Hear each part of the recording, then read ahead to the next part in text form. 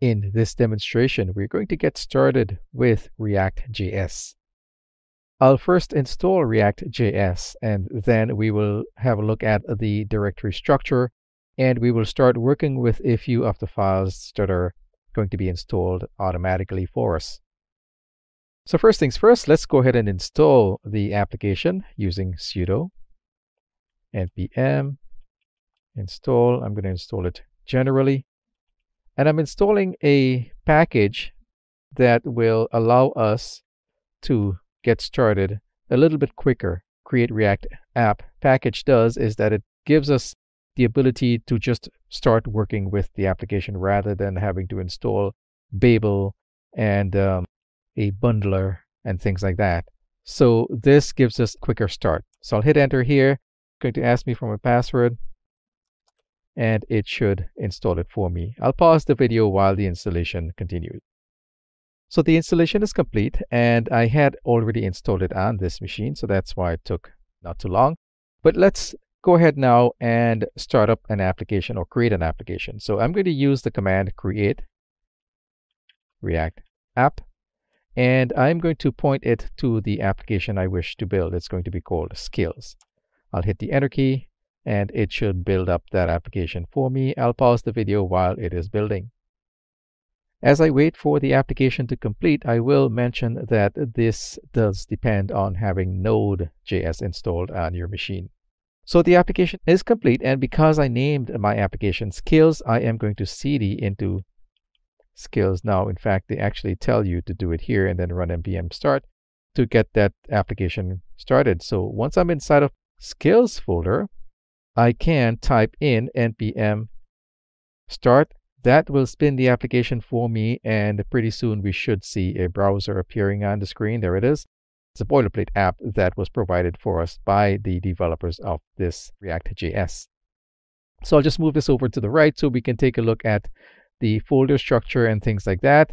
Of course, the terminal window is now occupied with that process, so I'm going to head over to my file system. There's our folder, and if we jump into that real quick, we should see all of the files and folders that the Create React application package actually created for us. So let's open that up with an editor, Atom in my case, and so now we can take a look at the folder structure and some other things here. So let's notice that I have a public folder, a source folder, and the rest of the files you don't need to worry about.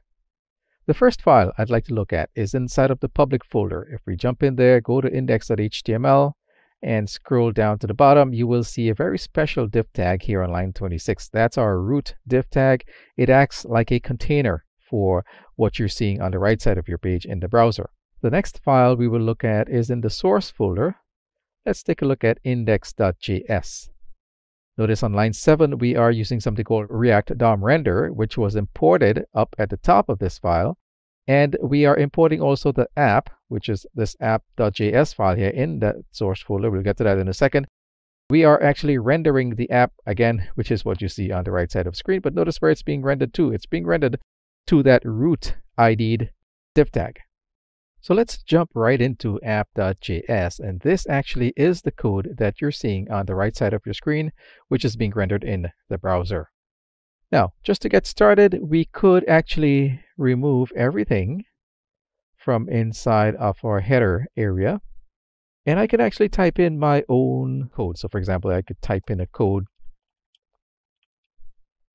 Notice it looks just like HTML, but it's not. This is called JSX. If I save this right now, the browser on the right side of your screen will refresh. So Control S to save. That is going to refresh, and notice it says hello from Skillsoft because I'm using the same classes that came with the application. Those are CSS classes.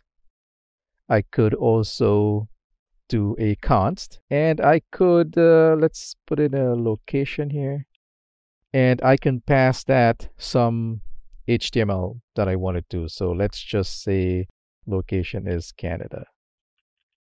As a matter of fact, I can even wrap that up into some and close it off with an H2. Now, when I print my paragraph here, I can actually include that location. If I save this now, the page is going to refresh, and it needs to be inside of curly braces. So let's refresh that. Notice it says hello from Skillsoft, Canada. In the same way, it can do things like arithmetic. So for example, I can take 2, pass it off to the power of 3, and we should get 8 at the bottom. And it can also do concatenations and things like that. So React.js is very powerful, and using this Create React app allows us to build apps without having to go through all of the configuration that would be necessary in a normal environment.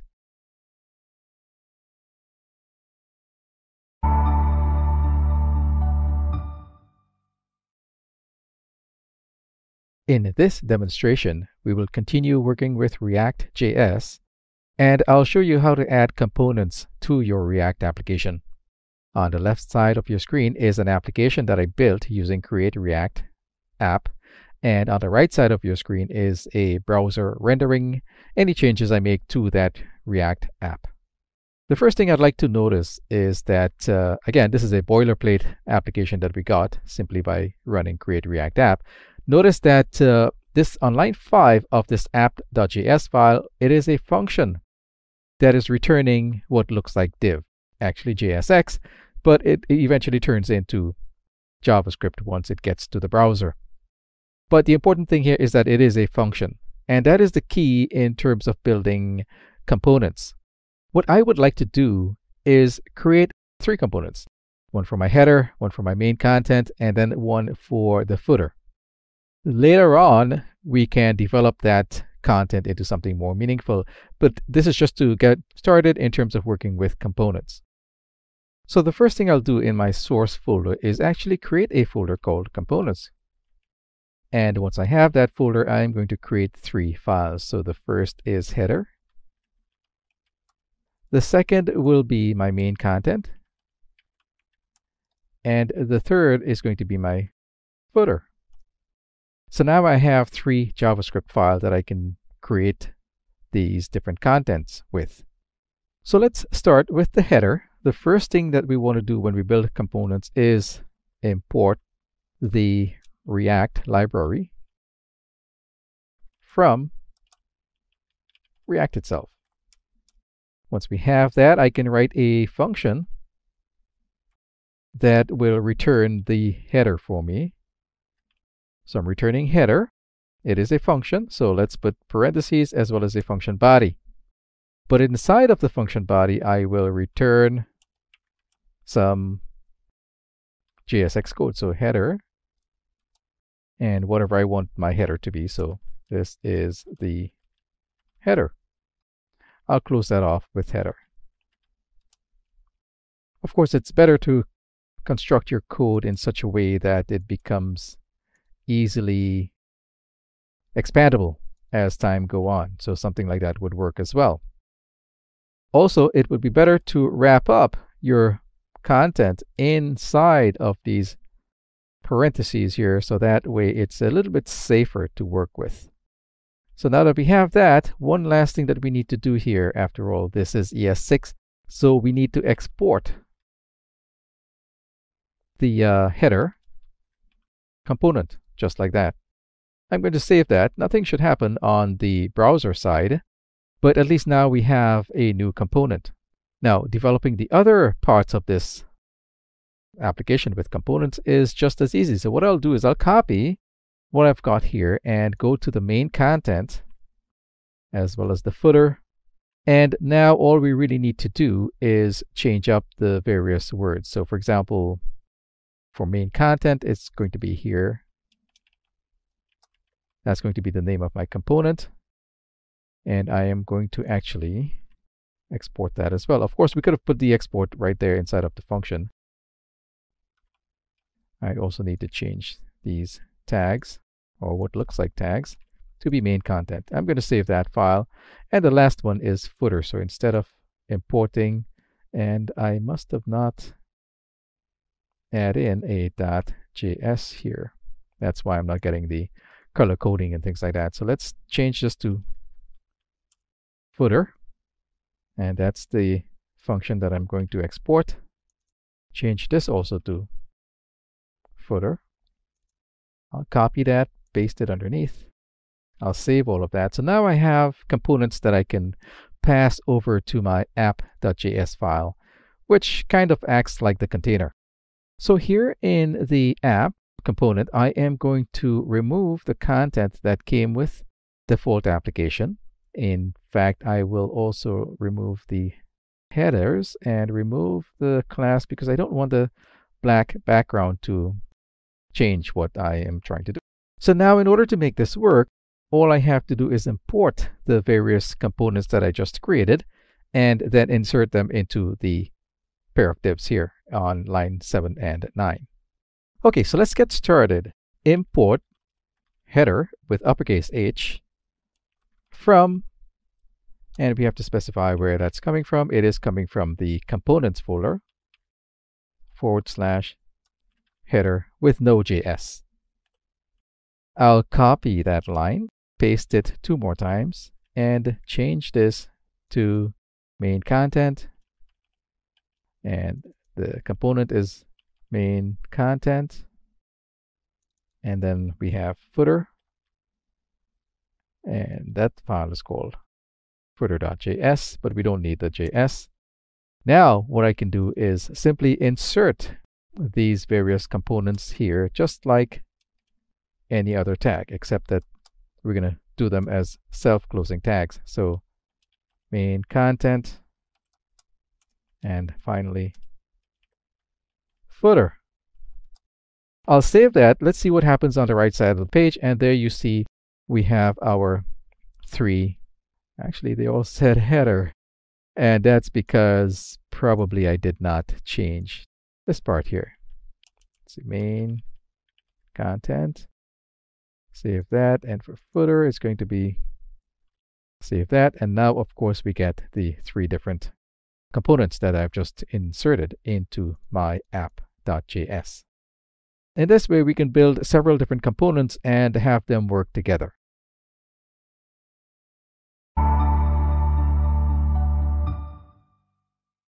In this demonstration, we will continue working with React.js, and we will consider components and props, how we can pass data from one component to another. We will also consider state and how we can strongly type our passed data. What I have on the screen is an application I've used before. It is being demonstrated in the Atom editor. And this application is already running. On the right side of your screen is a browser rendering that application. The application currently has 3 components and, of course, our parent app. We are going to pass data from our parent app into the main content component. So in order to do that, it's actually very easy. So around line number 12, where my main content is being rendered, I am going to create a variable called page title, and I'm going to point that to some kind of an object. And within that object, I'll pass a string, weight, loss, competition. I'm going to save that. Now, the screen on the right side, the browser just refreshed, but nothing happened because we have not really used that page title as yet. Let's go ahead and do that now. In my main component, what I have to do on line number 7 is I'm going to include a couple of h2 tags. Now, before I do that, though, take a look at line number 3. When I create this function, main content, I am passing in sort of a global object called props, and that will contain the page title that I just created before earlier on app.js, even though I did not use props there. So with that being passed in as a parameter, that props keyword, I can now go ahead on line number 7 and include some curly braces. And within that, I can access that object and access within that object the page title. Now, if I were to save these changes, take a look at the right side of your screen where the browser is going to refresh and deliver that particular piece of data. Now let's talk about types, because JavaScript is a loosely typed language. Types are just the basics like booleans and strings and numbers and things like that. We can achieve a little bit more with strong typing with React.js with something called the prop types.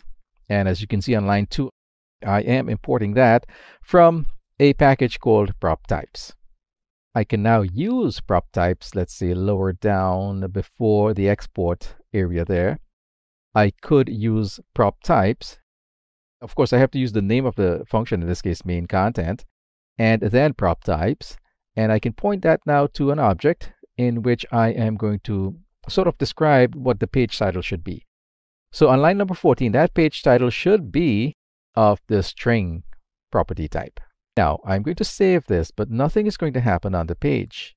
And that's okay. If I go back over here, in fact, even if I were to pass a number like this, notice the number gets passed, but nothing major happens. This prop types.string, this type of achieving strongly typed data or data types, is really meant for the programmer. So back over here, if I were to hit F12 on my keyboard, you're going to see some warning messages here, failed prop type. So this is really a warning message to the developer rather than the user, because the user just sees the data that's being passed. I mean, everything gets turned into text once it hits the browser. So this setup is really for development purposes only. Now I'm going to talk about something called state. And state really determines what the state of a variable is, or piece of data, within the child component. Now, in order to do that, on line number 1, I also have to import something called the useState object. Then around line number 5, I am going to create a new variable. It's a complex object again with count on the left. There are 2 parameters here. So count will determine the name of the variable that is going to change. And to the right of that is setCount, which is a function that I will create later to change count. I need to point that to something called useState. So I'm using the package that I imported on line number 1. Now I can pass into that the props property from before that we've used before if I wanted to, or I can just go with a brand new variable here. But I'm going to pass in props because I want to use something called numTopics to demonstrate what I'm about to demonstrate. So I have not created this numTopics as yet. I just wanted to pass it in here for now. So the question then is, where is numTopics coming from? Well, it's actually coming from the parent component, and I will create that now. But first, let's get this weight loss sentence back in here. And also, I'm going to pass 2 main content at the same time, numTopics. So there's your numTopics. That I will point to, again, another complex object, which happens to be a number in this case. It's the number 5. I'm going to save this, and back over in main content, let's use that numTopic. So we've already created a count and the variable to be changed, and we've initialized that to numTopics, which, as you just saw from app.js, it happens to be 5 at this point. Now I'm going to use numTopics. So I'm going to make some room for myself between lines 10 and 11, and I am going to create a paragraph. And I'm going to create some kind of a sentence, and I'm going to insert that numTopics. So I've added a couple of curly braces there, and within that, I'm going to add my count. Now, at this point in time, if I were to save this, I should see there are 5 topics. That's the new paragraph that I just added in. But I want to be able to change that count variable. Now, notice I'm not changing props. I'm changing the variable that I've initialized with the props property, which happens to be 5 in this case. So on line 12, let's insert a button there. I'm going to add some text in there. So I'm saying increase topic count. And now I'm going to declare or cause the onClick event point to a function. And that function is going to be my function that I alluded to on line number 5, setCount. I'm going to create a function that is going to take that setCount and add 1 to it.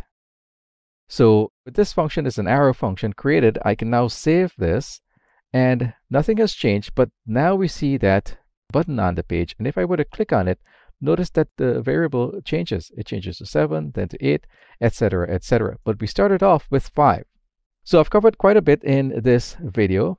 So hopefully you understand now how to pass data from one component to another and how to change that data if you had to.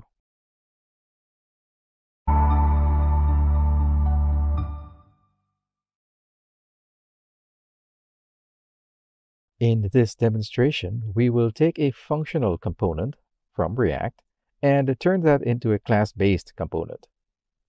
What I have on the screen is an application that I've already built and I've used in previous videos in this series. It contains an app and 3 components, and the rendering of that app is what you see on the right side of your screen in a Mozilla browser.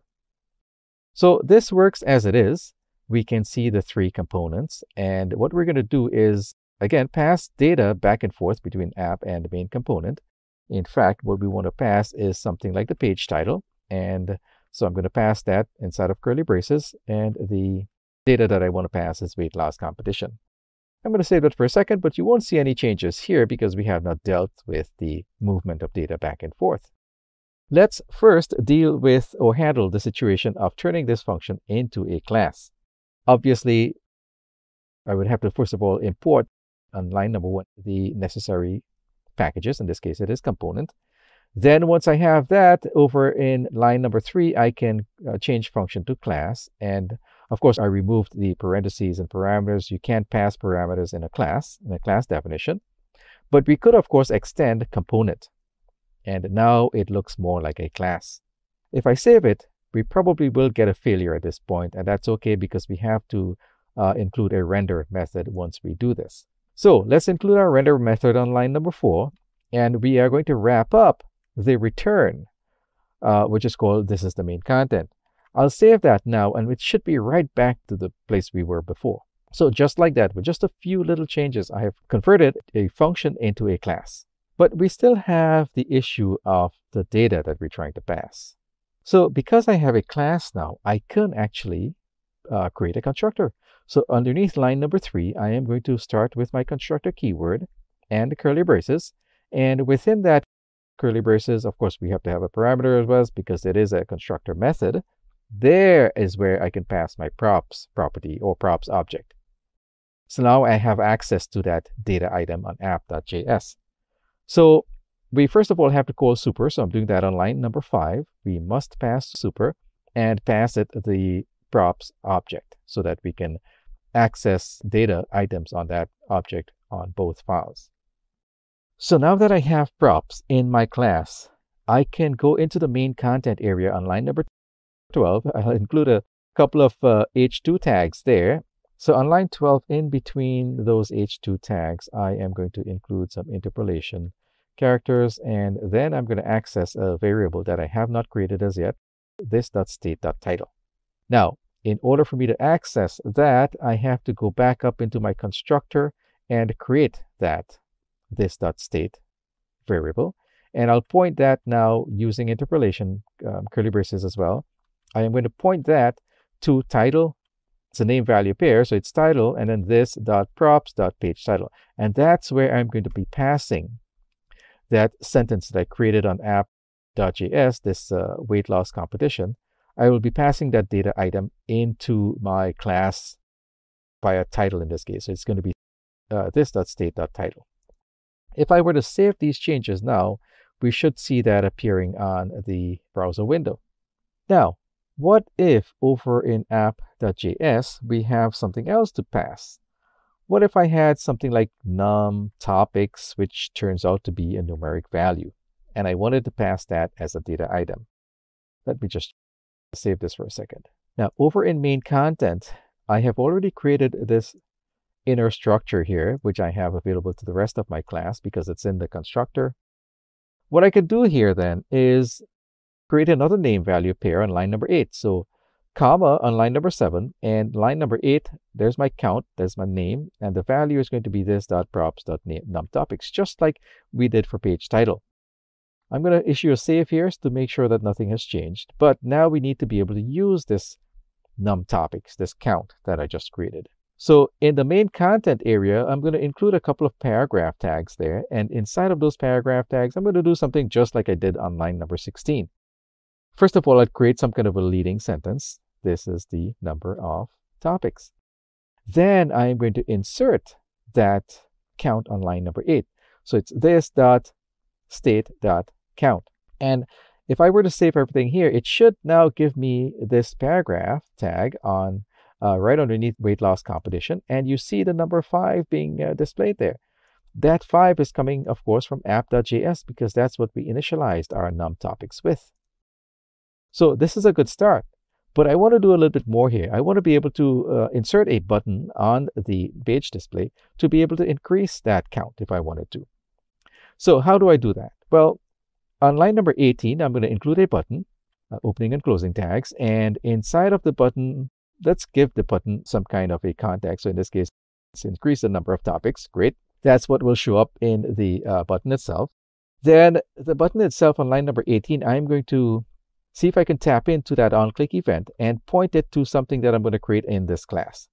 So that's why I'm using those curly braces, and I'm going to point it to this .onClick. And I haven't created that as yet, but I will. So on line number 11, let's create that onClick event. Let's point that to, well, I'm using an arrow function here. Let's send all of that call to this .setState. We have to use the setState method of our class now because we are extended component. Now inside of setState, I'm going to include a complex object there, and that happens to be count. It's a name value pair, and the value of that will of course be this .state.count. So what do I want to do with this .state.count once that onClick event fires? Well, I want to increase it by 1. I'm going to save all of this. We should see some changes now. And whenever I click on this increase num topics, notice that the line up above, this is the number of topics. That number changes each time I click the button. So in this way, we can convert a regular function into a class, and we have access now to a lot more features that we didn't have before.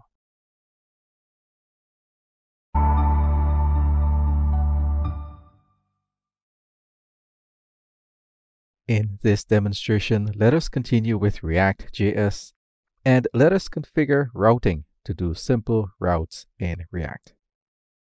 What I have on the screen is a simple application that I've built and used in other videos in this series. And on the right side of your screen is a browser rendering any changes I make to that simple application. What we have in the application are 3 components as well as our app.js that is driving the entire application. Now, I will tell you that in order to do routing, you would have to import certain packages. It just so happened that there is a package called React Router DOM that gives you just about most of the packages that you're going to need in order to accomplish simple routing. So that package would have to be installed using your terminal window and using npm install. So as simple as npm install, create React DOM. That's all you would really need. Actually, it should be npm install React Router DOM. Now, once I have that installed, which I've already done in my situation, then I can go ahead and import it on line 3. So let's import a couple of different things from somewhere.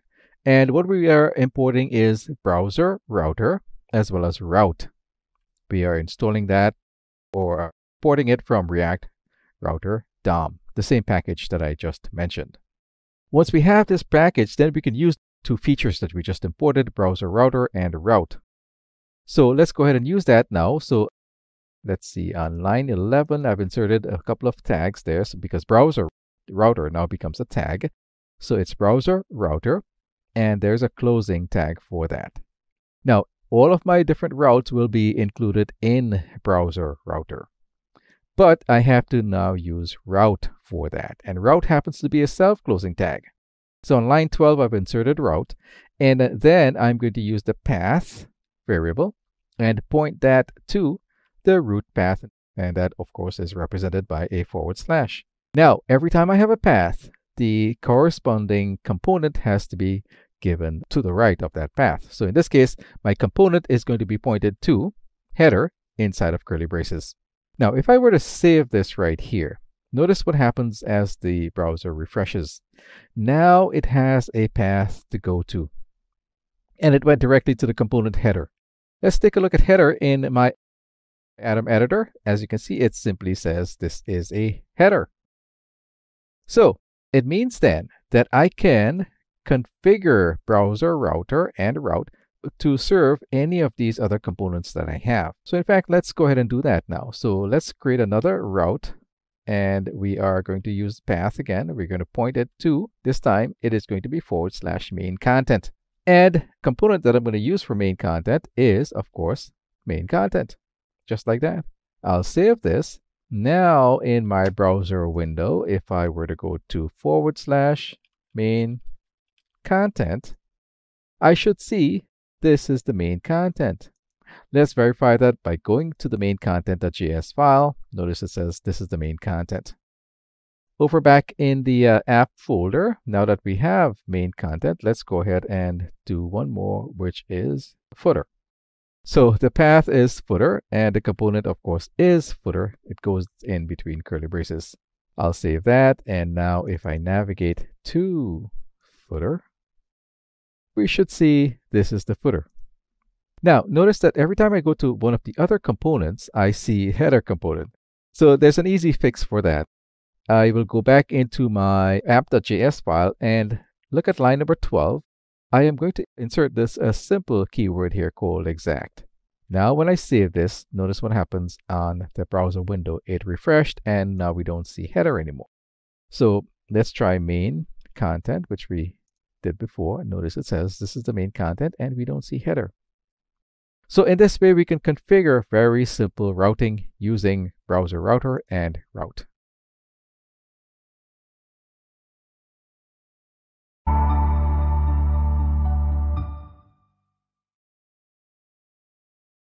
In this demonstration, we will consolidate some of the components into some kind of a home page that we can deliver via the route. What I have on the screen is an application that I've built and used for other videos in this series. And the application has already been spun up using npm start. And so on the right side of your screen is a browser rendering any changes I make to the application itself. We have Atom, the editor, and we are looking at our app.js file. This is the file that drives the rest of the application. And I've already imported a few components, and my route is already configured. And so the home route, represented by our / here, is pointing to our header component. If we take a look at that header component, all it says is this is the header, and that's what you're seeing on the page. What I want to do, though, is create a home component and consolidate all of my other components into that home component, and just have that home component delivered to the browser. So what I could do then is I can make a copy of one of these files. Header.js looks good. And Atom allows me to right-click on a file and choose duplicate. It now gives me the option to change the name of that file. So I want to change it to just home, all lowercase, home.js. And it immediately took me to that home component. Obviously, I'm going to have to change the function name. And the last line of each of these components at the moment is an export statement that is exporting the component. So right now it's a duplicate, so the function name is header. Let's change that to home with uppercase H. And that's the same name we will export on line 11 in this case. So we'll export our home component. I may also want to change lines 5 and 7. This is the header tags that is being wrapped up, or is wrapping up our plain text that you see on the browser. Let's change that to just a plain old div. So just a pair of div tags here instead of header. I'll make that save. So now, in order for me to consolidate all of my other components, I would have to go back to app.js and take a look at what's going on here. App.js is actually importing all of the various components into its file. So I'm going to cut this off because I don't need it here anymore. And I'm going to head over to my home component, and I'll just paste it underneath the original import for this component, which is React. So I'm going to paste that there. So now I have 4 imports. Obviously, the path of these imports have changed because they're no longer inside of the components folder, because everything now is inside of our components folder. So I'm just going to remove the path to just point these imports to the current path of where my home file is.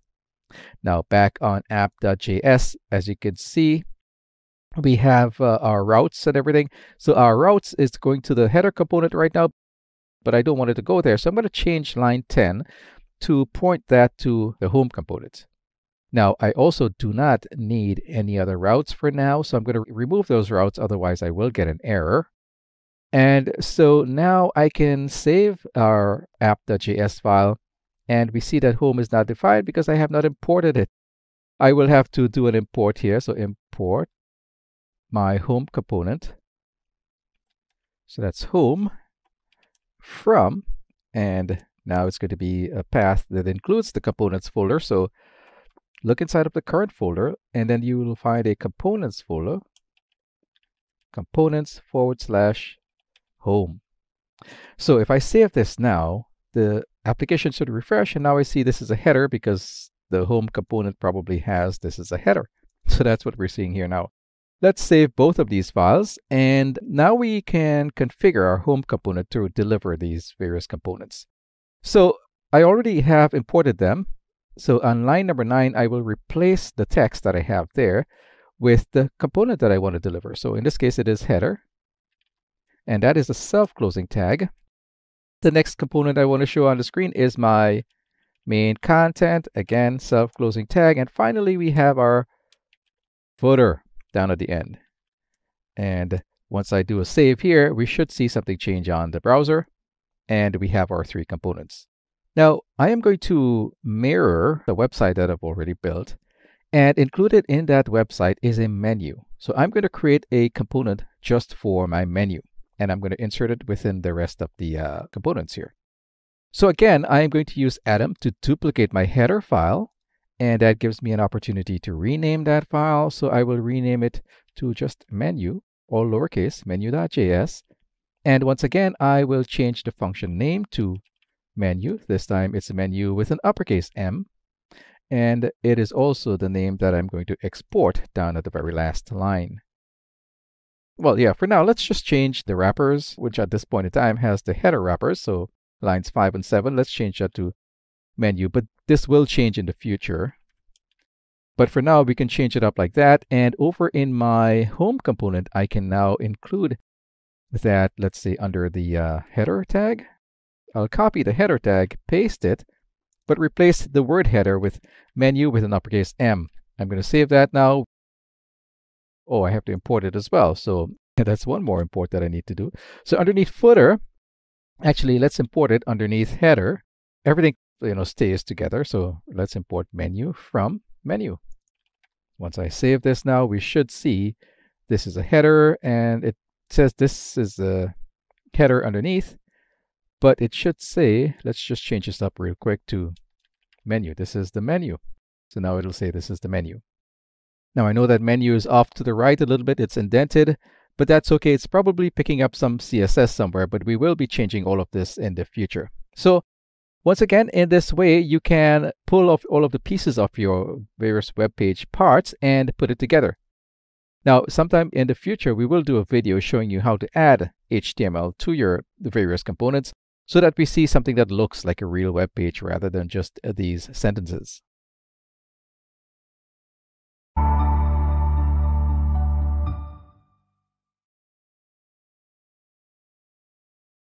In this demonstration, we will continue working with React.js. We have an application that built other videos in this series, and it is being displayed in my Atom editor on the left. On the right is a browser displaying the application that I built.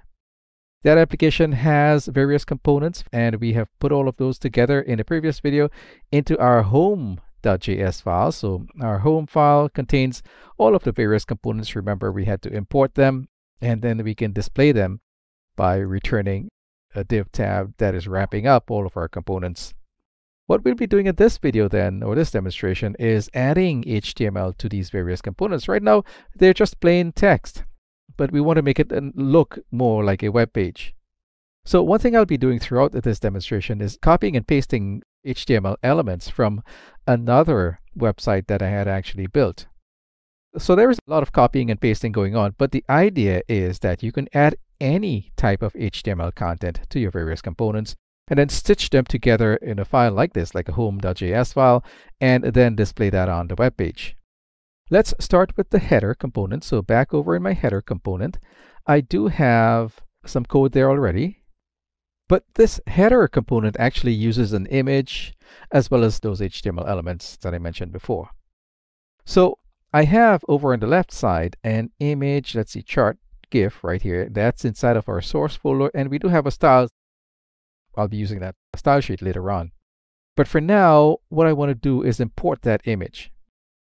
So on line 2, I am going to import logo, we have to give it a name, from some path, and that path just happens to be outside of this component folder. in the source folder, and there you will find chart.gif. On line number 2, I've imported my GIF. So now I can use that GIF, or logo in this case, in the content that I'm delivering.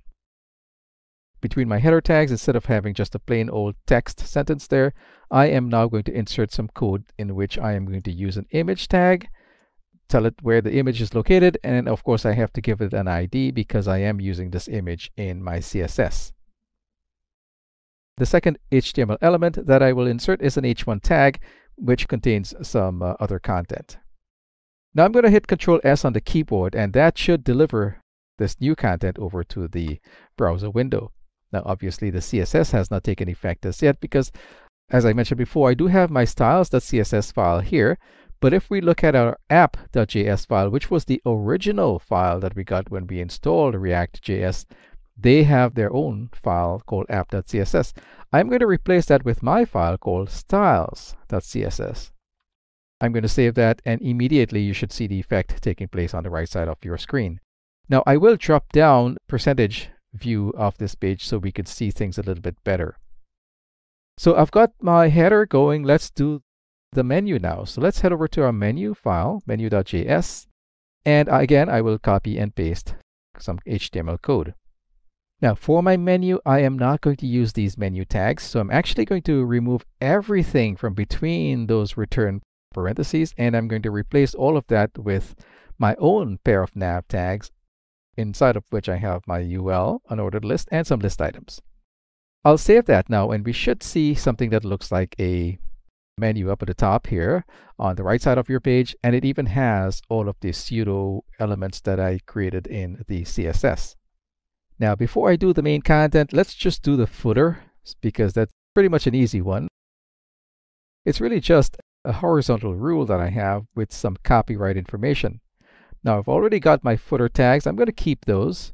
Now I keep saying tags, but these are not actually tags. This is JSX, but they were intended to work like tags. I'll save that, and as you can see, the CSS has taken effect and the content has changed. Now we will move to the main part of this whole exercise, which is main content.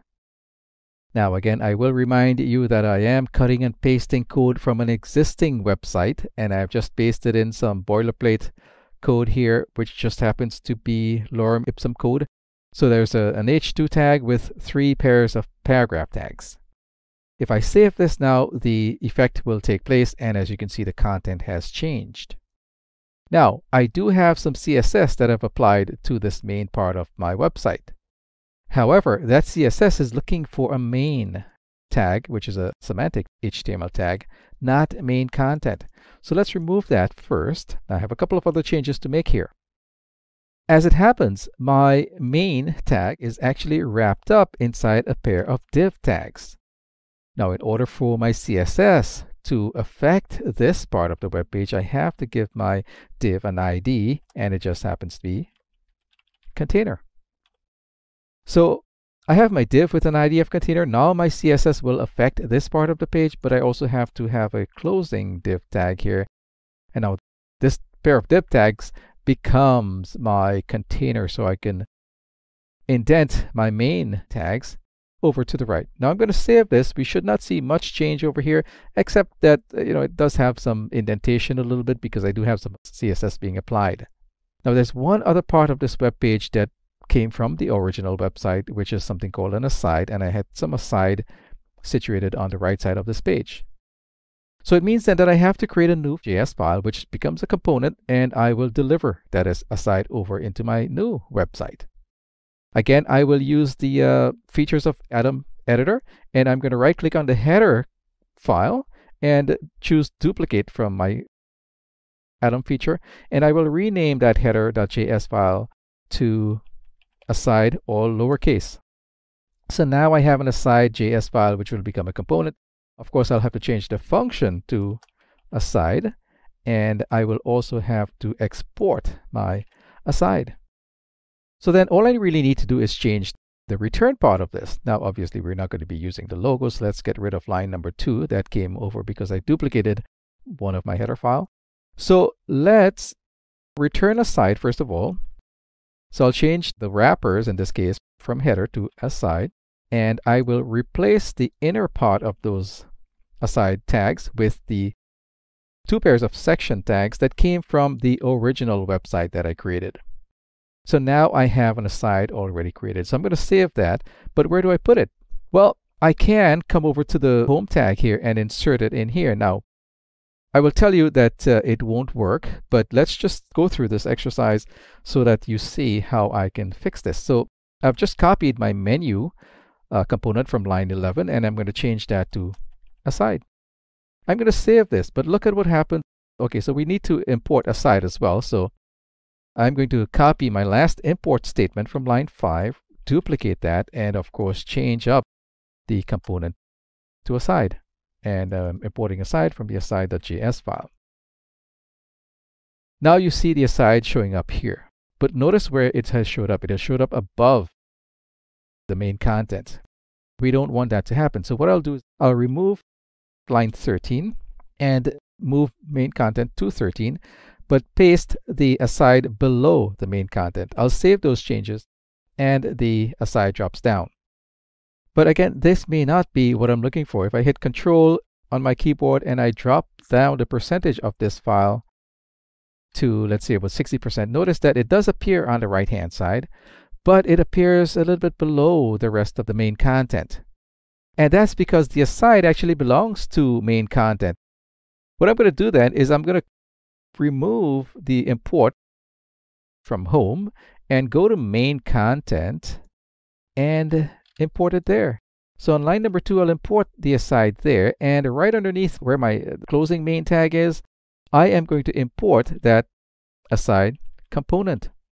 So notice what I'm doing. I'm inserting a component into another component, saving it, and notice that it now appears the same, but of course in our home component we need to remove the aside from there. So if I save that now, everything looks like the way it was in my original website.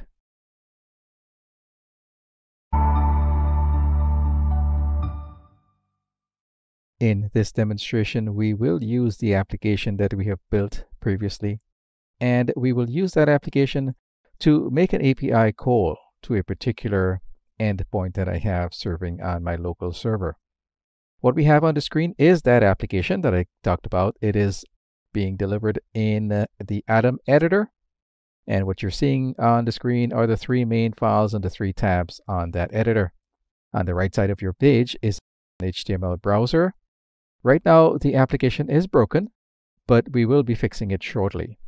Now, I did mention that I am making a request to an API. That API is being running in a Node application, and I am going to switch my browser now to that endpoint. It is called Get All Records, and as you can see, the web page in this case has delivered the content of that API call.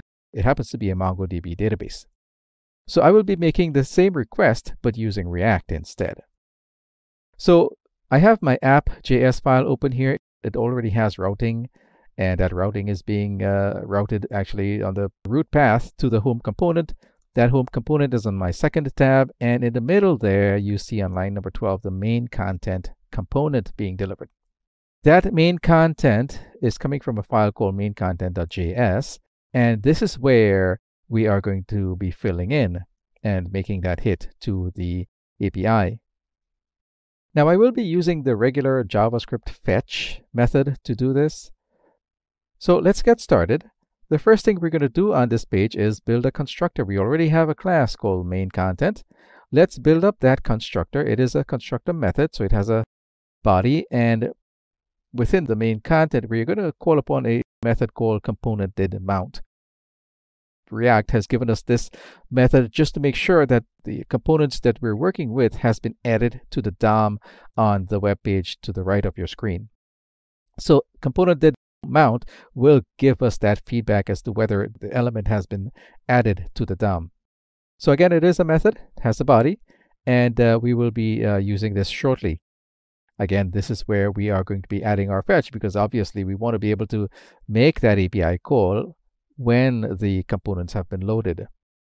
Now, every class has to have a render method, so let's include that on line 10. That render method will have a render body, of course, and it has to have a return statement, and that's the HTML that we're going to be returning. Okay, back in the constructor, we have to pass props because that's the global property that we can pass around from one component to another. And of course, once we do that, we have to call the super class and pass it the props so that we can have access to all of the properties that props have. And once we have that, what I'm going to do now on line number 6 is create a local variable. In this case, we have to use state, so it's this dot state. I'll point that to a complex object, and my first component there is going to be is loaded, and that's going to be either true or false. And my second name value pair here is going to be a variable that we are going to be writing or developing in order to hold all of the API result. So as of right now, that's going to be empty. So that I'm just going to use a pair of brackets there to indicate that it's an empty variable right now. So now that we have that done, let's move on to the fetch method on line 13. I am going to insert, of course, the URL, which I just showed you a few moments ago. And we are also going to attach onto that, or chain onto the fetch method, the then method, because remember, a fetch is going to return us a promise. And the only way to deal with promises is with a then method. It is a method. So you see parentheses there. And of course, inside of that parentheses, we can pass a function. The rest, in this case, on line 14, represents the response from our fetch. And we can pass that on to a JSON method to make sure that we are getting back regular data and not JSON data. I'm also going to chain on another then method, and I'm going to use the same response or result in this case. I'm going to pass that using a function. What we're going to be doing now is we have to call the setState method, and we will be passing that setState method a complex object again.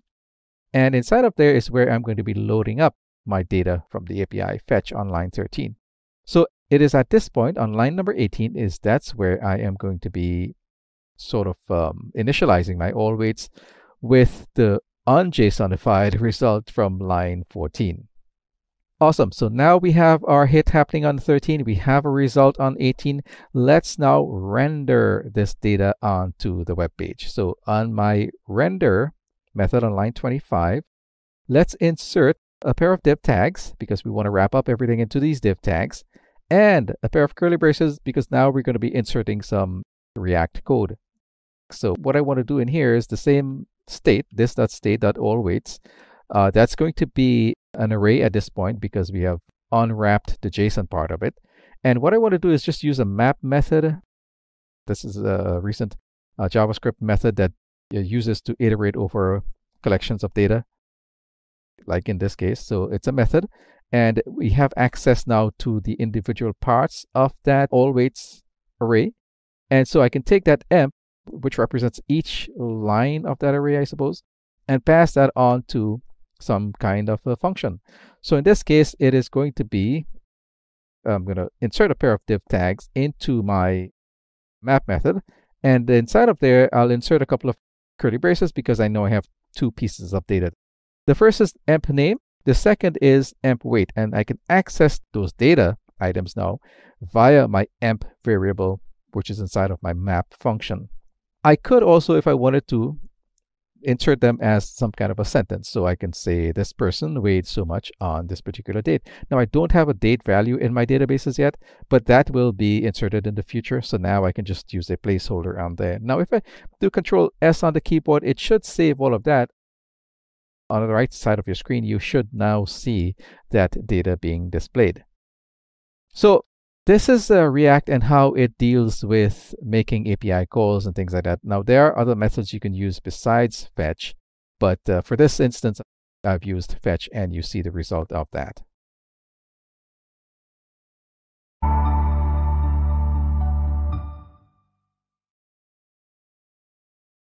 In this demonstration, we will continue working with React. What we're going to be doing is organizing our components, because if we continue like this, what we'll end up with is tons of files in our components folder with no organization. Now, at the same time, over on the right side of your screen is a Mozilla browser that is rendering our code that you're seeing now in our Atom editor. This browser has 4 menu items, and we are going to organize our code to match those items. So for right now, we just simply have a components folder with a bunch of different files in it, like home and header and footer and things like that. What we want to do is organize it to match or align with our menu. So in my components folder in Atom, I'm going to right-click on the components folder itself, and I'm going to choose new folder from that menu that pops up, and I'm going to choose home, and I will therefore create a folder called home. Let's continue like that. So another new folder for enter weight, and one for my weights, and finally one for team weights. Great. Now we have 4 folders matching our 4 menu items. But in my case here, what I'd like to do is create one more folder for all of the static content that is going to be on that website. Now, things like the skill software tracker header at the top, the image, and the menu, as well as the copyright information, those things remain static. It's really just the middle part of our application will change. So I'll create one more folder, and really whatever you name it is really up to you, but I'll call mine wrapper, meaning this is the stuff that is going to wrap my content. Now all I have to do is drag the necessary files into the necessary folders. So for example, I'm going to hold or grab the footer, header, and the menu. These 3 components will go into the wrapper class. So Atom allows me to do that simply by holding on to the items and dragging them into the relevant folder. Let's do the same thing with home. This home component here is going to be dragged into my home folder, just like that. Now, main content, if you remember, is making a hit to an API that I have locally running on my system and returning all of the weights. So basically, this really belongs to team weights. It doesn't belong to the home or anything like that.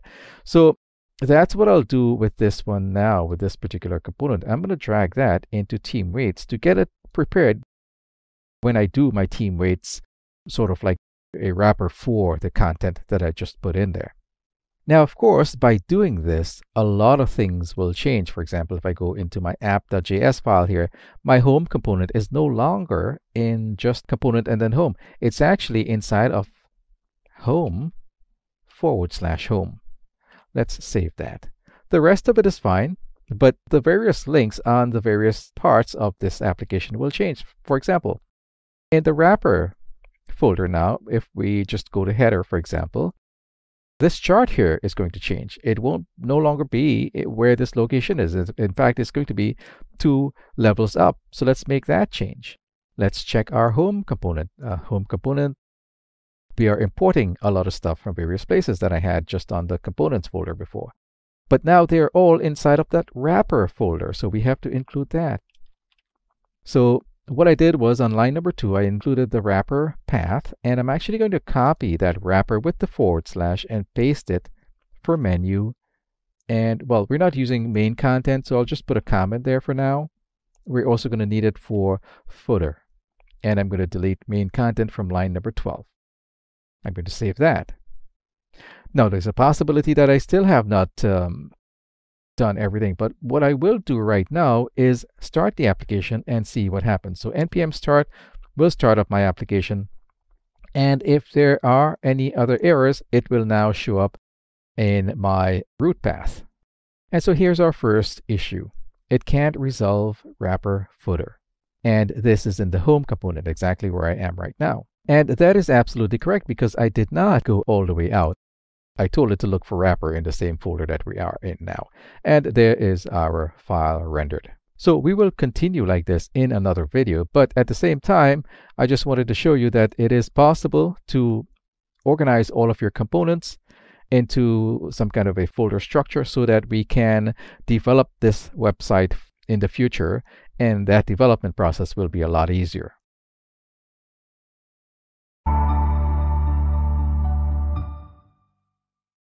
In this demonstration, we will link our various components together. Now, on the left side of your screen, we do have the Atom editor opened to an application that I've used throughout this series. And on the right side of your screen is a Mozilla browser rendering any changes I make to the application via Atom. You may recall that in one of our previous videos, we had organized all of our various components into folders, and now they are ready to be used. I'm in the app.js folder right now, and right now we just have this one path that leads to our home component. But if you remember, I have created other components like enter weight, my weights, team weights, etc. But we have no way right now of linking them, because if we go to our menu.js file right now, it still has the old links from the HTML pages that we had linked before, but now we do not have HTML pages, we have components. So let's organize our application to reflect these new changes that we've made. So we'll start with app.js. So in app.js, I am going to now import the rest of our components from the various folders.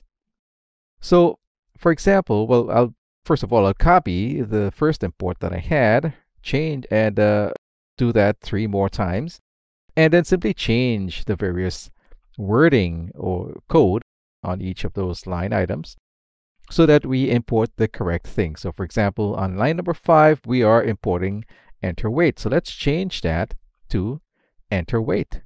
I'll do the same thing for line number 6, where we are importing the my weights component, and I'll just change that now to reflect my weights component. Same thing for team weights. Finally, that's the last one on line 7. That's the last component that we have, team weights. Let's change that to reflect team weights. Now, if we look further down in the div area, the return statement on line 10, we've got practically just one route at the moment, which is our home route. And of course, we have our default root route that defaults back to home. Let's change that up now to include the various routes that we have, because now we have enter weight. So let's put that in. And basically, I'm doing the same thing. I'm copying line number 14, and I'll just change up the various components accordingly. So for example, we have enter weight, then my weights, and after my weights, we have team weights. So let's put that in there. And now we should have our app.js file completed. I'll save the changes to that. The next file that I'm going to change is menu.js. Like I mentioned before, we do have these various HTML pages that we were going to before, but obviously we don't do that in React. We go to components instead. So let's first of all import link, because that's what we'll be using, the link package, to be able to navigate to our various components. Now that I have link, on line number 7, I'm going to use that link to point to my home path. So link to home in this case, and the wording is of course home, and we have to finish off with closing link tag. Again, I will continue changing lines 9, 11, etc. So I've changed all of them to link and the various components that we have. So for example, enter weight, my weights, and team weights. I'm going to save that change now. I'm going to do one last thing here. When we imported or organized our various components into folders and things like that, we were doing a lot of copying and pasting. So for example, in my home page, I just copied and pasted the code that I had from before. But what I want to do now is reflect that I'm on the home component when I go to my home link. So on line number 12, what I'm going to do here is I'm going to now indicate using a pair of div tags that I'm on the home component. I'll save those changes immediately on the right side of your page. Now see that being reflected there. I'll do the same thing for team weights. I am going to now insert a pair of div tags and put in some kind of content that I'm on a particular component. I'll of course do the same thing with team weights. Let's put something in there, and now we have a complete application. So it is possible now, with all of the changes that I've made, for me to go to enter weight, and I don't see the reflection there for enter weight. So let's see what happened there. So let's go back to enter weight. I forgot about enter weight. So let's go ahead and put that in there now. Let's put some content in there to indicate that we are on the enter weight component. Now I've done the same thing for my weights, so we should see my weights there. And for team weights as well, we should see team weights there. So by using link and changing up our app.js file to import the various components and include or extend our routing capabilities. We have now completed our application and we're able to route to the various components within our application. So we are now ready to add more functionality to all of these various components here.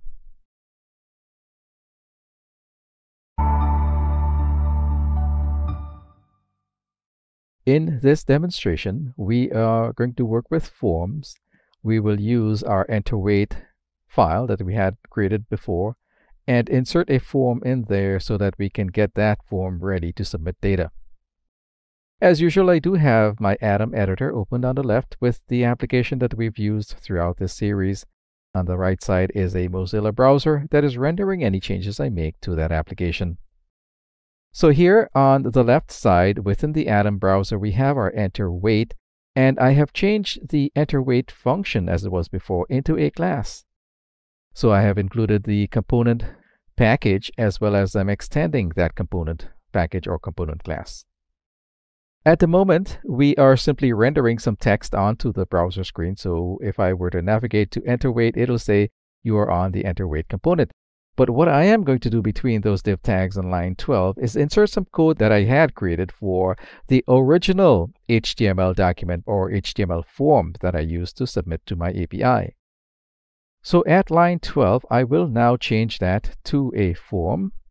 As you can see, we have form tags as well as quite a few div tags, and we have two input fields, so emp name and emp weight. This form is actually supposed to have our user enter a name as well as a weight, and then have that submitted to some kind of API.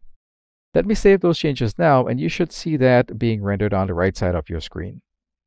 Now, the next thing I'm going to do is insert a constructor into my class, and that constructor will have the super constructor or super classes constructor. But remember, this class also needs to have the state property. We need to keep state of our form components, and we're going to be using that with a method called setState. But for now, let's go ahead and make sure that this class has a state object or state property. And of course, we will insert our two fields here, so emp name as well as emp weight. Let's make sure that those are in there and that they're empty. Now let's do a Control S here to save that. Now the next thing I'm going to do is make sure that our form elements have a value attribute set.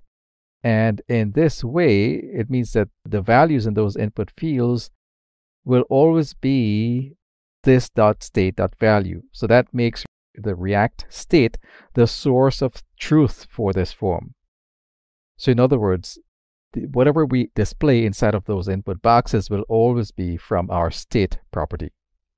So let's move down now to line 25, where I can add that value attribute and our state property, in this case emp name. And on line 29, that's where we are going to insert emp weight. Perfect. Now, as of right now, the form does not know, or the code does not know what emp weight and emp name is. I would need to insert at just below the render method. I'll create a constant, and I will pass that emp name and emp weight into the render method. And I'm going to make sure that emp name and emp weight is pointing to this dot state. So that way, we have access to both of those values. So let's do a Control S here to save everything. The page will refresh, and so far we are good. Now we also need to create some kind of code to handle whenever changes are made to our input controls. So for that, what we'll do is, for example, well, let's start with emp name. And what we'll do here is I'll call upon the regular onChange event. So on change, I'm going to point that again to another React method in this case. So it's going to be this dot change handle or something like that. Let the developer know that, hey, something is happening when this onChange event is fired. I'll copy this because the code itself does not change because we're adding this to the input field itself. So down here where weight is, I can insert the same code. I don't have to change anything. But now that I have that, I actually do have to enter or create that function called change handle, or change handler, I think it is. So I'll use an arrow function here. So CHA and change handle is going to be equal to the parameter E in this case to represent the event. That's going to go to this dot set state. Remember I said we will use set state to change our state property. This dot set state, and this is a bit complex, but set state actually takes a complex object, but then within that we have to use a pair of square brackets, and then we can target our target name, right? It's a name value pair, so that's the name, and the value part of that will be e.target.value in this case. And that's it. I don't have to do anything else because e.target name will pick up whether it is emp name or emp weight. So I don't need to identify which is which. And actually there should not be any semicolon there. Let's save that. Now, perhaps the most important thing would be the submit handler function, because we do have a form, but we have no way of passing this data on to something else. So in my form tags, what I'm going to do is again use the original or the onSubmit event, but point it to a React function. In this case, it's going to be this dot submit handler, or whatever you choose to name your function. The idea here, of course, is that this submit handler is going to handle the form submission. So I will write that function now, and it's going to be something like submit handler. I'm going to point that to the event, and then that goes to the function that is going to handle the submit part of it. The first thing that you would want to do here is prevent the default, and this of course will prevent the page from refreshing or reloading. And then you would want to deal with the data.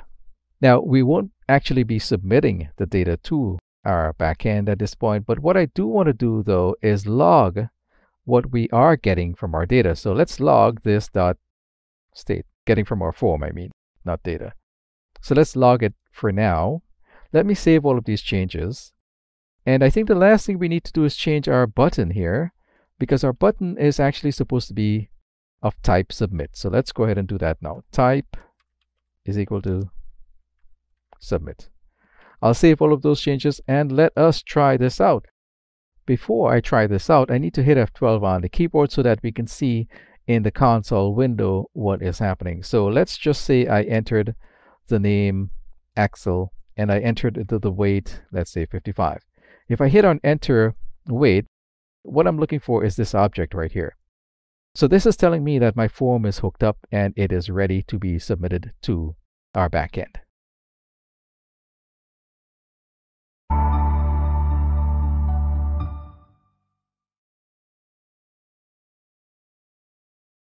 In this exercise, you will add a new React.js component to the boilerplate application that React.js ships and builds with. The component should be in the form of a function, not a class. Add a pair of h2 tags with some content in between, and also add a pair of p tags with some content in between them. Finally, navigate to your newly created component.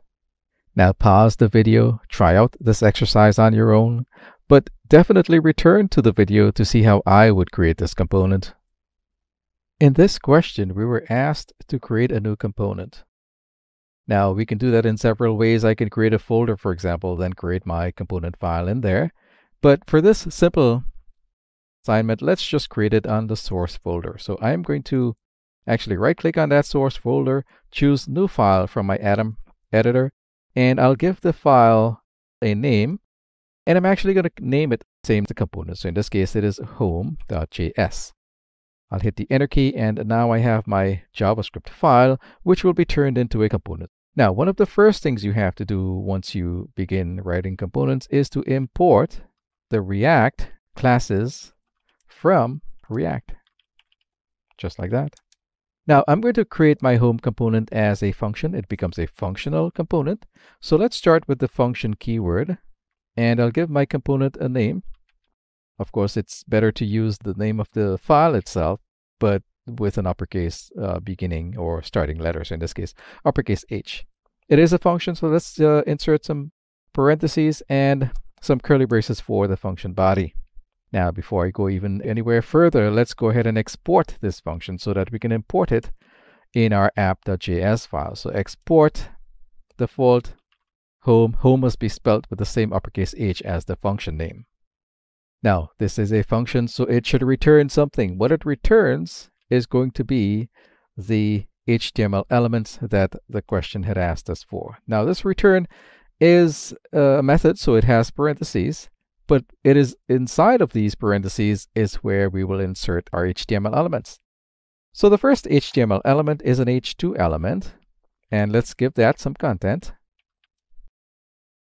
Let's close it with another H2 tag.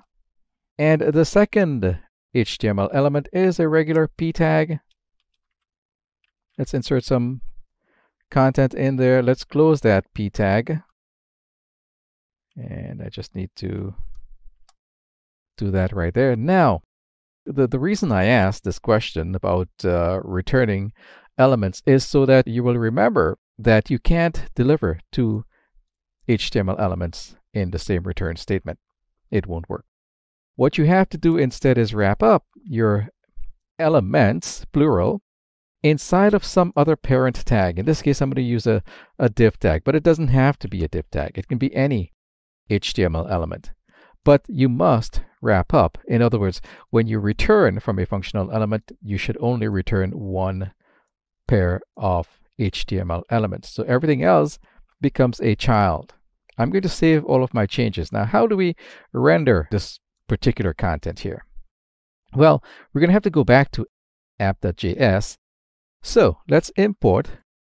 Now we're going to import our home component from a file, not from one of the React components. So this is going to be imported from the same folder that we're in and the name of our component without the JS extension. Now that we have that home component available, I can actually place that anywhere inside of these pair of div tags starting on line 8, ending on line 23. I'm actually going to insert it right below the header tag. So I can insert my component simply by using the same spelling as I did up at the top. Make sure I close that component. Now, once I click or hit Control S on my keyboard, the home page should reload. And if I scroll down, we'll see my component has been inserted into the rest of the document.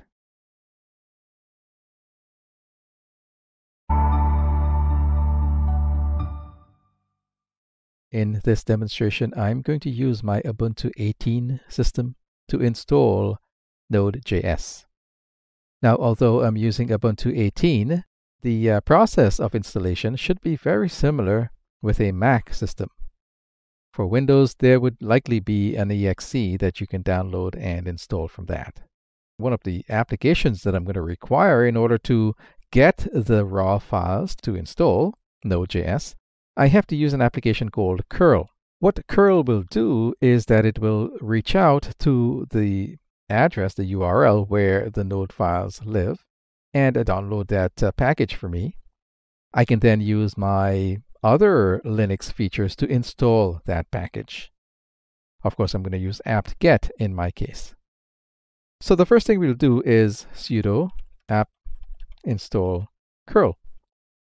Now, of course, I'm in a terminal window on Ubuntu, and on the left side of my Ubuntu system, there is a shortcut to that terminal. So I've entered in the command to install curl. I'll hit the enter key now, and it should install for me. Now, obviously, I've already installed curl on this machine, so it is telling me that nothing has been upgraded. But nevertheless, I'm going to go through the features of installation so that you have an idea of what to do in your case.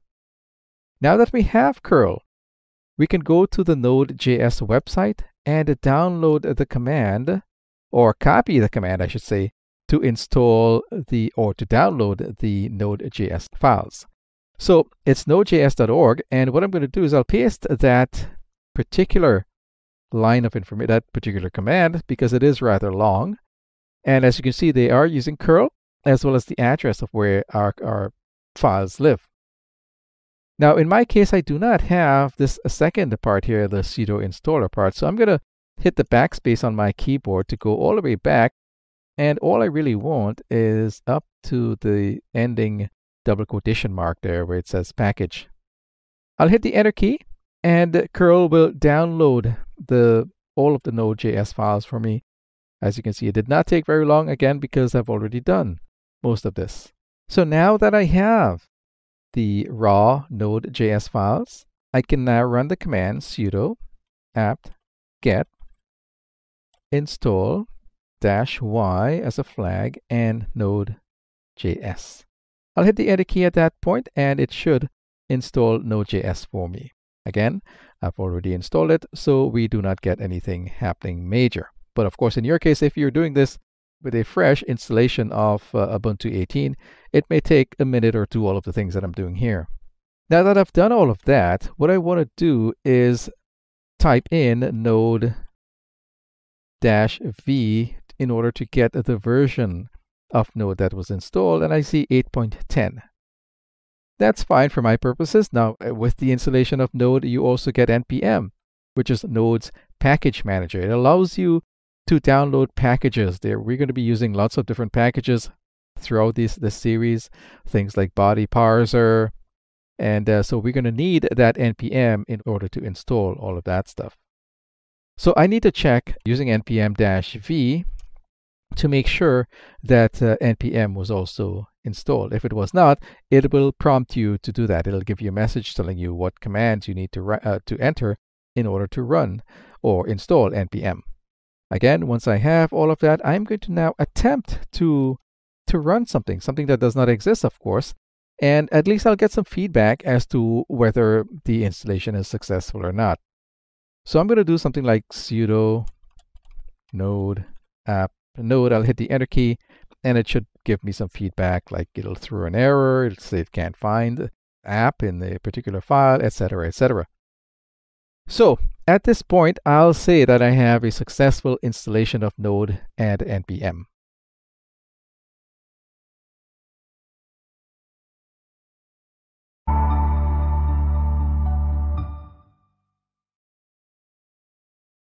In this demonstration, we're going to create a package.json file. What I have on the screen is my file system in Ubuntu 18, and I'm going to be using this folder, and I can right-click on this folder in Ubuntu and open this folder in a terminal, which means that the path to that folder is already selected for me in the terminal window. Now, although we are creating a package.json file, what we will be doing in the end is actually creating an application. So we can use the command npm init, and that will lead us into a series of questions that we can answer. So basically, it's asking me for the name of that package, and I'm going to hit enter on the keyboard just to accept that. I'll accept the version as well. Again, I'm doing this by using the enter key. So for description, you could add something in there. For me, I'm just going to say example. I'll hit the enter key, and it's asking me for an entry point. This is the file the node command will be looking for, or we'll be pointing this file to the node command in order to run the application. So index is fine. I'll hit enter here, and it's asking me about a test command. I'll hit enter as well to get past that. There's no git and there's no keywords. The author, I can just put my name, and I'll hit the enter key. And the license, I'll just hit enter for that as well. And it's asking me if this is okay. I'll hit yes, or the enter key. And now if I do an ls command at the prompt, it will show me that I have a package.json file. Let's now take a look at that package.json file by going into the file system, right-clicking on package.json and opening that up with either the text editor, or in my case, I'm going to look for the Atom editor. I'll choose Atom from the list of applications that can open that JSON file, and I'll select Atom, and it will open up in Atom for me. Now in Atom, we can see the package.json file, and it is basically all of the questions that they were asking me. And once I started running that command npm init. So this is fine, and I'm not going to make any changes here. I'll just leave this like it is. Now, one thing I do want to point out is this index.js here. If I were to run the command node, it will attempt to look for index.js. Now, at the moment, that file does not exist. So what I could do using either Atom or the file system itself, I can right-click in this folder, choose New File from the pop-up menu that comes up from Atom. I'll choose New File, and then it's asking me for the name of that file. I'm going to enter index.js. I'll hit the Enter key. Now I have an index file. What can I do in this index file? Well, this is where we're going to be building our application.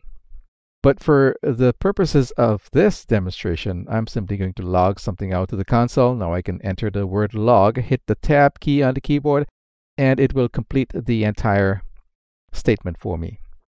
So I'm going to enter in now some double quotation marks, and I'm going to say something like hello from Skillsoft. I'll hit Control S to save that, and I'm actually going to hold on to the top bar of the Atom editor and pull it down a bit so that it doubles down and we have a smaller version of Atom, and we can see the file system in the background. The next thing I want to do is go back to my terminal window, which is already opened, and it should already be pointing to my current folder. And if I do an ls command here now, it should show me two files. Index, which is the file I just created using Atom, and package.json, which, if you remember, it asked me a whole bunch of questions and I replied accordingly. So now that we have index and we have node installed, I could run a command node and point it to index. I don't need the .js file here. And if I hit the Enter key, it should reflect whatever I typed into that index.js file. In fact, it says, hello from Skillsoft in the console window. So that's exactly what we are seeing here. So this is my very first application using Nodejs.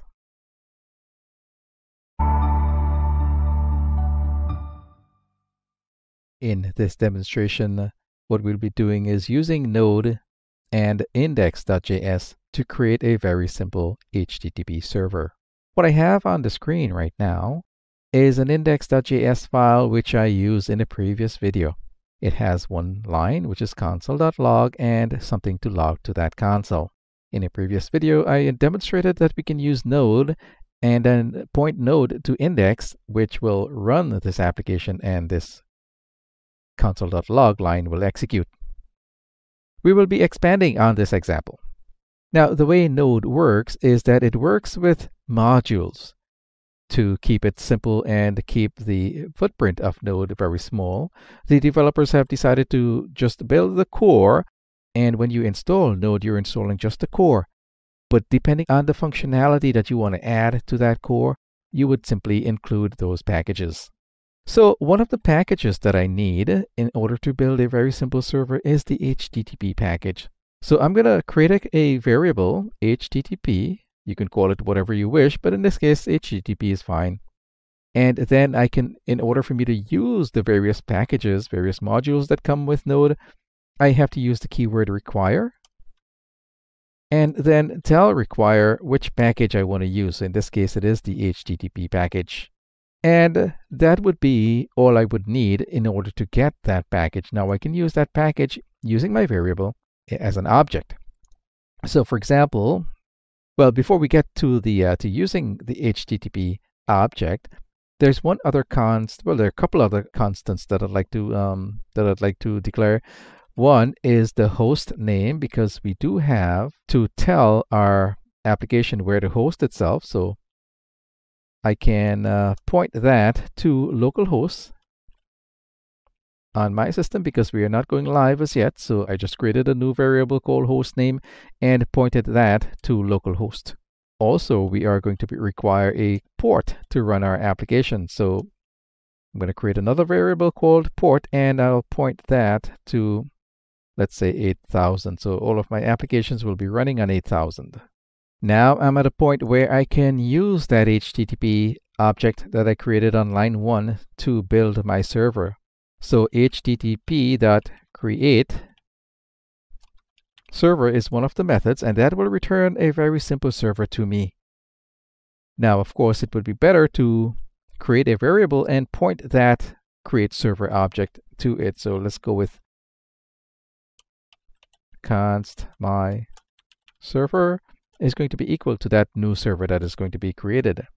Now that create server needs a function in order to work well. And that by the result of closure, that function will have access to something called the request and the response objects.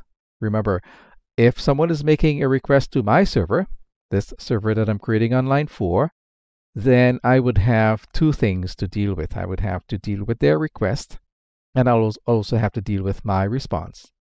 So we can encapsulate that into a function, which I can directly insert into my create server method. That function will, of course, have those parentheses, and it will have opening and closing curly braces to represent the body.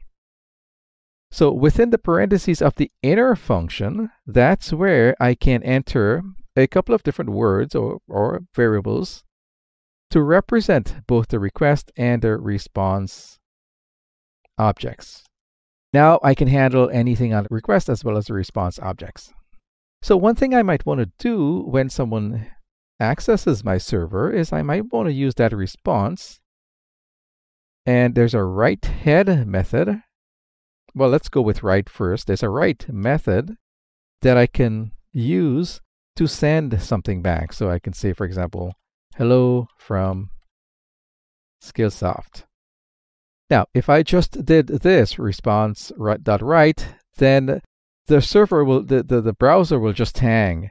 There will be no closure to this request that someone made, that some client made. So in order to make this entire thing work better, we would need to do a response.end called the end method, and that will end the connection to the server.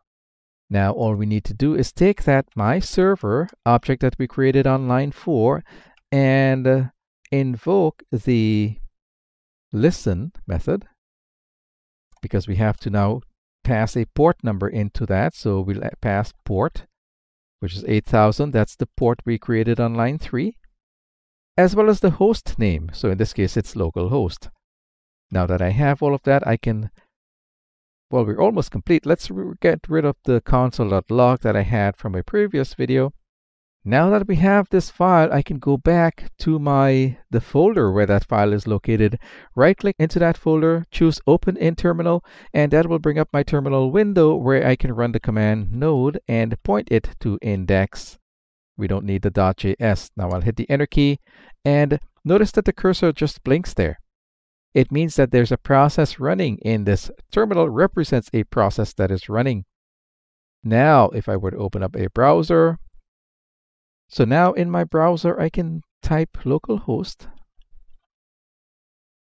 port 8000. I'll hit the Enter key, and what we see now is that message that I had coded, hello from Skillsoft. So we have just built our very first simple Node.js server.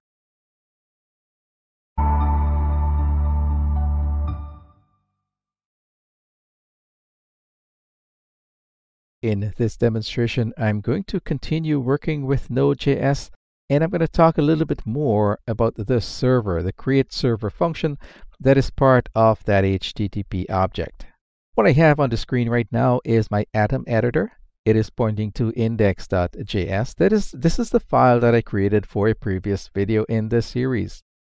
It is a very simple server, but it does require the HTTP module, which comes with the installation of Node.js. And I have created a server out of that module, that HTTP module, using the create server method.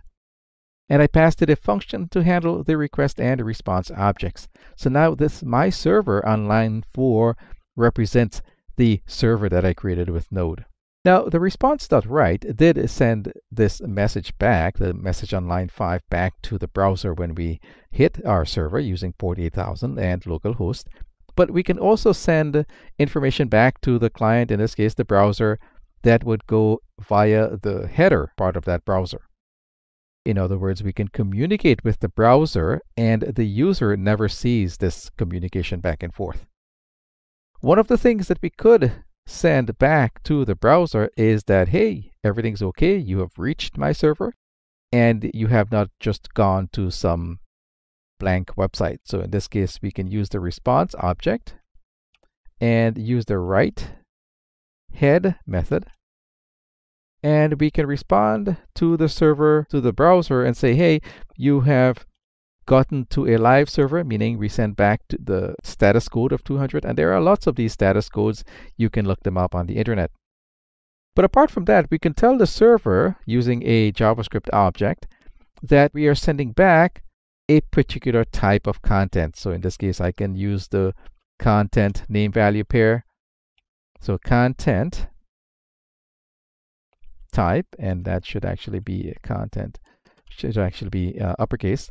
So the content type that I'm sending back to you, the value of that content type, is actually text or HTML. So the user never gets to see this, but the browser knows that it has reached a live website via this 200 status code, and it also knows to expect either text or HTML. Now, something else that we can talk about is, I've always been talking about the response object. Let's talk about the request object for a second.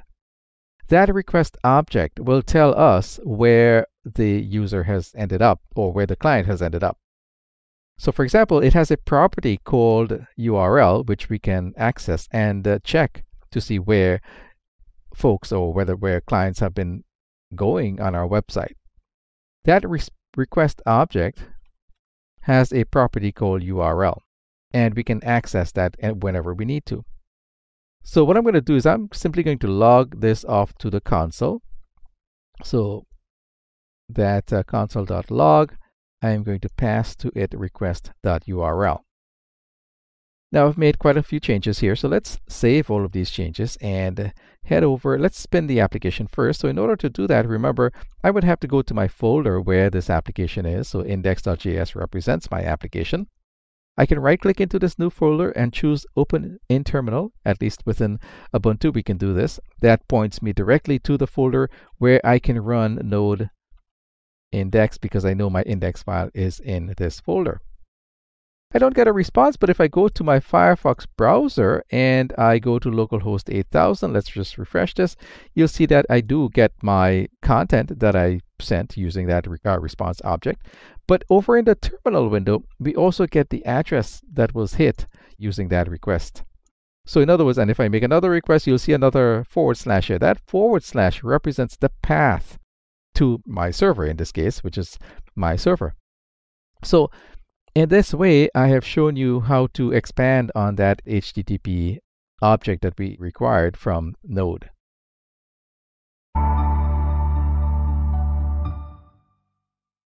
In this demonstration, I'm going to use Node's npm, Node Package Manager, to install a package, and I'm going to be doing so on an existing application. What I have on the screen is a terminal window pointing to a folder that I'm going to be working on. And behind that terminal window, there's the actual file system on Ubuntu. And I already have 2 files that I've used in a previous video. I also have the browser open, but we'll get to that after a while. So let's go back to the terminal window. And because I already have an existing application, I'm going to run npm init, actually npm install, so that the npm itself will understand that I already have an application and that it should use this application for this particular task that I'm about to do. Now I'm going to run npm install, and we will be installing that Express package. I'm also going to include the flag -- save so that it saves to the package.json file. I'll hit the enter key and that package should be installed for me. Now, what you're going to notice differently on our file system is that we now have a Node modules folder that was not there before. Now I can open up any of these files with my editor, Atom in this case. It's just a matter of right-clicking on one of the files and choosing Atom. And as you can see, this is an existing application. I've used this in a previous video. But we now have that package that I just installed. It is now available to my application. So what I'm going to do in my Atom editor is I'm going to require that. Now I'm going to be using it to replace the HTTP package that I had required earlier because I wanted to build a server. What Express does is that it allows us to build the same server, but in a much easier way, in much less steps and everything like that. So instead of, well, what I'll do is I'll create another line, and I'm going to create another constant here. Const express is going to be equal to require, and of course we're going to be requiring express package. And now I can remove line number 1 from above. Now Express does not need a host name, so I'll remove that as well. And I'll leave the port for now. But what I could do now is I can create a new variable. Let's call it app. And I can point that to the Express constructor. That gives me access to all of the power of the Express classes. Now I have an Express object. Now that I have that Express object, I can start building routes. So for example, app.get, which represents a GET request. It's a method. However, it represents that GET request. I can pass into that my route route, for example. And as the second parameter to this GET method, it takes a function, just like we did before. So that function has parameters, and it has a function body. And that function actually has access to the request and response object, just like we did with HTTP. So now, in order for me to send something back to the browser or to the client, I can use that response dot send something like hello from Skillsoft. I can terminate that with and now I can get rid of the my server object that was based on our HTTP object that we had required earlier. So I can get rid of that. So now instead of my server.listen, it's going to be app.listen, and we don't have a host name, so I'll remove that. Let me save all of these changes now, and I'll use my terminal window to spin up that application. So again, it's still Node that I'm going to be using. So I'm using the up arrow on my keyboard to go back to node and then index. I'll hit the enter key, and the application has started because I see a blinking cursor. So if you remember, we had one route, which is the GET route, and that goes to the root. So back over in my browser, I can now go to that address, which I had before. So it's the same localhost 8000, and I get the same hello from Skillsoft. So the application works in the very same way, but notice that it is a lot easier to code using Express than it was with the HTTP object.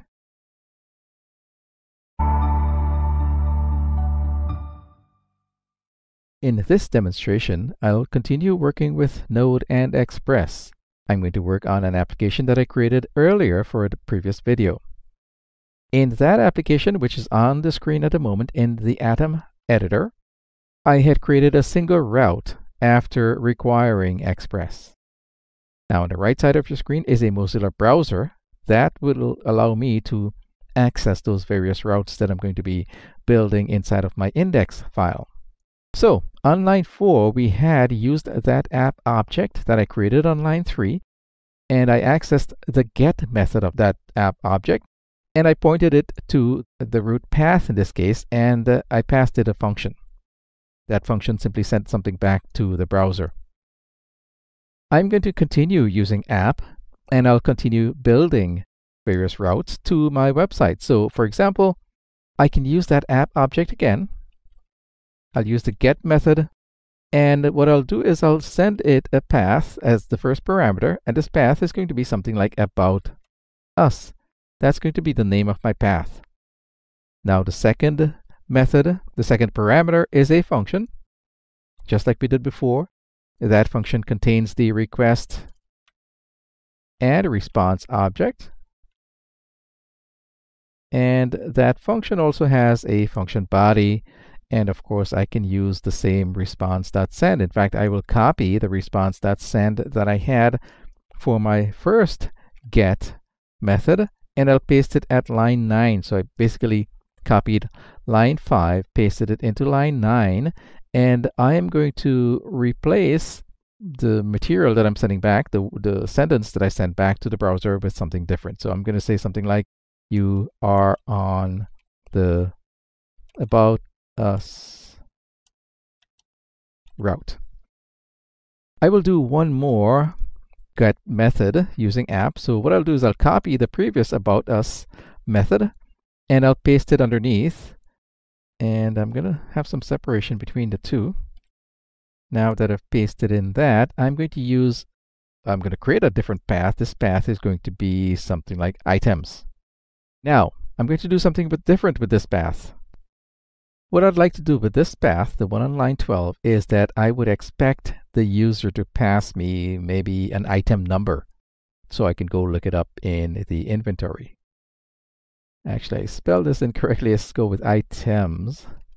So in order for me to do that, what I'll do is I'll have to use a / here, right after the first route. Then I'll use a colon. And whatever I add next will be accessible in my application. So let's call it item number, like that.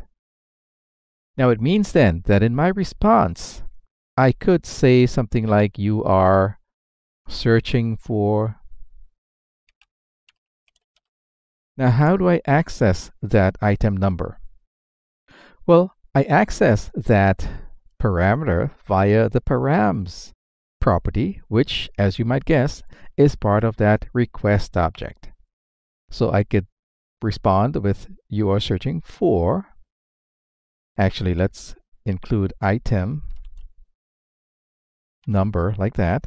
I'll put a space here. Now I'll concatenate my request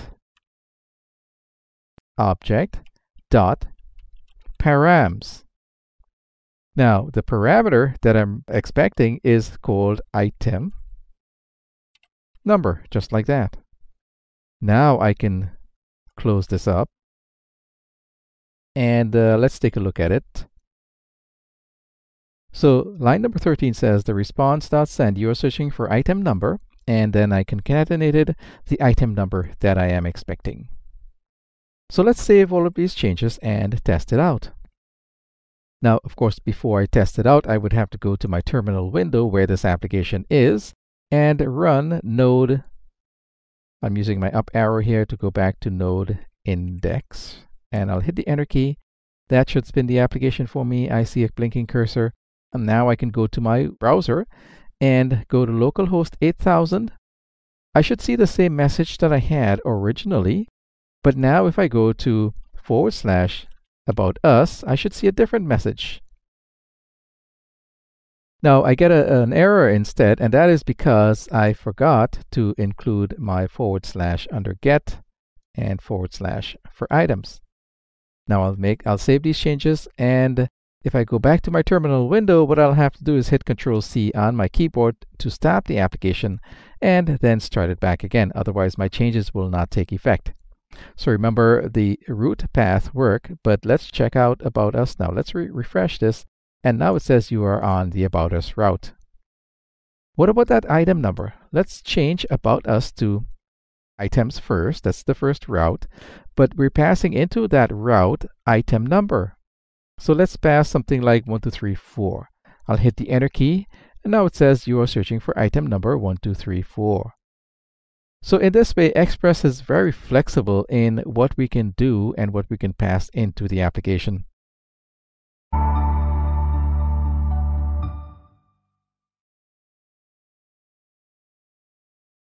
In this demonstration, we are going to modularize our application.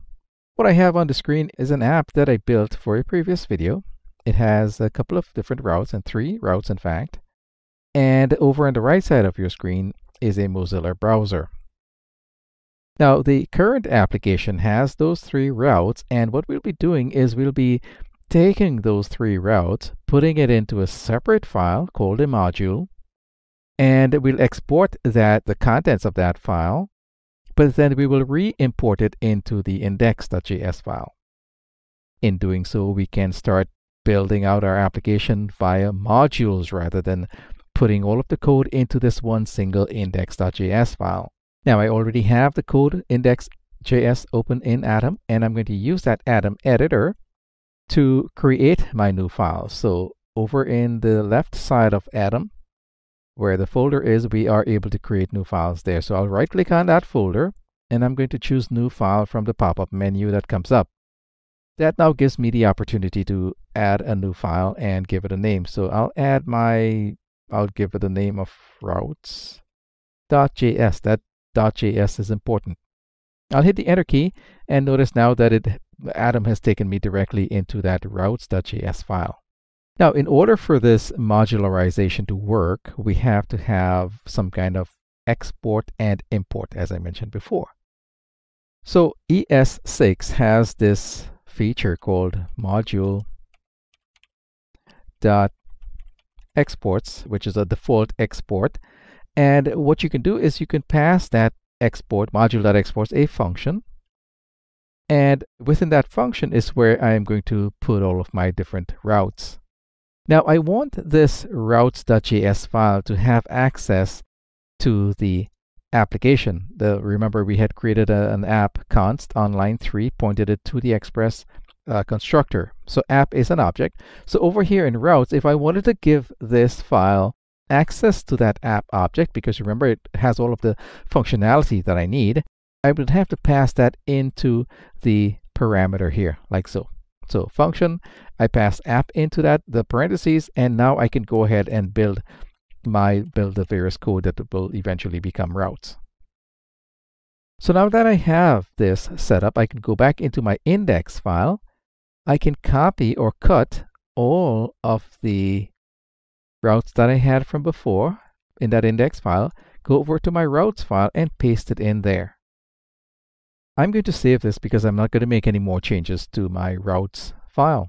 But over in index, well, before we get to index, back over in routes, remember this module.exports is exporting one function, but that function has many different inner functions inside of it. So I'll go over to my index now, index.js file, and I'll import that. So in order to do that, we'll create a new variable, call it routes. But this time, instead of importing or pointing it to a package, we point it to the file that we just created. So it's the same require, but this time it's going to be pointed to the current directory, because that's where routes is, and just routes. There's no .js at the end. Now I have access to routes. One more thing I need to do before I start using routes is I need to register my Express app with routes. So routes, open and close parentheses, because remember routes now is a function. I need to pass that app in there so that it can be collected over here in the routes file. So now my routes is registered to my application.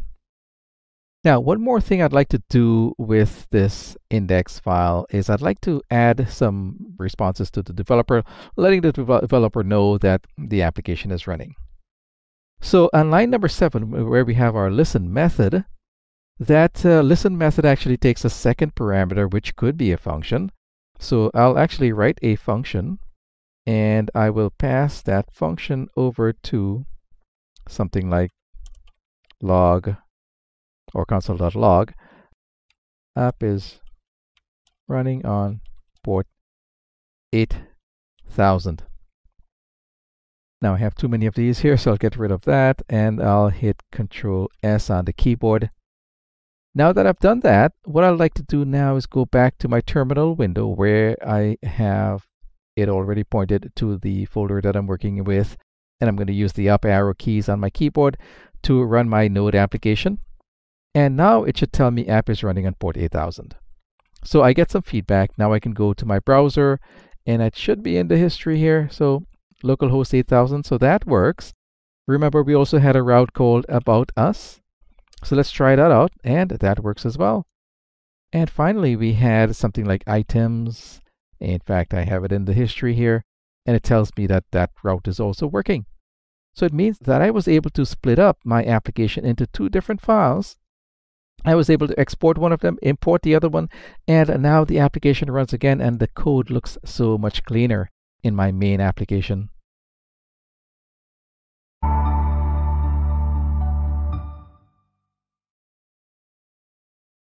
In this demonstration, we are going to add another layer to our application, to the existing app, and we are going to add controllers to handle all of our logic. What I have on the screen is an index.js file. It's an application that I created earlier for a previous video. And I also created a routes file. It's routes.js. And I have ported all of my routing stuff, my routing functionality into that file. So if we go in there, we'll see all of the various routes. I have this application open up in Atom, and on the right side of your screen is a Mozilla browser that will test out all of the changes and code changes that I make to the application. In any kind of development, the less code, the more modularization we have, the better it is to understand the application. And in this sense, it is better really to port all of our logic into a separate file as much as possible. So in other words, what I'm trying to say is that in our routes file, this routes file should really only handle routes. The functionality behind those routes should be put into a separate file, and that file would handle that kind of functionality. Let's attempt to do this now with the current application. So at the moment, I can go using my editor. I can right-click in the root folder and choose new file. That gives me an opportunity to add a new file and give it a name. So let's call this controllers.js. All of our files must end in the .js ending. Now what I want to do is export all of my logic. I know it's not a lot of logic, but again, this is just to give us this kind of separation so that once our application becomes huge and humongous, then we can build on it easier, we can scale it easier. So what I'm talking about here is that if you notice there's an app.get, which is a method, and it's pointing to the root path, and we have a function that is responding with some text. I'd like to remove all of these functions and put it into this controller, because the controller is supposed to be handling that sort of thing. So for example, if we have some processing going on before we send this response back, then the controller will handle that. All of the database connections and things like that, the controller will handle it. Now in this routes file, I mentioned something about ES6 in a previous video and the module that exports. In this way, we are able to work with separate files. We'll be doing something similar with the controllers.js file. The only difference is that once I use this exports keyword, so exports, I am now going to chain on to that exports keyword the name of my function, or the name of my method, the name of my functionality. So in other words, I'm going to say get default. So that will be the function that I'm exporting, get default. What I'll do then is I'll point that get default to an actual function. That function will have parentheses, it'll have a function body. Now, it is inside of this function body, I will have access to the request and response objects. So my get default function will actually handle whatever route has. So in this case, we're simply sending back something to the server. So I'll just copy this right here. I'll go back into my controllers file and I'll paste that in.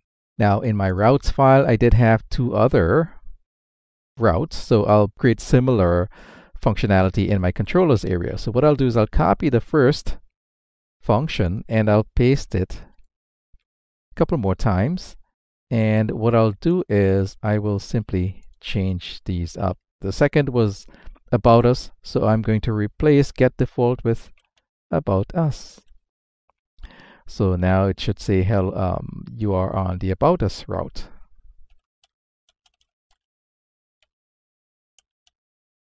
And the same thing for the last route, which is items. So I'll call that items. And I'll just copy from the routes its response that. So I'll copy that. I'll paste it over here for items. And now I have my controllers file set up. I'll hit Control S on the keyboard. Notice that the functionality for items is the same. I am accessing the request object, getting the params property, and getting the item number from whatever the user is going to pass to me.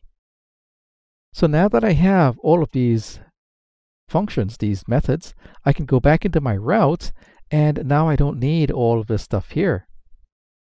But it also means that I need to let this application know that the routes exist, and I can access the functionality that's inside of that controllers.js file. Now over in my routes file, what I need to do is I need to add some code here to let this file know that that controllers file exists and that I should have access to it. So I'm going to create a new variable called controller on line 2, and I'm going to point that to require again. What am I requiring? Well, I'm requiring that same controllers file. So it's / it's in the same folder, and then controller. I don't need the JS. I'll save that. Now remember, that controller file has all kinds of different functionality in it, like get default, about us, and items. So back over here, instead of running a function whenever my user goes to a route, instead of that, I'm going to use that controller object and point it to get default. And that's it. I'll do something similar with the rest of this routes here. So controller dot about us. And I'm done. Same thing for items and item number. I'm going to point all of that to controller.items. Actually, I should have used the word something like get items here, make it sound more like a verb. But anyway, I'll save these changes and we can test out those changes. So back over here, remember I had my default route, which is the root route. So if I hit that, okay, so it means then that I have not started up the application. So back over here in my, let's start up that application. So it says it can't find the controller method. So back on my code, and that's because it's called controllers. So let's save that. Try to spin the application again. Now it's running. We should be able to go here to the default route. We should also be able to go to about us. And we should also be able to go to items. And everything works exactly the same way as it did before. But now we have modularized even more. We have separated out our functionality from our routing. And now the application works perfectly. But we have more control over the application, and we can scale our application a lot better.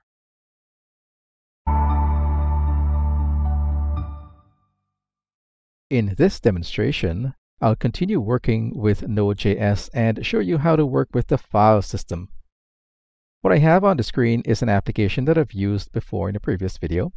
We have already imported or required the Express package, and I already installed it. So I can create an application on line 3 with that Express package. So we can use app for routing in this particular example. So the first thing to do in order to work with the file system is, of course, to go ahead and import it or require it. So in our case here, we are going to require the file system. So on line number 2, I am going to create a new variable there, call it fs for file system. I'll point that to the require method, and I'm going to require, believe it or not, fs. As they call it the same thing for the package. Now, what I'm going to do is create 2 routes. So I'm going to use my app application that I have on line 4, which is actually an Express application. And I'm going to invoke the get method. So basically, clients can make a request to this path. And the path is going to be /write. Now, the next parameter of that path will be a function. That function, if you remember, has access to the response and the request object. Now, we can create a function out of this. And so the function body, in this case, I'll use that fs object that I created on line 2. And I'm going to call upon the write method of that object. And so it's a method, so it has parentheses, and we're going to pass it a few parameters. And the first thing I'm going to do is, of course, give it a name of some file to write. In this case, it's temp. And the second parameter will be whatever it is I need to write to that file. The third parameter is optional, but I'm going to use an arrow function here, and it'll accept any errors in the event of a write failure. So in the event of a write failure, what I want to do is take that error object. So if error, let's simply log it to the console for now.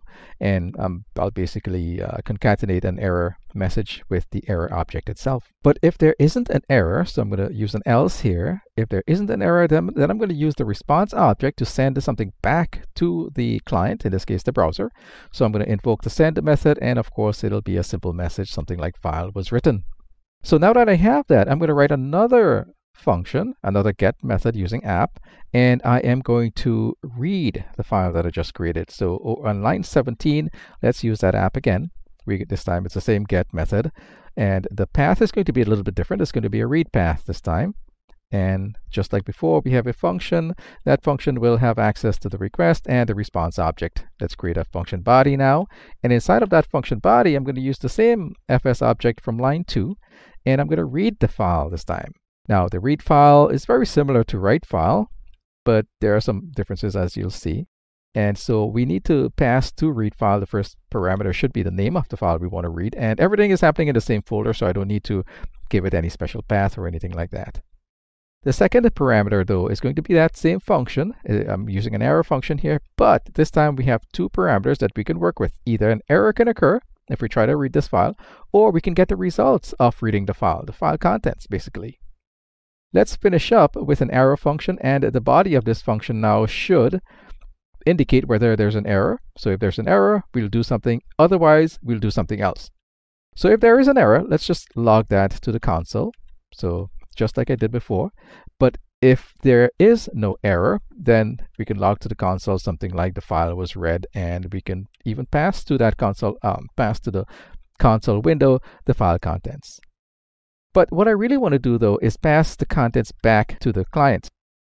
So for that, I am going to use the response object, of course, response.send, and I'm going to say something like file was read, and colon, to indicate that what's coming next is the file contents.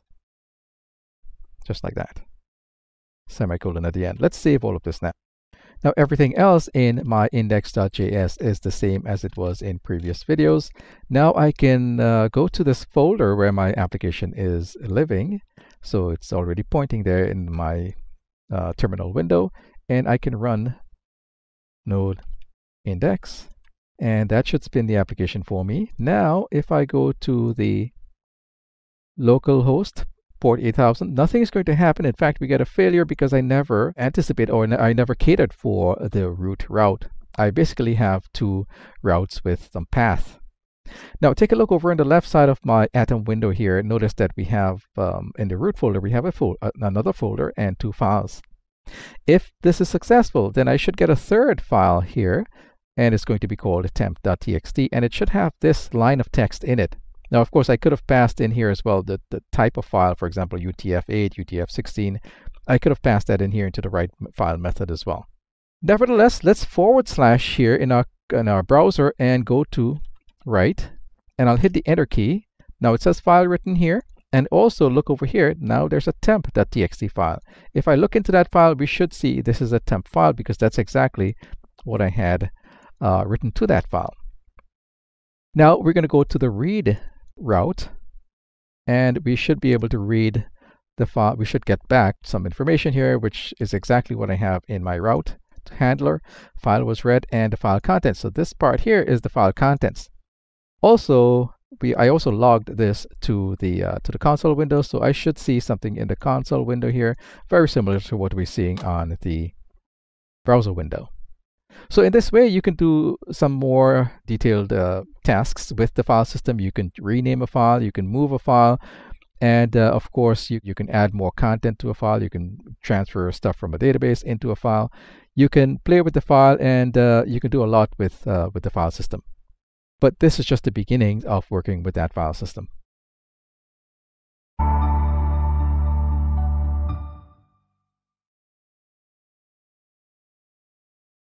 In this demonstration, I am going to show you how to work with MySQL database using Node. What I have on the screen is a blank file with nothing installed, just the index.js file. On the right side of your screen is our terminal window that is pointing to the folder where my application is going to be written and deployed. Now, this demonstration depends on MySQL being installed on the host machine, which it already has. In addition to that, I have a database and I have a table that I can access. My table has 2 records in it, and I will simply retrieve those records for the purposes of this demonstration. So in order to get started, I would have to install MySQL using Node. And for that, I'll go back to my terminal window and I will run npm install MySQL, and that would install the package for me. Now that the package is installed, I can actually require it in my index.js file. So I'll create a variable and point it to that SQL package. Now I can create a connection object. So let connection be equal to MySQL, the object that I created on line 1 that has a create connection method. Now, for the purposes of this demonstration, I have already created a user, and I'm going to use that user with my create connection method in order to get into the database. So this create connection method actually takes an options object, and so I can fill this out now with the requirements for create connection. Things like the host in this case is localhost. Now, there are a few name value pairs here, so I'll continue with a comma and then go to the next name value pair, which is the user. And in this case, it is Axel. Again, I'll use a comma here. My third name value pair would be the password. And a password I've already given to this user is 1234. This is my final comma because I have one final name value pair. And that is the database that I wish to work with. So the database name is weights, and I have to spell it exactly as it is in MySQL. Now, this let statement on line 2 simply describes what that connection should be, based on, of course, the user and the password and things like that. Now, I still have not connected to the databases yet. I'll now use that connection object, so connection, and that itself has a connect method. And like most of the situations in this type of programming, that create connection or that connect method takes a function. That function has parameters and it has a function body. The reason for doing this is that once we pass a function to the connect method, it means that we can either have an error or we can have the result. I'm not interested in the result, I'm only interested in the error. So if there is an error, then we might want to log something to the console, or we can simply return console dot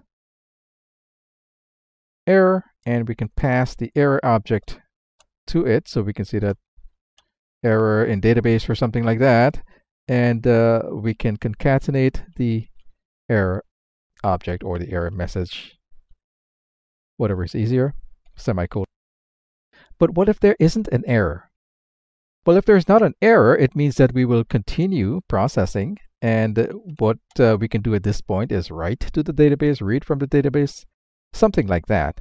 In my case, because I already have a weights database, I can read that database.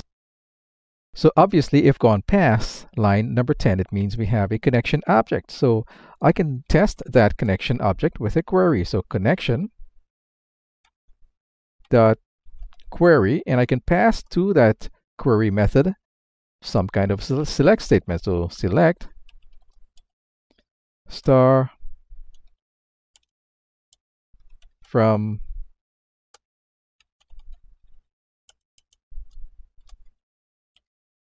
employee weights, which is the name of my table. Now that's my query statement, but the second parameter to this query method will be a function again, and this time the function will take two parameters. Either an error can occur while we're selecting, or we can get the result of this select statement. Now we can throw that into the body of our function.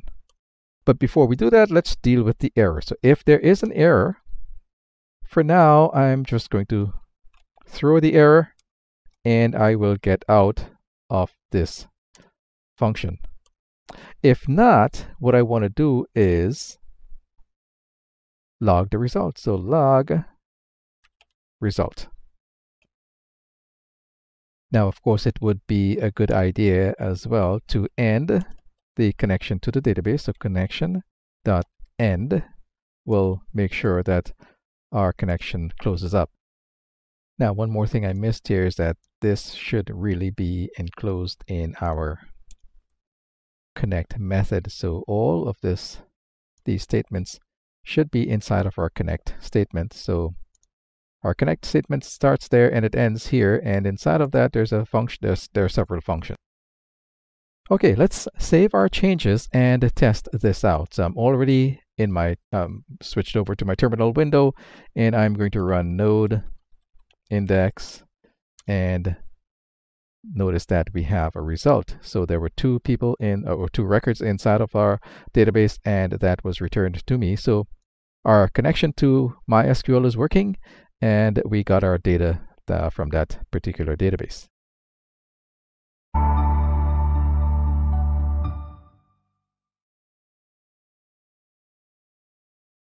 In this exercise, you will build a simple Node.js server. Install Express.js as a package, require the Express package, and create a root path. Return a sentence to the client from that root path. Create a getEmployee path to request an employee's details using the employee number. Respond to the getEmployee path with some generic text. Now I'd like you to try out this example while you pause the video, but then return to the video to see how I would create this simple exercise. In order to create a new Node.js application, we will use our terminal window. I also have the file system opened up to exactly where that folder is on my terminal window, and we have a Mozilla Firefox browser to test out our application. So we will start with the terminal window, and I will run npm init to start up my Node application. It's going to ask me a few questions, and I'll just hit enter all the way through it. It's asking me for an entry point of index.js. I'll say OK to that by hitting the enter key. No test command. I'll keep hitting the enter key until we get to the end, and then I'll hit the enter key one final time to build that JSON file for me. Now the question also asked us to install Express, so let's do that now with npm install Express. I'll hit the enter key after that command is run, and I will wait until Express is installed. Now that Express is installed, I will switch over to my file system, and there is my package.json file. Now I do have to create an index file because Node is expecting that. So for that, I'll go back into my terminal window, use the touch command, and then the name of my file, index.js. I'll hit the enter key, and if I switch back into my file system, there's that index.js file. Now I'll open that up with the Atom editor in my case, and we will take a look at that file now. In my index file, I will create a variable, call it express, and point it to require the express package. Now I have express as an object. Now I do need to create an app out of that express object, so I'll create another variable, call it app. Now I can point it to the express constructor. Now I have app as an object. I can use app.get to represent a get request, and I can say that if you go to my route, I would like you to use a function to access the request and response objects. And with those, I can use the response.send method to send a simple sentence back to the client. In this case, I'll say from Skillsoft. Now I'll create a second route. And again, I'll use app.get, so app.get.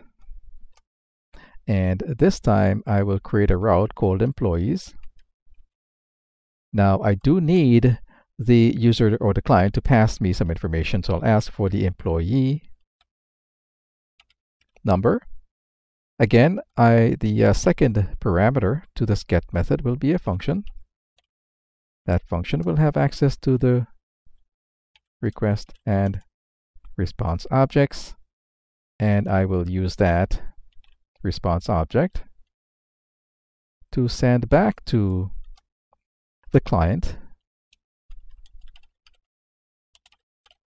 the exact same information that it sent to me. So I'll use concatenation, use the request object, request, and that has a params property, which I will use to find the employee number, like that. I'll save all of these changes. Now I will cause the app object to listen. I'll invoke the listen method, and I will listen on port 8000 for any requests. I'll save that. Now I will go back to my terminal window where this particular application is, and I will run it using the node command. And I will hit the enter key. Now I don't see any response, but that's okay. I can now go to my local host. In fact, I'm just going to go to the localhost 8000 address, and it should say hello from Skillsoft. I can also go to the employee address and pass it an employee number. Let's say 1234556. Hit the enter key, and now it says, now I got an error because it should be employees. So I just need to change my URL to employees. Hit the enter key, and now it says you are employee number something, the same parameter that I passed in.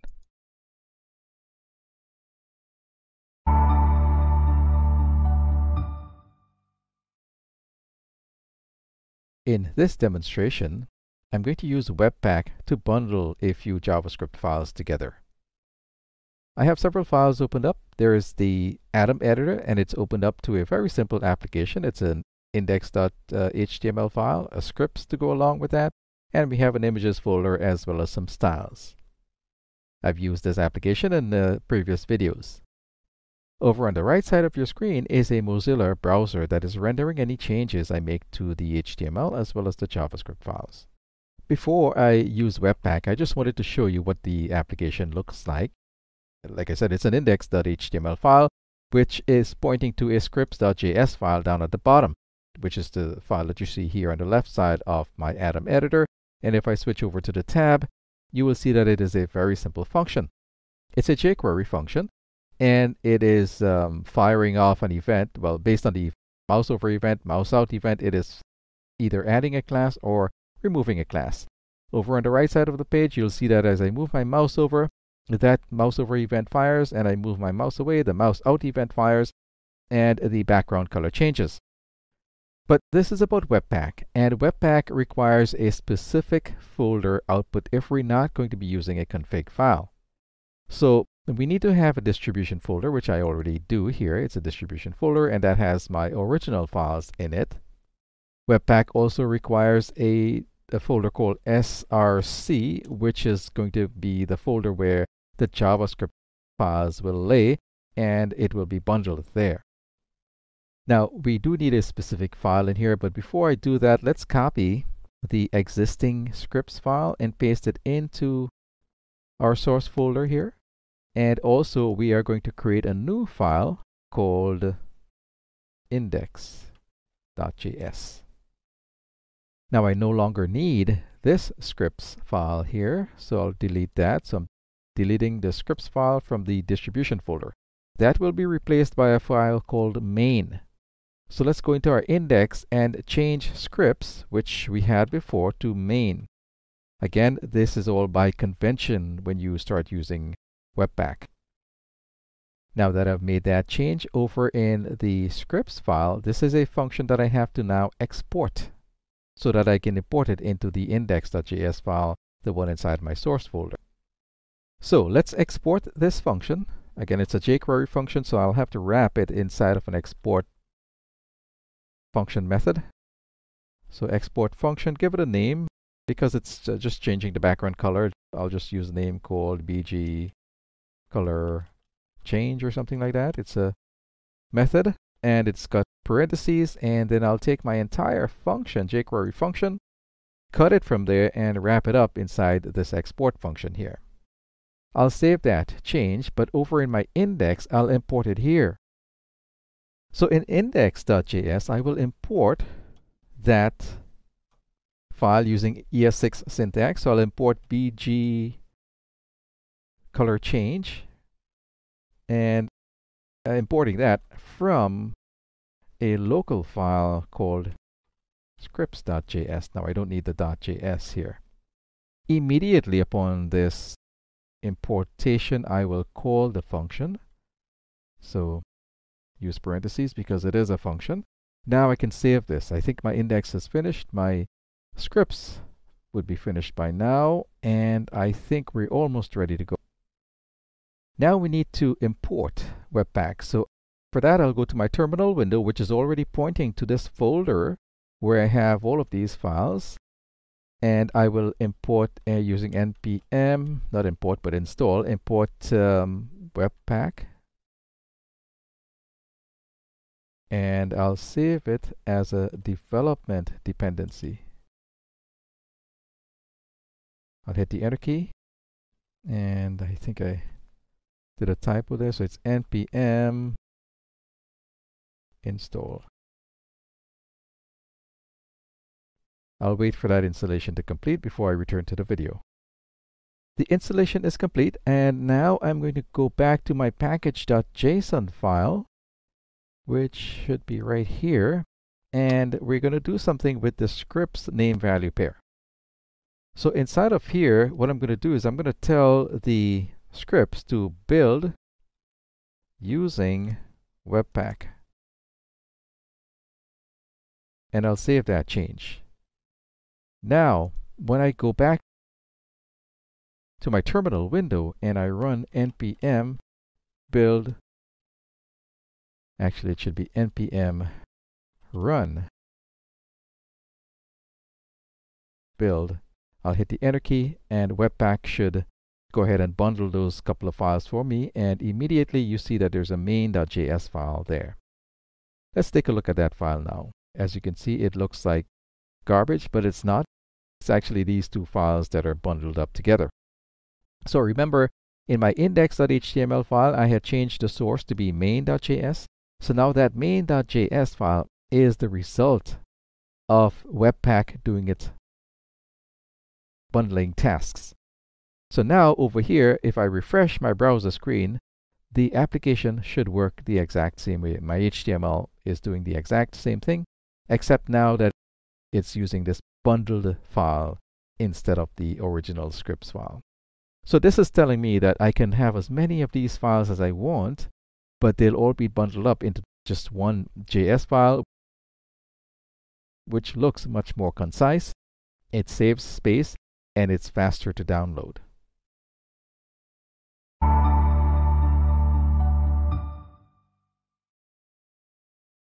In this demonstration, we're going to use something called Grunt. It's a package that I'm going to install via npm for my Node application, and then we'll use one of the plugins for Grunt, something called Json. What I have on the screen right now is an Atom editor, and it's opened up to an application that I've used throughout this series. It's a very simple application. We have one HTML file, some scripts, images, and things like that, plus our package.json and our Node modules folder. On the other side of your screen is a terminal window. I'll be using this to run my npm commands. And then further down, we have our file system, which is just showing the exact same thing that Atom is showing. So the first thing that I'm going to do is install the software that we need. We're going to install Grunt. But before I install Grunt, a little bit about Grunt. Grunt is considered a task runner. It can do a lot of things, but basically what developers use it for is for minifying certain files. So for example, it can take all of the white spaces out of your CSS files. It could do the same thing for JavaScript files. It even minifies certain images. It can compile SAS files or less files into actual CSS for you. And it can even combine all of these files into one file. So all of your CSS, for example, can be combined into one CSS file. This would be easier for your development environment. In other words, you'll have less files to port to your development environment. And of course, our users, our end users, will have less to download. So let's first go ahead and install Grunt using npm. So I've just entered in the command. I'm going to install Grunt globally first. So it's sudo npm install -g grunt --save -dev, meaning that I'm only going to be using this package for my development environment. This is not for my production environment. I'll hit the enter key there, and it should go ahead and install the Grunt files or Grunt package for me. I'll pause the video while this is happening.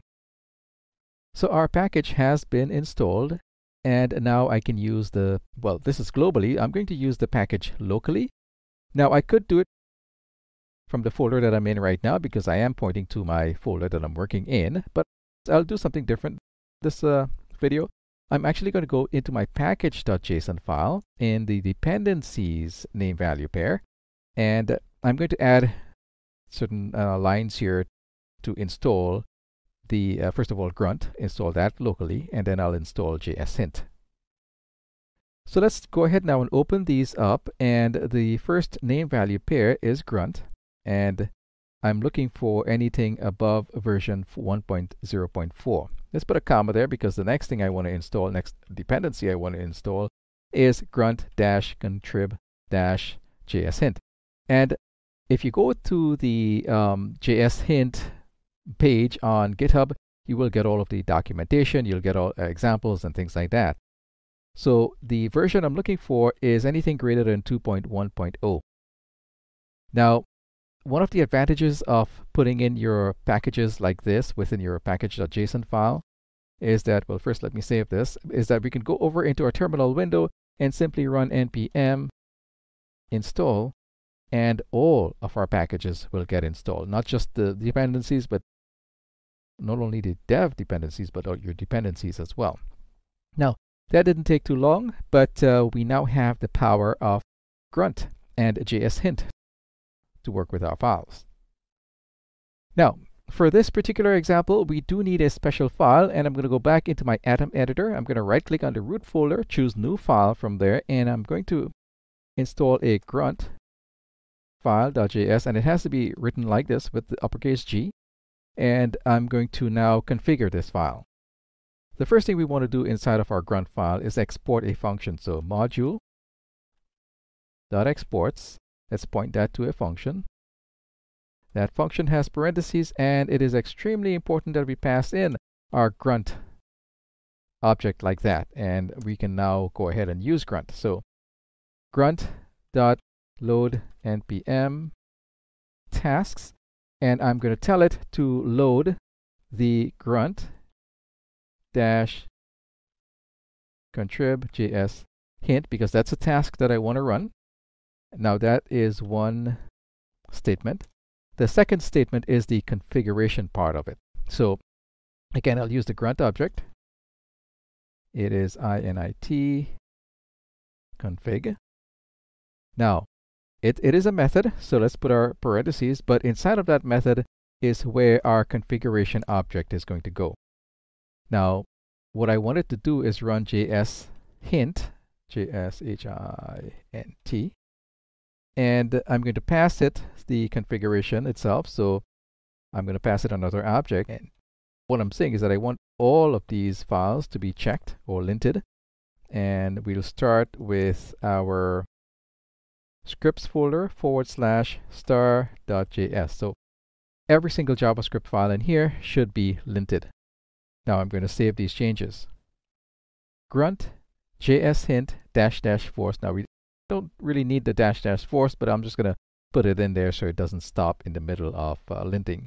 I'll hit the enter key now, and I get an error, and it's telling me that I spelled something incorrectly. So this should actually be config, not confit.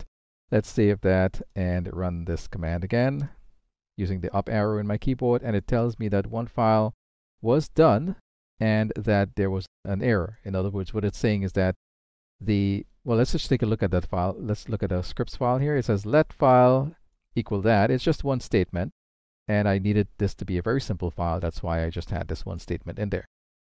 So basically, it's telling me that there's an error in that if I'm going to be using Mozilla, then this is part of the ES6 specification, and that I should use an extension called Moz.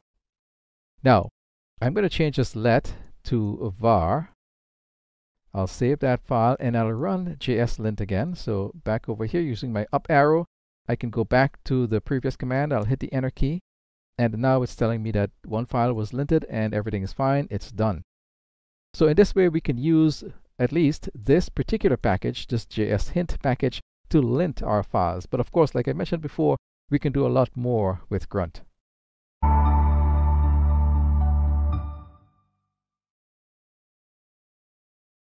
In this demonstration, I'm going to install gulp.js as well as one of its plugins, and then demonstrate how that plugin works. So Gulp is another one of those task runners. It enhances and automates your workflow. It can handle things like combining files together, minifying those files. It can do things like renaming files. So a lot of those utility tasks that you do for your application, we can use Gulp to do that. What I have on the screen is my Atom editor. It's opened and pointing to a small application that I've used throughout this series. We've got our index files, some styles, some scripts, and images, and so on. What we'll be doing is well, actually what I've done already is let's go into this scripts folder, and you see that I have two scripts in here. I'm going to install Gulp and then use something called gulp concat to combine both of these files and put it into a separate folder. Let's take a look at it real quick. So this is our first file, and it's actually missing the rest of the functions at the bottom, which happens to be in scripts 2. So as you can see, these three functions here are supposed to be at the bottom of my scripts file here, but they're not. And that's okay, because we will be using the concat to concatenate them together. So first things first, we will open up our terminal window, and let's just clear it out for a second there. And what I want to do is install Gulp globally. So I'm going to use the command npm, actually it should be sudo npm install -g is the flag to install Gulp globally. So I'll hit the enter key here. It'll ask me for my password, and that should install Gulp for me. I'll wait for the installation to complete before I start the video back up again. So the installation is complete. Now, if you notice on my terminal window, it is pointing to a folder that I'm working in right now, and that's where, if I switch back over to my Atom editor, the files inside of this folder is where I am working, and that's exactly where the terminal window is pointing to. So now I'm going to install our Gulp program, our Gulp application, locally to this folder, as well as the concat plugin for Gulp. So I've inserted the command to do that. So it's npm install. Notice there's no sudo this time. And I'm also passing in the save-dev flag. So it's npm install --save-dev, then gulp concat, that's the plugin, and then gulp after that. So I'll hit the enter key and we'll see if this installs. It should not take that long. And there we have it. So now that I have that installed, I can go back over into my file system or my Atom editor. And the first thing that gulp needs is a gulp file. So let's right click on a root folder, choose new file from the pop-up menu that Atom gives us, and let's insert gulp file.js. I'll hit the enter key and there's my gulp file. Now if you go to the gulpjs.com website, they will tell you to insert a particular function here just to make sure that the application works. But I already know that it works, so I'm going to go straight ahead into using the plugin. So first things first, let's create a variable, call it gulp, and let's require gulp.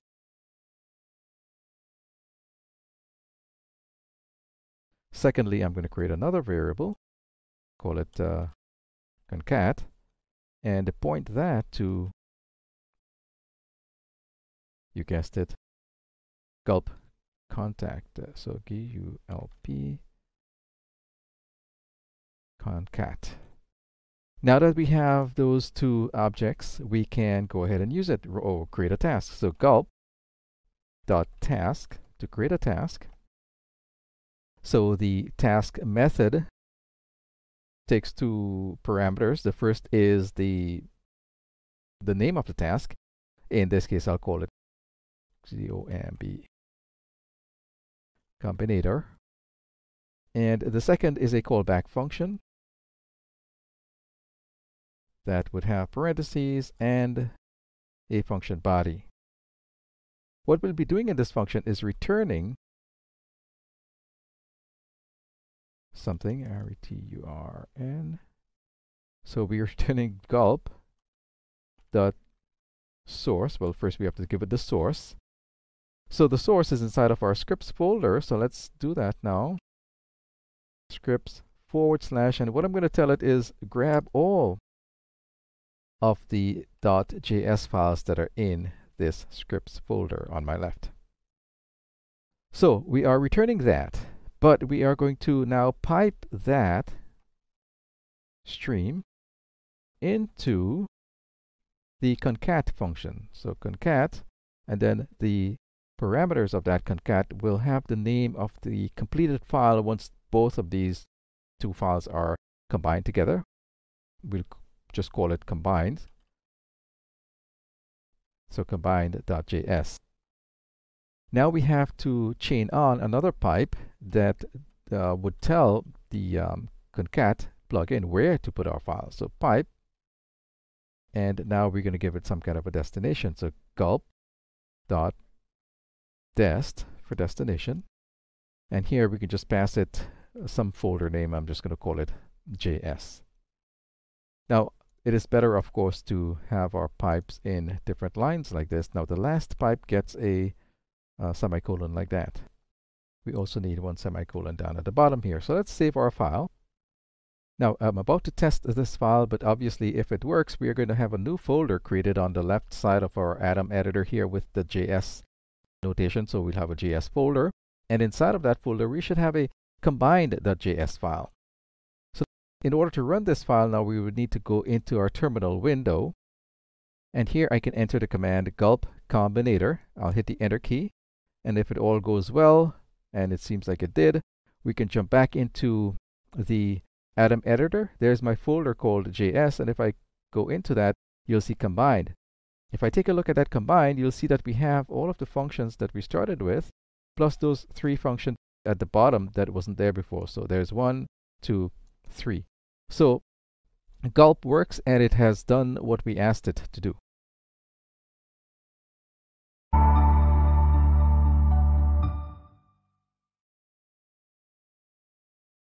In this demonstration, I'm going to work with something called Browserify. What I have on the screen on the left side is my Atom editor, and it's opened up to a simple application that I've been using throughout this series of videos. And on the right side of that is a browser, Mozilla in this case, and it will render any changes I make to either the HTML file or the scripts file. We'll also be using the terminal window in this demonstration.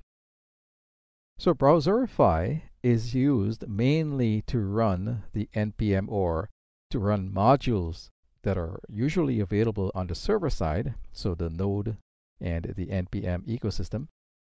The Browserify will allow us to run some of that code on the browser side. And I'll show you what I mean by that with this example. But it does more than just that. Browserify can be used to compile, for example, CoffeeScript into JavaScript. It can transpile 2000 or ES6 code to vanilla JavaScript. And it'll do that, and it'll replace things like the const and the let keywords with just the var declarations. But mainly, of course, it does minifying as well. But of course, mainly, it allows us to share code between the server and the browser. So I'm going to get started by, first of all, installing Browserify. So for that, I'm going to use my terminal window, and notice that it's already pointing to the folder in which I'm working with now. So I'm going to install Browserify globally. So for that, it's sudo npm install -g Browserify. I'll hit the enter key. It'll ask me for my password, and that should install for me. Once the installation is finished, right now I'm going to switch back to my Atom editor. You'll see that I do not have a package.json file as yet.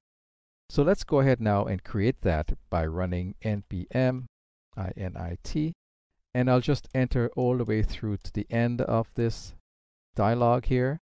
And what we'll end up with is a package.json file. I'll just switch over real quick to my Atom editor. There's my package.json file. Now I'm going to go back to my terminal window. Well, actually, before I do that, let's just show you what happens with the code that I have at the moment. Right now, I have my scripts.js file, and index is pointing to that scripts.js file. If we search all the way down to the end of the index.html file around line 49, that's where I am pointing to that scripts folder where my scripts.js is. Also, on line number 7, I have a pair of script tags that is pointing to the CDN that gives me the jQuery library. Let's take a look at that scripts file now in my Atom editor. It's very simple. Well, it's one function, but it's listening for the mouse over event and the mouse out event on the paragraph tags. And when that happens, we either add a class or remove a class. And on the right side of that page, if I mouse over these paragraph tags, notice that the text changes, but it doesn't happen down here where these are possibly anchor tags. So what we want to do is be able to require jQuery in my scripts.js file and have the index.js pick up and allow these functions to run using jQuery locally. So the first thing that I'm going to do is go back into my terminal window and install jQuery. So I'm going to run npm install jQuery. I'll hit the enter key, and that should install jQuery for me. And let's just check back into our package.json file and see if that was in fact done, and it was in fact done. So now we have jQuery, and I can go into my scripts.js file, and I can just require that right here. So let's use a let $sign be equal to require, and we are requiring jQuery semicolon at the end. Now, well, before I go there, let's save this. I can jump back into my index.js file, and I can remove the CDN because I no longer need that CDN. And down at the bottom, I'm going to do something here, but I'll explain it in a moment. I'm going to change the scripts to main.js. You'll understand why in a second.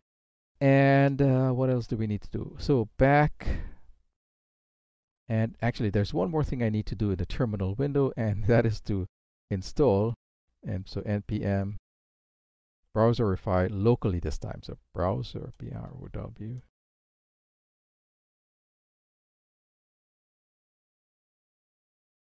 browser file. I'll hit the enter key, and that should install browser file locally for me.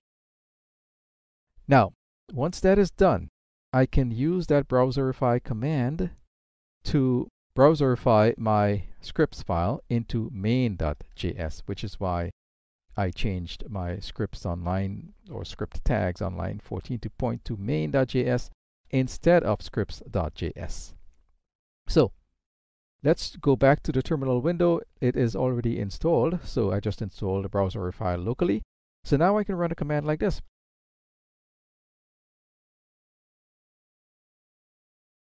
Browserify, and I have to give it a path, so scripts is the name of the folder, / scripts.js is the name of the file, and there's a particular flag, so -o will give me an output, and I want to go into, well, let's go into a different folder this time, JS folder, / actually no, we need to use scripts, so let's go with scripts because the HTML file has scripts. So scripts, but I want to use main instead. So main.js. I'll hit the enter key, and I don't get much of a feedback, but if I jump back into the Atom editor, there's my main.js file.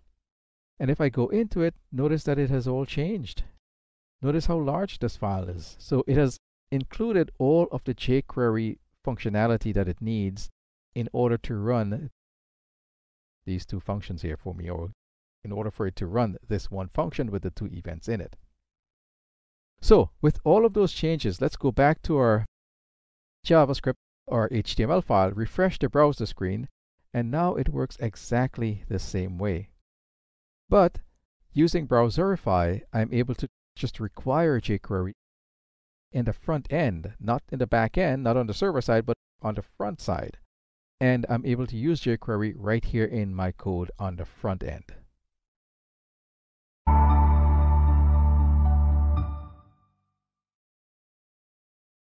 In this demonstration, I'm going to discuss Yeoman. Yeoman is a scaffolding type of technology.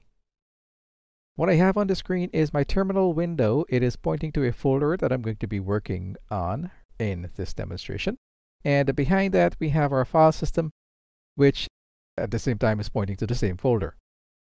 Now, there are quite a few commands that I'm going to be running. Remember, Yeoman is a scaffolding type of technology. It will reach out to various websites and things like that, various locations, and pull in all of the information that we're asking it to pull in. Of course, Yeoman depends on Node and Npm having been installed on your machine. So with those two things installed, all I really need to do now is install Yeoman. So the command to enter or to install Yeoman would be sudo npm install -- global yo. I'll hit the enter key at this point, and it should ask me for my password, which I am entering now, and it will go to town and install Yeoman for me. Now, this may take a minute or so, so I will pause the video, but I'll return to the video once the Yeoman installation is complete. Now we have to choose a generator. And this is the point at which you would go to their website and you would search for some kind of generator. And there are lots to choose from. I'm going to go with one of the official ones. It is called the Generator Fountain Web App. So the command to install this would be npm install generator -fountain -web app. I'll hit the enter key at that point, and it should install for me. Again, it will take a minute or so, so I will pause the video during this installation. Now the generator has been installed. I'm going to run a very simple command. It's yo. I'll hit the enter key, and what this is going to return to me is all of the various generators that I have on the system. So obviously I've been playing around quite a bit with it. Now, once we get to this point, I can use my up and down arrow keys to go to toggle between all the various generators that there are. Now, of course, I'm going to choose the one up top, this fountain. Actually, it should be, yeah, Fountain Web App. I'll choose that. Notice that it's highlighted in green. That's telling me that that's the one that I'm on. Plus, there's an arrow, a right-facing arrow, right angle arrow right next to the option that I'm on. So I'll hit the enter key at Fountain Web App, and it'll ask me a few questions. So I could, at this point, install React, Angular, and again, I'm using the up and down arrow key. And I'm going to go ahead and choose React because I kind of like React. I'll hit the Enter key there. It's asking me which type of module management I want to use. Again, I can toggle amongst all of them. I'm going to go ahead and go with Webpack for NPM. I'll hit the Enter key there. And it's asking me about ES6 or pure old JavaScript. I'll go with ES6 with Babel. That means that even the code that I write, if it happens to be in TypeScript or something that the browser does not understand, then Babel will do the translation for me. So hopefully you can see the kind of power that Yeoman comes with. So I'll choose ES6, I'll hit the Enter key, and now it's asking me about CSS preprocessors. So again, I'll toggle between all of them. I'll go to CSS, just pure CSS, and I'll hit the Enter key. Now it's asking me about continuous integration. This is after the application is built. How do you want to add new features and things like that to it? If you notice, for these options, there is a circle next to the option name. That means that you can hit the space bar and you can actually select multiple different continuous integration platforms. Now, I happen to be familiar with Jenkins, so I'm going to uncheck the other two, and I'm just going to go with Jenkins. I'll hit the Enter key at that point. And finally, it's asking me about a sample application. Do you want a working landing page? Well, sure I do. So I'll leave my cursor there. I'll hit the Enter key, and it's asking me about a router. So I'm going to go with none because this is just a very simple application here that I'm building. It's a simple demonstration, so I'll go with none. I'll hit the Enter key, and it is going to go and build this application for me, this React application, because that's what I chose. So once again, I'll pause the video because it's going to be a minute or so, and then I'll return to the video once the application is complete. So the installation is about to be completed, and once we do that, we should now be able to spin the application. By spin, I mean that we should be able to enter npm. So let's try that once more. npm run serve.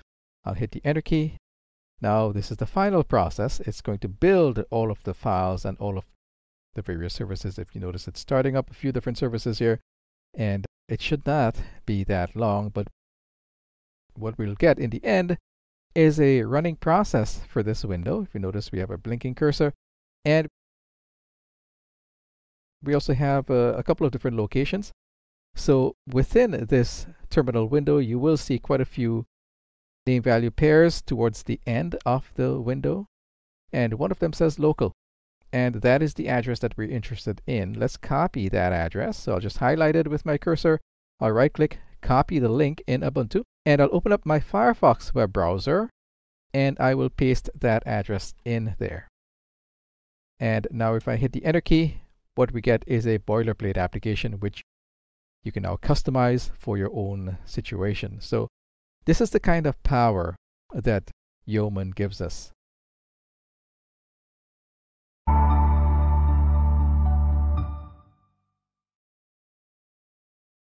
In this demonstration, we're going to install Git and associate it with one of our folders. What I have on the screen is my terminal window opened up, and it is pointing directly to a folder that I'm working with. Now, before I get into the installation part, let's just talk a little bit about Git. Git is what is called a version control system. It is completely free, it is open source, and basically what it does, it allows you to track changes to files as you go through the development process. Remember, you're going to be doing a lot of things with development, and you're going to be working with other people, and Git kind of helps you with that because you can create all kinds of different branches and things like that. So other folks can, for example, work on the graphics while you're working on the back end, and you can have someone else work on the front end. But in its simplicity, Git allows you to associate a folder with Git, and it tracks those changes, which I'm going to demonstrate in this particular video. So the first thing that we'll do is install Git. Now, I've already installed it on this system, but I'm going to show you the command to do that. So the command is sudo apt install git all. Of course, I'm on Ubuntu system, and I'll introduce the other windows as I go along. So I'll hit the Enter key here. It'll ask me for my password, and then it will install Git for me. Now, of course, it's already installed here, so it didn't take very long, but usually it takes about a minute or two. Now, I'm in the folder that I want to work with, and the first thing that I'm going to do is I'm using the up arrow on my keyboard to kind of iterate through the various commands. Let's run a git status on this folder and see what happens. If I hit the enter key here, you'll see that it's not currently a Git repository. That's okay. What I'm going to do now is show you that folder. So let's jump into the file system. And this is the folder that we're working with. As you can see, it's a few files and folders that I've used in previous videos throughout this series. And on the right side of your screen, you'd see a Mozilla Firefox browser rendering that bunch of files on the left. Now I'm going to jump into Atom. Atom is my editor. And as you can see, this is my styles sheet. This is my HTML document here. I'm on the HTML tab, and I'm going to scroll down to the section that we're going to be changing. Notice down in this area here, around line number 40, there's an aside that starts there, and it has two sections in it. The second section starts on line 47. It starts off with an H4 tag and then about 4 anchor tags. On the right side of your screen, where the Mozilla is rendering this, notice that section down at the bottom does not have any underlining or any separation between the various anchor tags. That's what we're going to be changing, and ask Git to track that change. So there's the line number 75, the border bottom of 1 pixel solid gray. I've commented that out. That's why we don't see that separation there. But let's go back now to our terminal window and set up Git to watch that folder. So all I have to do to associate that folder with Git is run the command git init. I'll hit the enter key, and we see that we have initialized that directory. Now, Git works a lot with commands. There's no user interface as such. So we will be using commands throughout this or whenever we use Git. Now I'm going to run that status again. So I'm using the up arrow on my keyboard to go back to Git status. I'll hit the enter key, and notice that Git is recognizing that there are some files in here, but it's all red. And it tries to suggest what we should be doing next. So for example, it's saying that we should add these files using git.add. So let's go ahead and do that now. Let's do git add. The question is, how does it know to add these files? If we just run git add, I'm not sure if it'll work, but we have to indicate using the period that I would like Git to keep track of all of the files within this folder. So that period there signifies that. I'll hit the enter key, and I don't get much of a response, but let's go back to status again using the up arrow on my keyboard. I'll hit the enter key, and notice that it's all now green. That means they're now being staged. Now, seeing that these are the files that I'm going to be working with, and I have not made any changes at all as yet, what I want to do now is run that commit command to tell Git to go ahead and start search or start listening for changes on these files. So again, it's another command, git commit this time, -m is the flag, and then we'll give it some kind of a name. So I'll say starter files, something like that. I'll hit the enter key, and now we get some feedback that these files are being monitored. So if they're being monitored, let's go back to that styles file that I mentioned before, and let's get rid of this comment here. So I'm going to go into my edit, toggle comments. Now we are back to putting that border bottom between those anchor tags. So let's save those changes, refresh the Mozilla browser page, and notice that the lines are back. So now we have some separation. But now there's some work for Git to do, because Git now, if we do a status again, should recognize that something has changed. Yes, it did. It's telling us that styles changed, but we haven't made a commit as yet.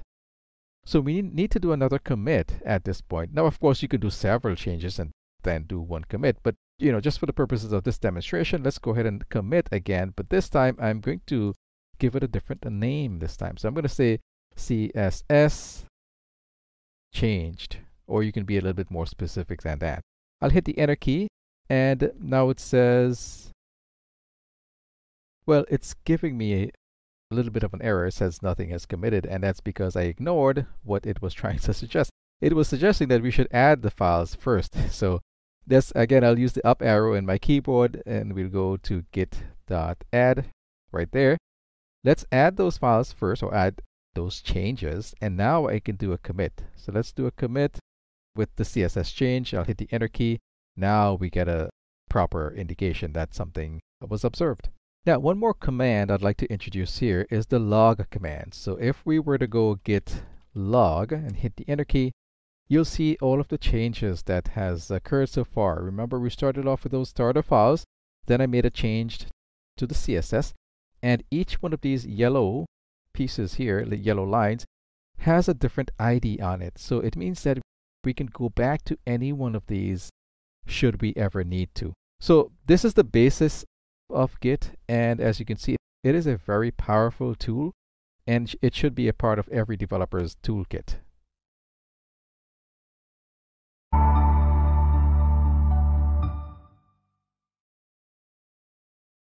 In this demonstration, we will continue working with Git. I'm going to add a branch to the local repository that I have.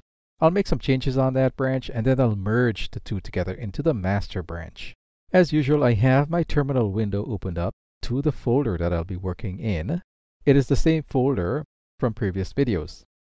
If I switch over into that folder, you'll see that I have one file and two folders. So I'm going to create a new branch where I add more HTML documents to my folder, but it'll be on a separate branch. Then I will merge that branch with my master branch, just to give you an indication of what would happen in the real world, where we create branches for other people to work on, but then at some point in time, merge the additional branches with the master. So the command for creating a branch would be git checkout -b for branch, and then the name of the branch. And it must be hyphenated, so let's call it additional HTML files. I'll hit the enter key, and notice that we've already switched to that new branch. So now that branch is ready for changes. What kind of changes do I want to make? Well, I'm going to copy another 3 HTML documents and throw them into this folder. So I've added the index.html file. I've added also myweights.html. Finally, I've added teamweights.html. So I've added 3 files here. So obviously, I'd have to do something on this branch, like a commit, an add, things like that. So first things first, let's do an add. So git add, and then the period to add all of the files. Then we'll do a commit. So git commit -m, and then the name that you want to give it. So added files, something like that. I'll hit the enter key, and we get some feedback. Now we can do a status to make sure that there's nothing to commit. Now, just to demonstrate the difference between the master branch and the branch that I just created, let's do a log here. I'm on the branch, right? Additional HTML files. I'm on that branch. Oh, should be git log. And notice that we have our head and the master, but the head says additional HTML files. So that means we're on that branch. Notice that we added the HTML files to that branch. If I were to switch back now to the master branch, so git checkout, or you can just do git master. We've switched to the master branch. Now if I do a log here, notice that you don't see added HTML files because we're on the master branch now. So let's just say that I'm happy with the changes that I've made. In this case, I just added some files, but it could have been changes to the code itself. And I want to now merge that branch with the master branch. Well, I'm already on the master branch, and you would have to be on the master branch to do this. Also, you would need to know the name of the branch. So it's additional HTML files. I'll just copy that real quick into my cache. And now I'm going to do this git merge and then paste that name in here. And now I hit the enter key, and that should be merged for me. Now remember, initially when I did the log on this master branch, I did not see the HTML files were added. But if I do a log now, there it is. The HTML files were added. So I've created a new branch. I made some changes to that branch, and then I merged it back with the original master.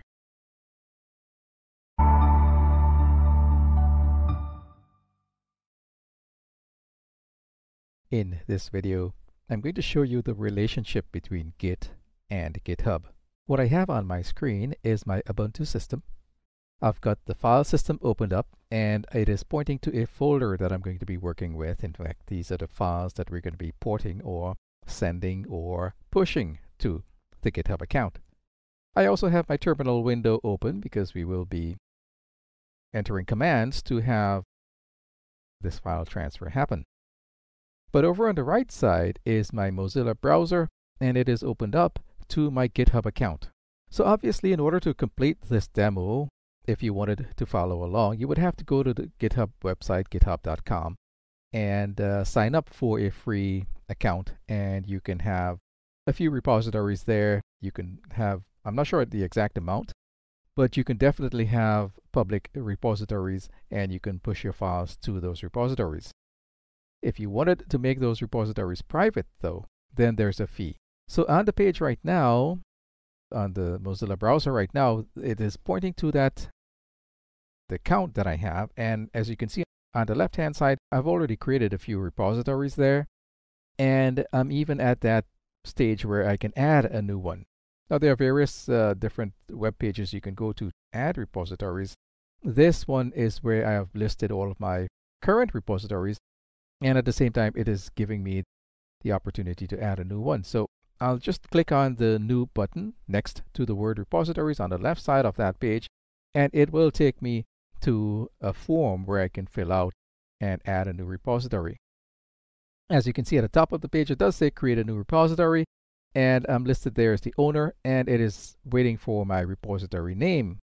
And for this demonstration, I'm just going to enter a test just to be nice and easy. Notice that further down, you can also enter a description if you wanted to.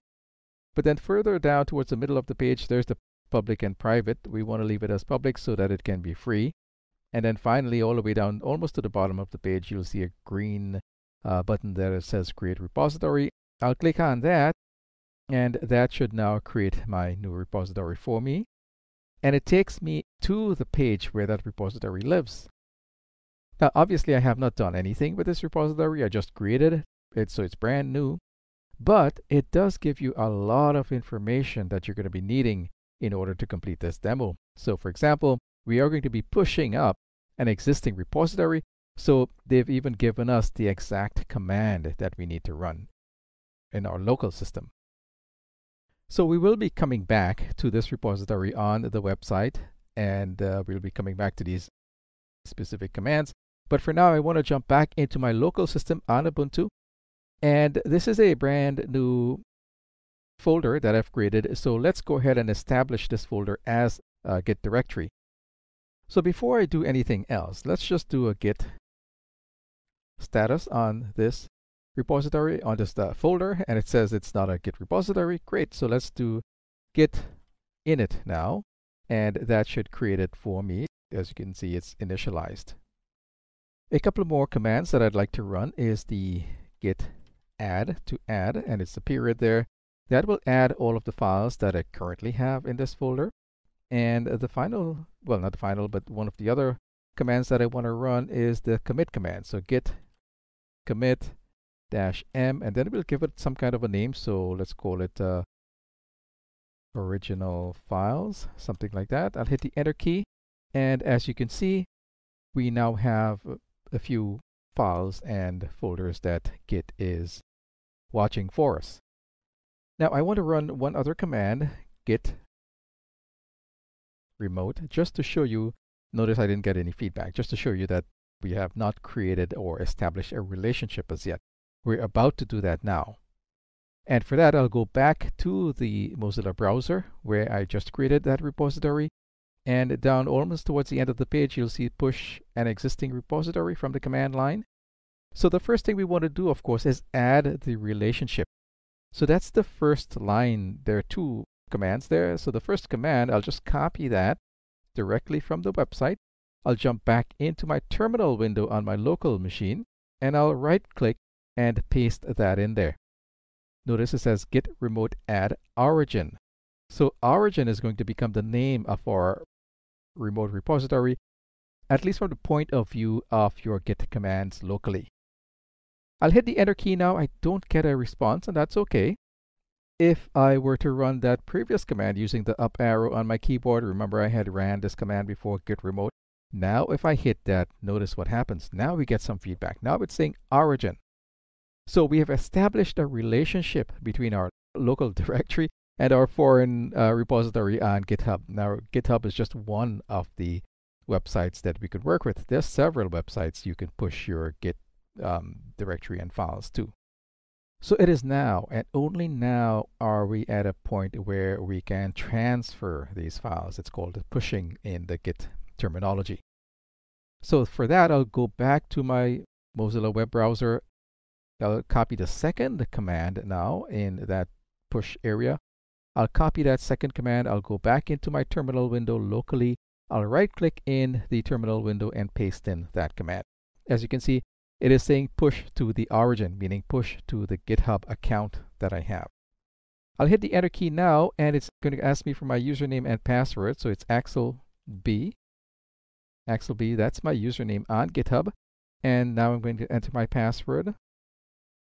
I'll hit the enter key after that password, and notice that we're getting quite a bit of feedback there.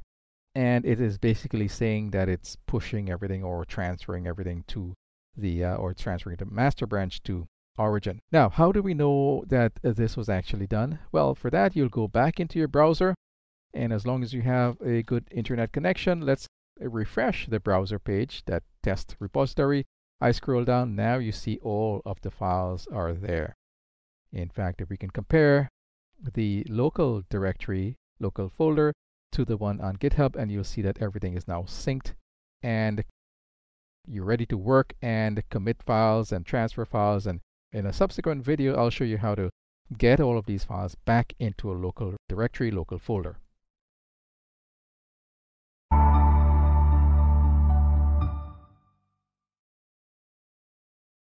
In this demonstration, we are going to work with GitHub, and we are going to pull files from a GitHub account, from a GitHub repository, into a local folder.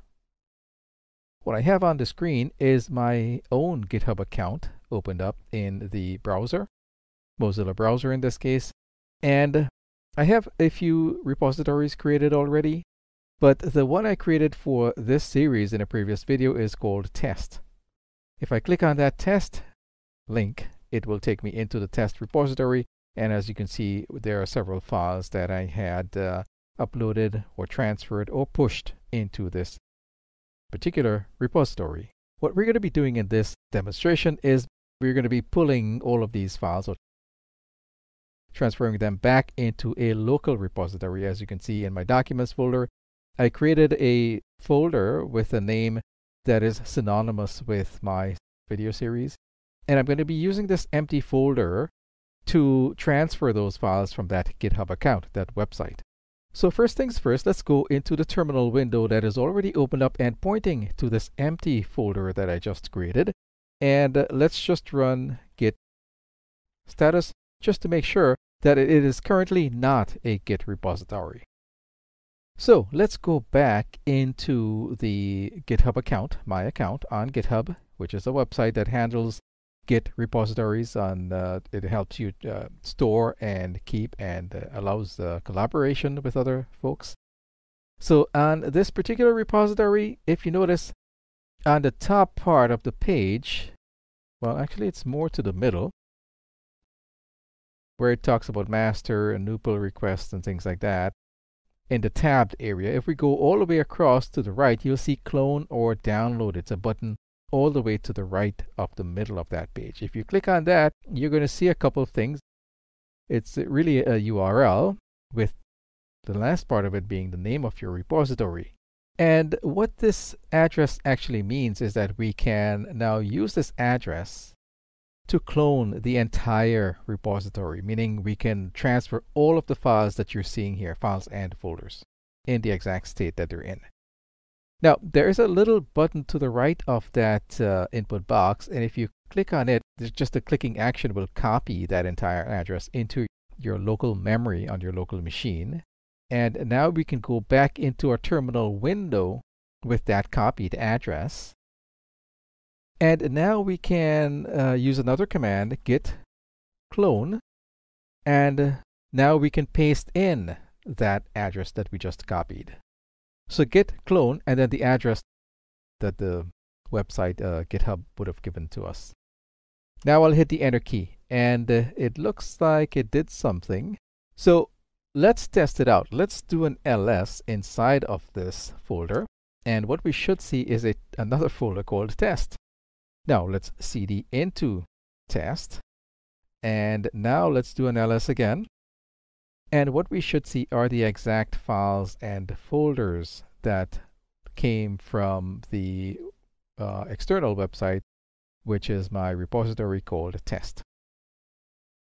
Now I'll switch back to that terminal window and let's just do a git status again. Now I'm doing this on the test directory, not the folder that I created to store this test directory. Let's hit the enter key and it says that you're on the master branch. So with just the git clone command, we have not only created a git repository, we have now created a git relationship with our GitHub account. Now one more test we can do is we can go into the local file system on my Ubuntu. Notice there's a test folder there that was not there when I created my original folder, and if I were to drill down into it, you'll see again all of the files and folders that were on our GitHub account. I'm just reordering everything by reordering it by type, so the folders float up to the top of that screen. Now we're going to do one more test. We are going to insert a file here to simulate that we are now working on the local file system, the local repository, the local directory, and we have added a file. What do we do next? So let's just say I've added a new file to my local folder, my local directory, and I want to now make this change on the GitHub website. So in other words, I want to synchronize everything. So now, in order to do that, I would have to go back into my terminal window, and all I have to do at this point is run the command git push and hit the enter key. And now of course it's going to ask me for my username and password. I've entered in my password. I'll hit the enter key and it says everything is up to date. Okay, so let's test that out. Let's go back to the website and let us refresh that page and see what happens. Okay, so I don't see my json.txt file. So now we will have to go back to our terminal window and we would have to do some procedures that I had actually laid out in a previous video. We have to do that git add. We have to run that git add command with period. So git add period. I'll hit the enter key. We would also need to commit those changes. So git commit -m as the flag, and we'll have to give it some kind of description. So in this case, I've added JSON file. I'll hit the enter key. Now we are good to go. Now I can run that git push command. So I'll use the up arrow on my keyboard to go back to that git push command. I'll hit the enter key, and now it's asking me for my username and password again. Now there is a way, of course, to do this one time, and then you won't have to put in your username and password during a particular session, but that is beyond the scope of this video. So I've entered it, my username and password. I'll hit the enter key, and now we get something, at least we get some better feedback as to what exactly is going on. So once again, I'll go back over to my Mozilla Firefox browser. I'll refresh that page, and now we should see that json.txt file amongst all of the other files and folders. So you see how easy it is now to establish this relationship and move files back and forth between the two.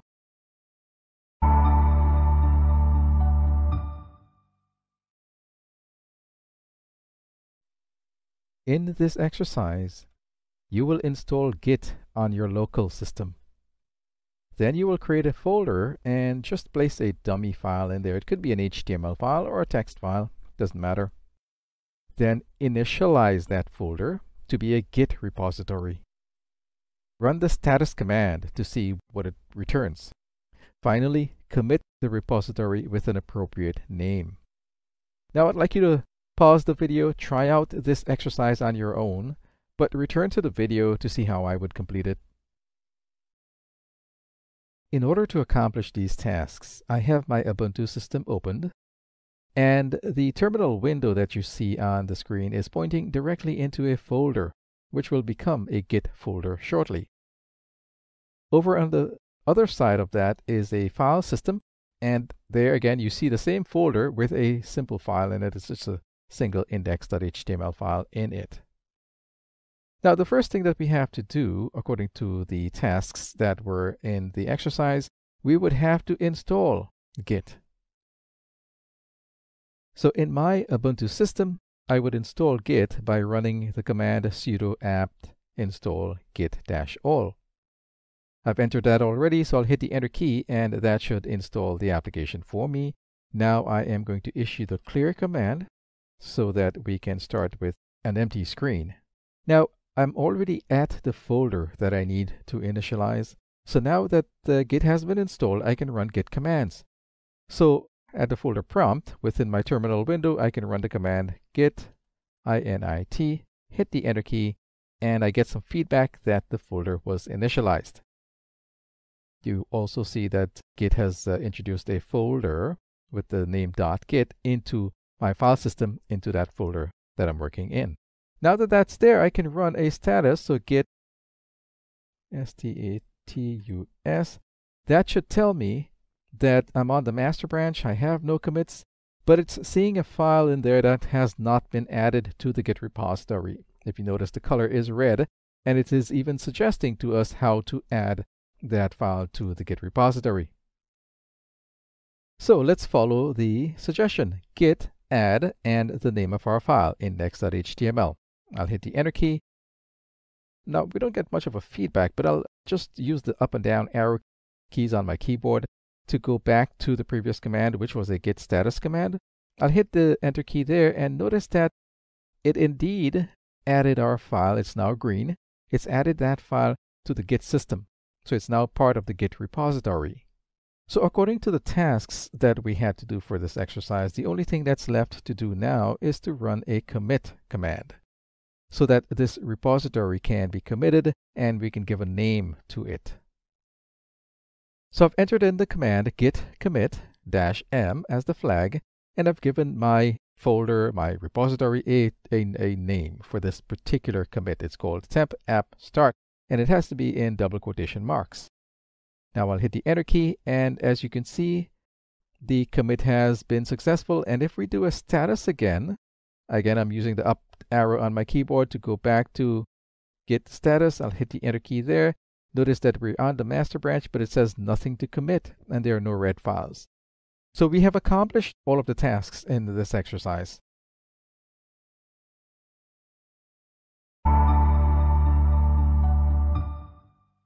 In this video, I'm going to talk about testing JavaScript applications and the various types of tests you can run. JavaScript testing, or testing JavaScript applications, should be a part of every developer's portfolio, in that because we are importing and using so many different packages from so many different parts of the community, it is best to test everything before you actually deploy your application. So this is something that has to be part of the development process. So in terms of testing itself, there are all kinds of different tests we can run, but basic ones are, for example, the unit test. This is where we test a single function or a method. We can even test a class and call it unit testing. So the idea here is that if that unit performs the way we expect it to perform, then we should now integrate it to the rest of the application, and it should perform perfectly well. In fact, the next level is integration testing. And this is where we test the connection between units. So for example, we may have a function that calculates something based on some rate or something like that. And the result of that is then fed back into a calling function. These two functions must work properly together and they must be tested. So the integration testing is the testing between two units that depend on each other. Of course, in the end, once we get to the functional testing, this is where we test the end-to-end testing, or the entire application, as it were. So for example, if we had an application that had user input, for example, we would test from that point all the way down to the end. For example, what happens to the data once the user has entered it. Now, a little bit more about JavaScript testing. Well, it's actually very complex, and it's made up of lots of different parts. So for example, at the top level, we can consider test launchers or test runners. These are the applications or the functions that actually run your tests. And then there are assertion functions or the assertion library. This is where we expect something to happen. We can use an assertion library. Some popular assertion libraries are Chai, Jasmine, Jest. These are libraries that would test your code based on your expectations. Another part of testing would be your reports. So what kind of reports can we get? For example, when Jest is run, it produces a file called testreport.html, and that report goes into the root folder, and it contains many details about the test that you run. Other testing libraries that has reports and results in it include Jasmine, Mocha, Karma, etc. There's another part of testing called spies. In fact, there's a group of these type of testing. There's also mocks and stubs. But spies in particular will take a look at the side effects of the integration that happened between one unit and another unit. But it also gives you details and information about how your functions are being used and how they are executing the code that's within it. And then there are also browser controllers. These are controllers like some of the more famous ones are Nightwatch, Nightmare, Phantom, Puppeteer. These browsers help you simulate user action during your functional testing. Now, in closing, I'd like to talk about one particular testing framework that has become very popular, and it was actually developed by Facebook, Jest. Jest is supposed to be simple, and it is supposed to be not a lot of configuration required. It has a very powerful API, and it puts most of its methods and functions in what's called the global space of JavaScript. So developers don't have to specifically require the various parts of Jest. Jest also includes things like matchers, where we can match something or a result or a variable for truthiness. We can match things like numeric values, string arrays, iterables, and of course exceptions. Jest also has, it's actually a combination of a test runner as well as an assertion library. So testing generally should be part of your development process because, again, as I mentioned before, you are using so many different packages, so much software is being developed by other parties, third-party developers, and it's being used in your application. So therefore, testing has to be a fundamental part of your development process.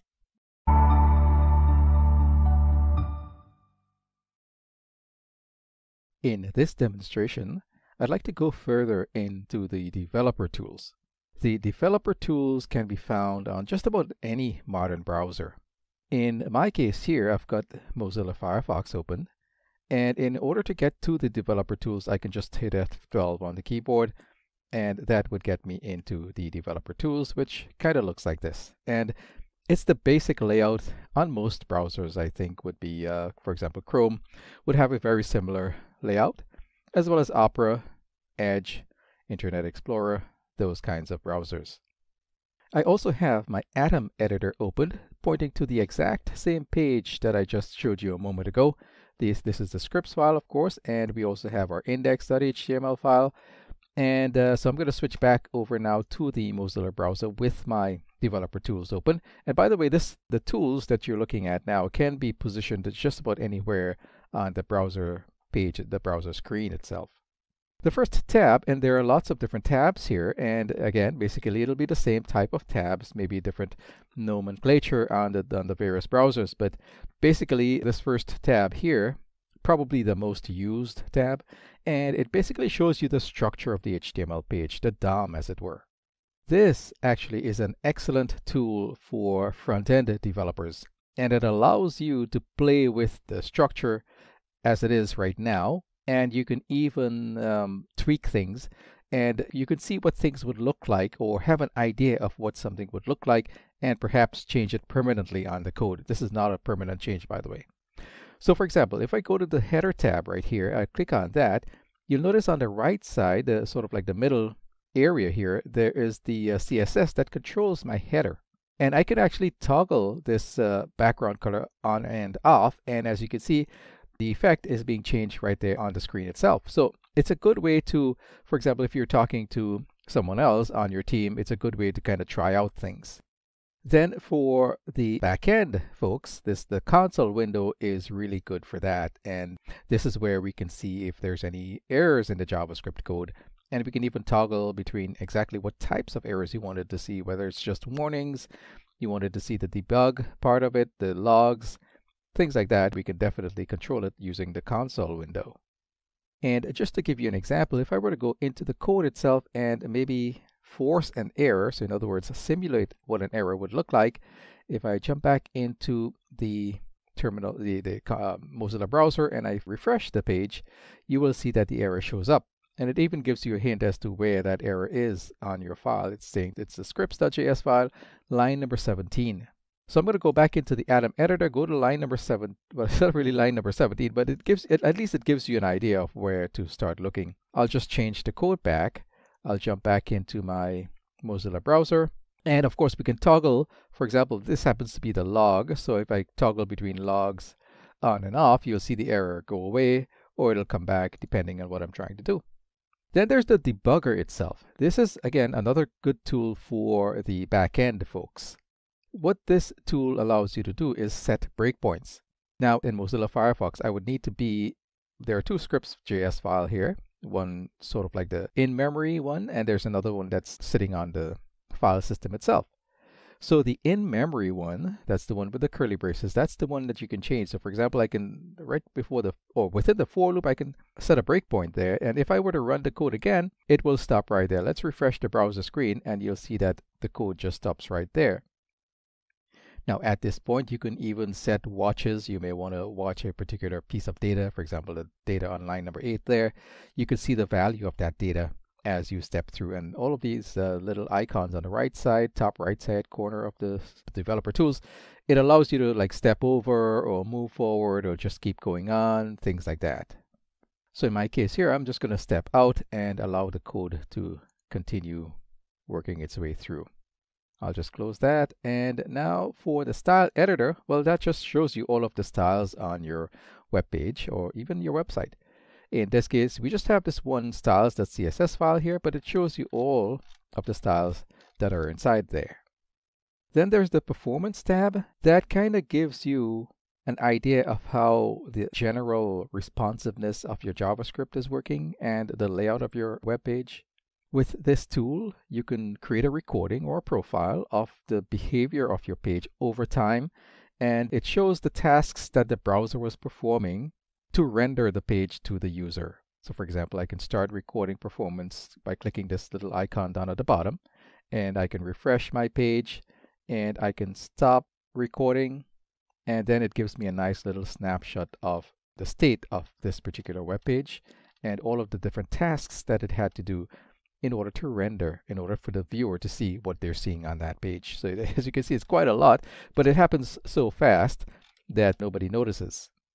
Then there's the memory panel, and this is a little bit advanced, but we could of course take a snapshot. If you notice, there's a little button right in the middle of that window. We can take a snapshot and we can see what's going on with our web page. So for example, we can see what is occupying more memory than other things. So for example, right here, the document, whatever element that happens to be, that just made one hit just to someplace in memory, and it's taking up probably 316 kilobytes.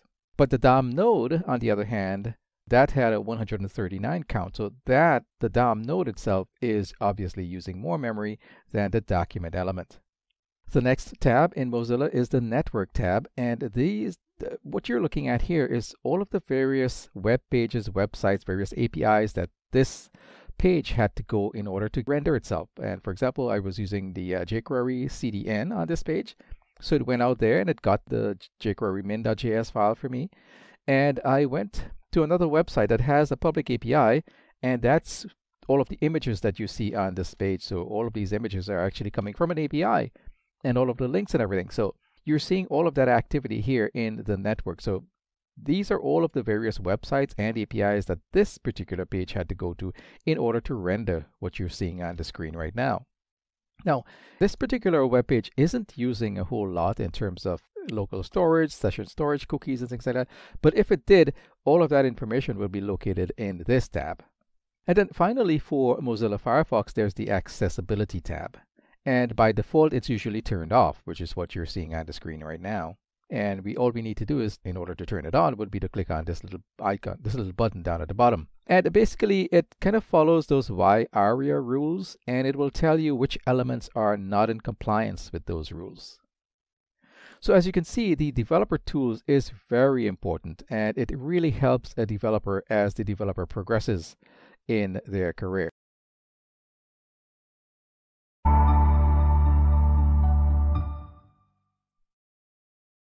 In this demonstration, I want to look further into the developer tools and specifically at the DOM inspector. What I have on the screen is an application that I've used previously in previous videos. It's a simple HTML page, and it has quite a few divs, it has some links and things like that. And in order to get to the developer tools, I'll hit F12 on the keyboard.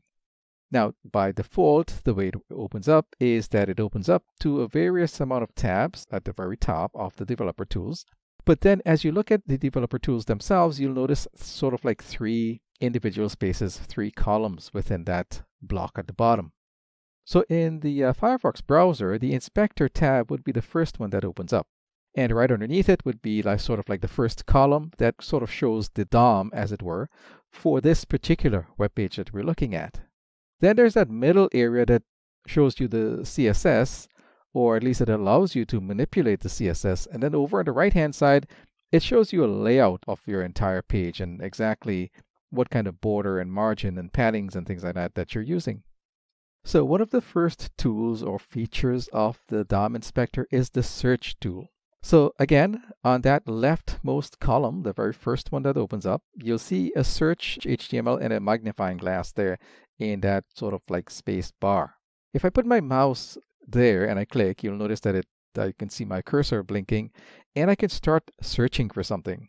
Now, if your page is very large, you might want to use this feature quite a lot to search for things. So I happen to have an element on this page with an ID of fish. So if I were to type in fish right here, F-I-S-H, and I hit the enter key, notice that it takes me directly to that element. It's an anchor element. It has an ID of fish in it. So this will definitely come in handy if you have quite a lot of elements on your page with all kinds of different IDs and names, and it can even search for CSS styles and things like that. Now, another nice feature of the developer tools and another important tool is the ability to add nodes to the DOM. And you can do this on the fly, as we say, or whenever you wish. If you just wanted to add a node and try something out, you can do that. So we are still in that first section, and right up at the top next to the search, well, let's click on the X next to the search bar so we can eliminate searching for that fish. And right next to that is a plus sign. And as you notice, if I hover over it, it says create new node. Now notice what's going to happen. If I click on this plus sign, it creates a pair of div tags for me right inside of section 2. Now this may or may not be where you want to have an extra node. In this case, I don't want to have it. So I'm going to right click on that node that just showed up and simply choose delete node from the pop-up menu that pops up. I do want to have a node, an extra node, but I wanted to put it at the top, the first section at the top. So I just need to highlight that section and again, go back to that plus sign next to the search bar, click on it, and it creates the node for me. Again, that node is a simple pair of div tags. Now, a couple of ways we can add stuff to this div tag or add in HTML elements. Let's just say I had something in memory. So I'm just going to copy this phrase right here. I'll just copy that, put it into my cache, and I can go back to that pair of div tags, right click on it, and notice that I have the option to paste inner HTML, and there's a whole lot of options here, but I'm going to choose inner HTML, and I can just click on that and notice that it pops up right away, and it shows up right here on the actual HTML document. Another way to handle this new node that we just inserted is to just kind of keep clicking until you get this sort of like dotted border here. And now if you notice, I can just go ahead and remove what I had from before, and I can add my own content in there, something like more news later. And if I hit the enter key, you'll see that's exactly what shows up below the first pair of section tags. Now, one more thing we can do to this div tag, in fact, you can do to any element on this page, is we can actually go now to the middle column and I can say, okay, I want to add a class. So I can just click on CLS and I can add a class. Now I happen to have a class called, actually we don't need the period, so let's take that away. Li yellow like that. I'll hit the enter key and notice that the effect takes place immediately. So Li yellow will simply put a yellow background to whatever element that we're working with. Now, of course, something else you could do just to see how things work is just check and uncheck this Li yellow checkbox, and you'll see the effect take place or the effect not take place. Great, now I'm going to remove this, so I'll right click on it as it's highlighted in yellow and just delete the node. The last thing I wanted to show you here is, let's head back up to our main section there and the various paragraph tags here. Now I do happen to have a class that is being added to each of these paragraph tags as the mouse is hovered over on the browser itself. So I wanted to show you what happens as we do that. So if I come back over here, notice that that class is being added and taken away just as we actually perform the action. So in that sense, it is really good to see what's happening with your code and with your various classes and things like that. So look at the DOM inspector and some of the features, some of the tools that the DOM inspector has that you can perhaps use in your own situation.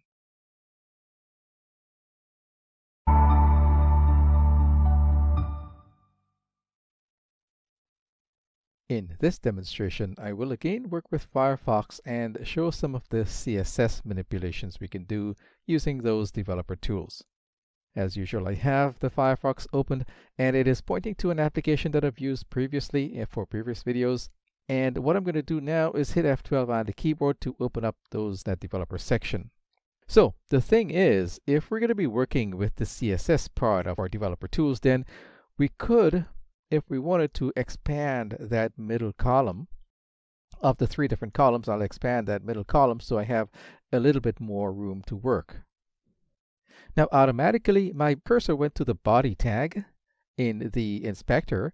So over on the CSS side, it is showing me the styles that are attached to the body tag itself. And as usual, I can toggle the styles on and off. And as you can see, as I toggle the margin on and off, the page sort of doubles down and then goes back into its original size. Now the next feature I'd like to show you is, let me head over to something more interesting.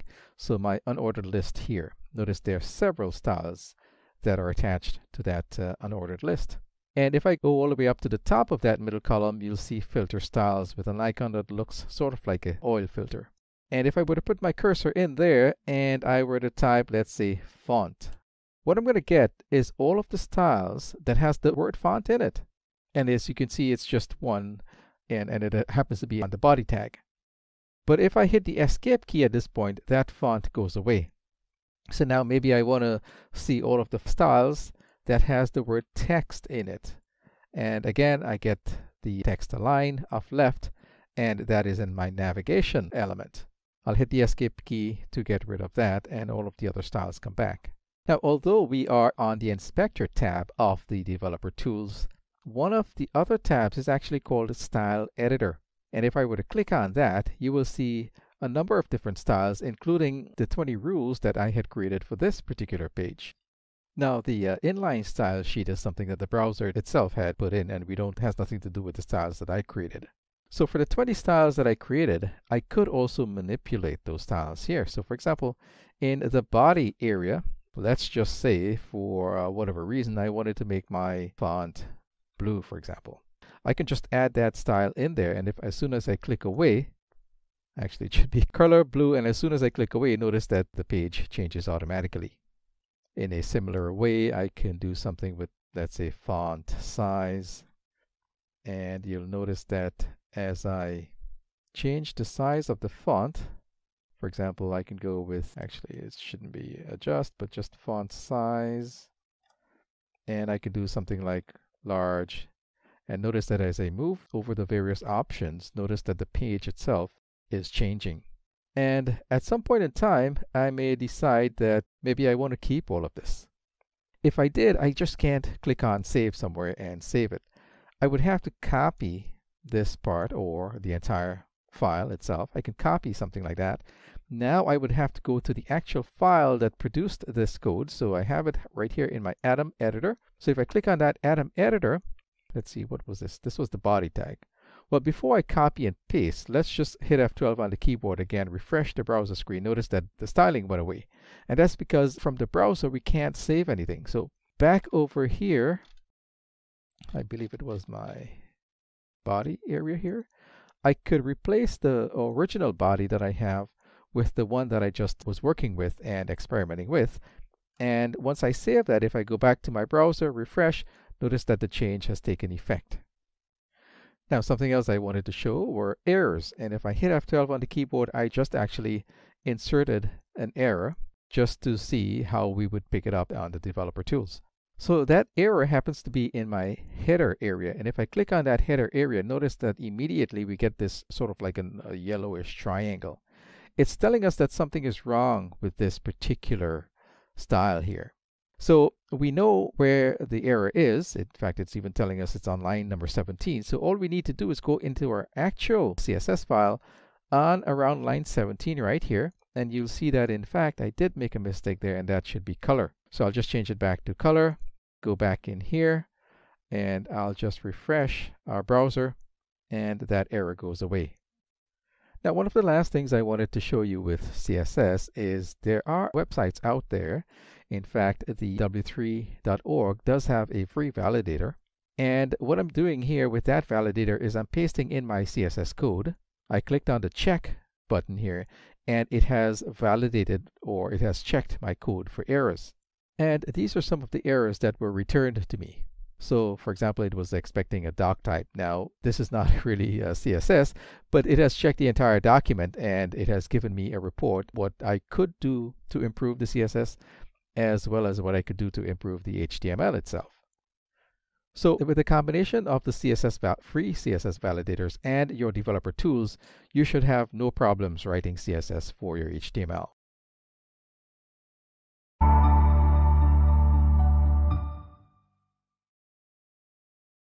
In this demonstration, I'm going to install a very simple application using npm init.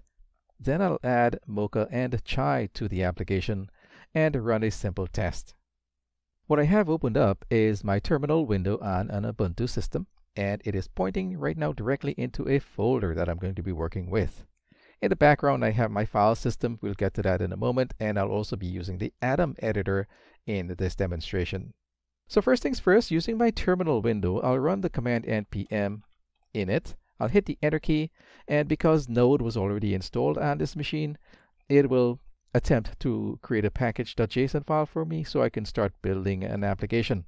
I'll hit the enter key at this package name just to accept the defaults, and in fact I'll keep hitting the enter key all the way through. Now we got to a test command, and it's asking me, well, what do you want to run for test?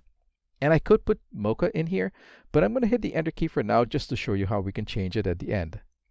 Again, I'll keep hitting the enter key all the way through until the end, and at the very last, at enter there, if I jump into my file explorer, you'll see that I do have a package.json file there. Now I'll open that package.json file using my Atom editor, so I can right click right now as I'm inside of the file explorer or the file system on Ubuntu. And if you notice, I get a few options. I'll choose the first one, open with Atom. I'll click on that, and obviously I have the editor Atom installed already, and there is my package.json file. So in this file, around line number 7, that's the test name value pair, and right now it's pointing to the default that the npm init command gave me. I'm going to remove, well, actually before we remove that, let's go back into the terminal window now and install Mocha. Mocha is a test runner. Chai will install a little bit later on, and that is called an assertion library. So let's install Mocha first. So I've entered in the command to install Mocha. It's npm install --save -dev Mocha. So that should install Mocha for me as a development dependency. I'll hit the enter key, and it's going to take a bit to install that, but that's fine. While it's being installed, what we're going to have in the end is a test runner, as I mentioned before, and we can now use that to create our test, build our test, and run our tests. So it is completed. I'll head back into, let's go into Atom actually, And you'll see that Mocha has been added, if you look at line number 12, as a development dependency. So now over at my test, line 7 again, I can remove the default value for test and replace that with Mocha. And I'll save that change. So now that I have Mocha, I can go to my root folder in Atom, right-click in that root and choose New File from the pop-up, and I can create a file for doing just tests. So I'll call this file test.js. It has to be named test. Inside of this test file, that's where I'm going to be writing my test. Now, by default, when you install your Node application, what you get for free is an assertion library. However, that assertion library is very limited. Nevertheless, I'll demonstrate how that works. So first of all, I'll create a variable using the const keyword. Let's call it assert. You can call it whatever you want, but I think the default is assert. And I can now just require. I could just require that assertion library. So I'll just pass assert into the require method. Now I have assert as an object. In fact, I can use the it method. That it method will take two parameters. The first is whatever, some kind of a description. So I'm going to say should be equal. Should be equal. So obviously I'm trying to test two things to see if they're equal. Now the second parameter of the it method is a function. I'm going to use anonymous function here, and that anonymous function has a body. Now I can use that assert property that I created on line 1, that assert object, I should say. So SSERT dot, there's an equal method I can invoke. And inside of that equal method, that's the thing I should pass two parameters. On the left side should be equal to the right side parameter. So let's do something simple. I should say 5 should be equal to 5. Let's put a semicolon there. I'll hit Control S on my keyboard to save that test file. I'll jump back into the terminal window and actually run the test. To run the test, it's very simple. It's run, actually, npm test. I'll hit the enter key at that point, and I should see one test passing. Now back over in my test.js file, obviously if I change those two numbers for whatever reason, I'll hit save, go back into my terminal window, run that test again by hitting the up arrow on my keyboard to go back to the previous command. I'll hit the enter key there and you should see it fail. Great, so now we know that everything is working perfectly. Let's go back into the terminal window. That's not the terminal window. Let's go back in here. Now let's insert install Chai, I should say.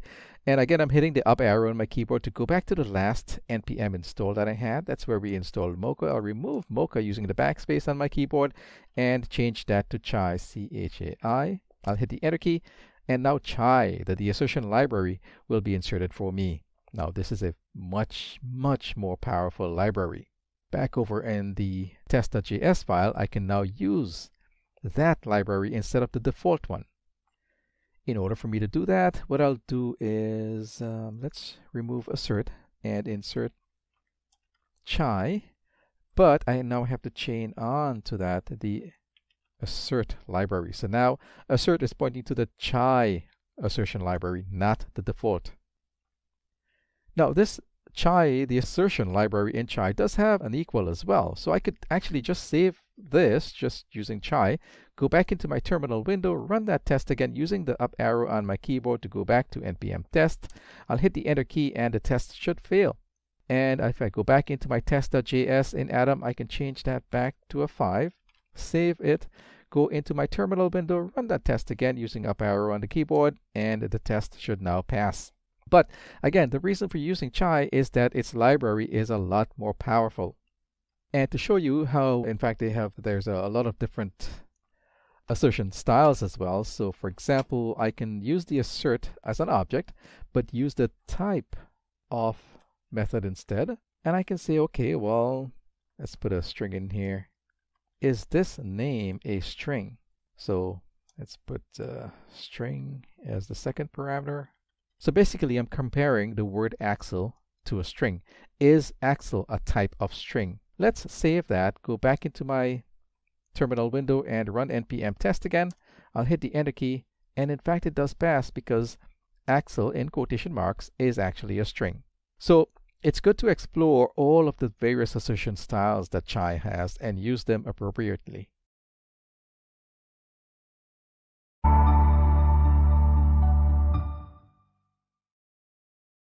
In this demonstration, I'm going to test a component. I'm going to create an application using create React app. It's a React component. And then I will install Enzyme and test the component. What I have on my screen is my terminal window pointing directly into a folder that I'm going to be using to create my application and then test it out. Now, this Ubuntu system already has Node installed as well as the React package, and I'm using create React app to create my boilerplate application. So create React app, and in the name of my application, which is skills, I'll hit the enter key and the application is going to be created for me.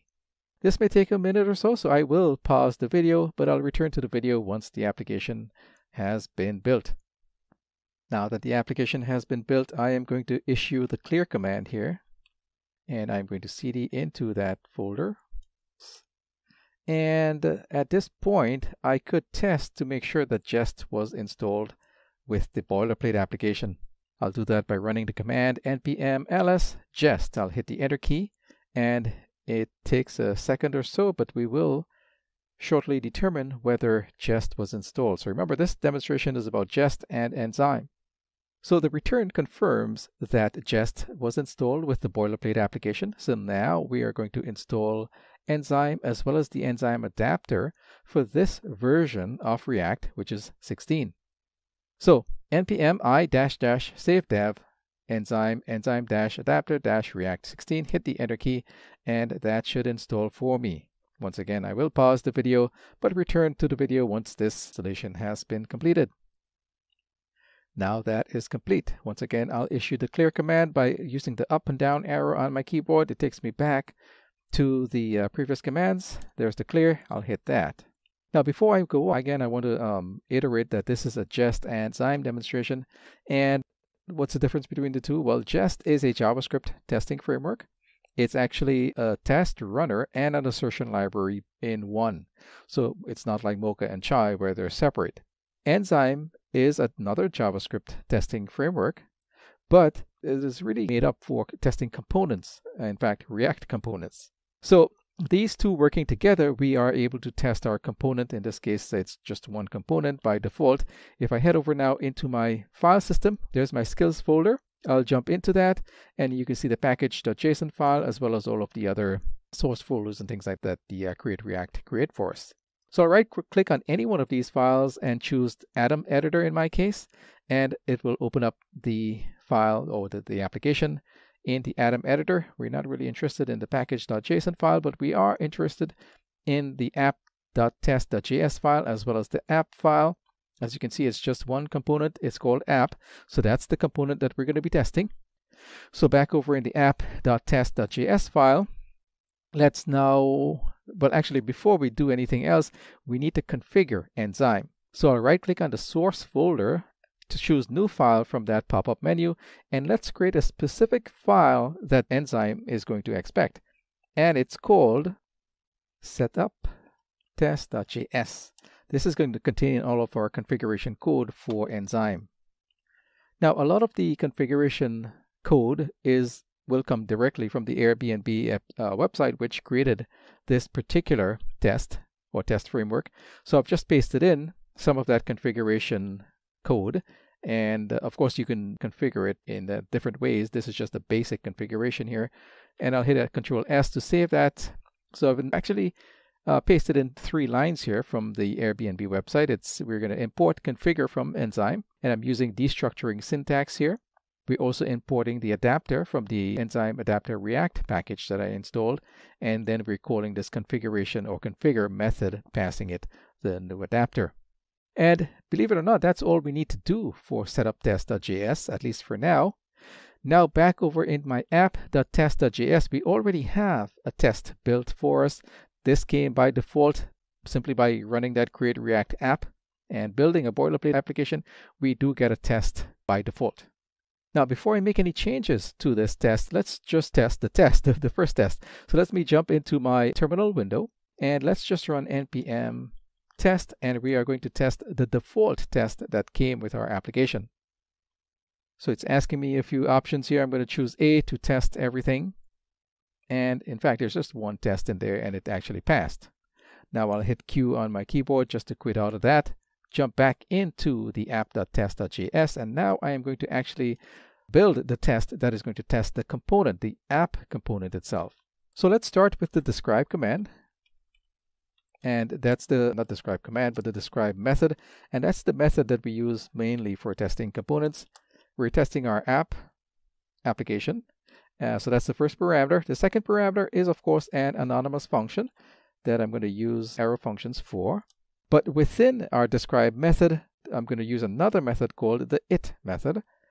And again, it's a method. So the first parameter will be whatever you want your test to be. So in this case, our app component should render correctly. So render. Actually, let's be more specific. Our app should have one element in it. Hope I spelled that correctly. So the next parameter will be another anonymous function. And I'm using arrow functions here again. But now we can create a variable to represent our app component. So const comp for component is equal to shallow. Oh, we need to import shallow as well. Shallow is one of those methods that we can use to test our components. So what we're testing is we're testing our app, and I have to write it exactly as it would appear where we are rendering our application. So let's import shallow. So up at the top, we will import shallow again using destructuring syntax. And shallow is a method that comes from enzyme, of course. Now that we have that, we can use it down here. And what we want to do with our comp is we want to expect. So expect again is another method. And we expect our comp in this case. All right, so we expect our comp to have length of 1. There should be only one element in that component. Let me save all of this now, head back over to my terminal window, and run our test again. So I'm using the up arrow on my keyboard to go back to the previous command, hit the enter key, and we should have 2 tests running. And if everything works well, we should see 2 of them passed.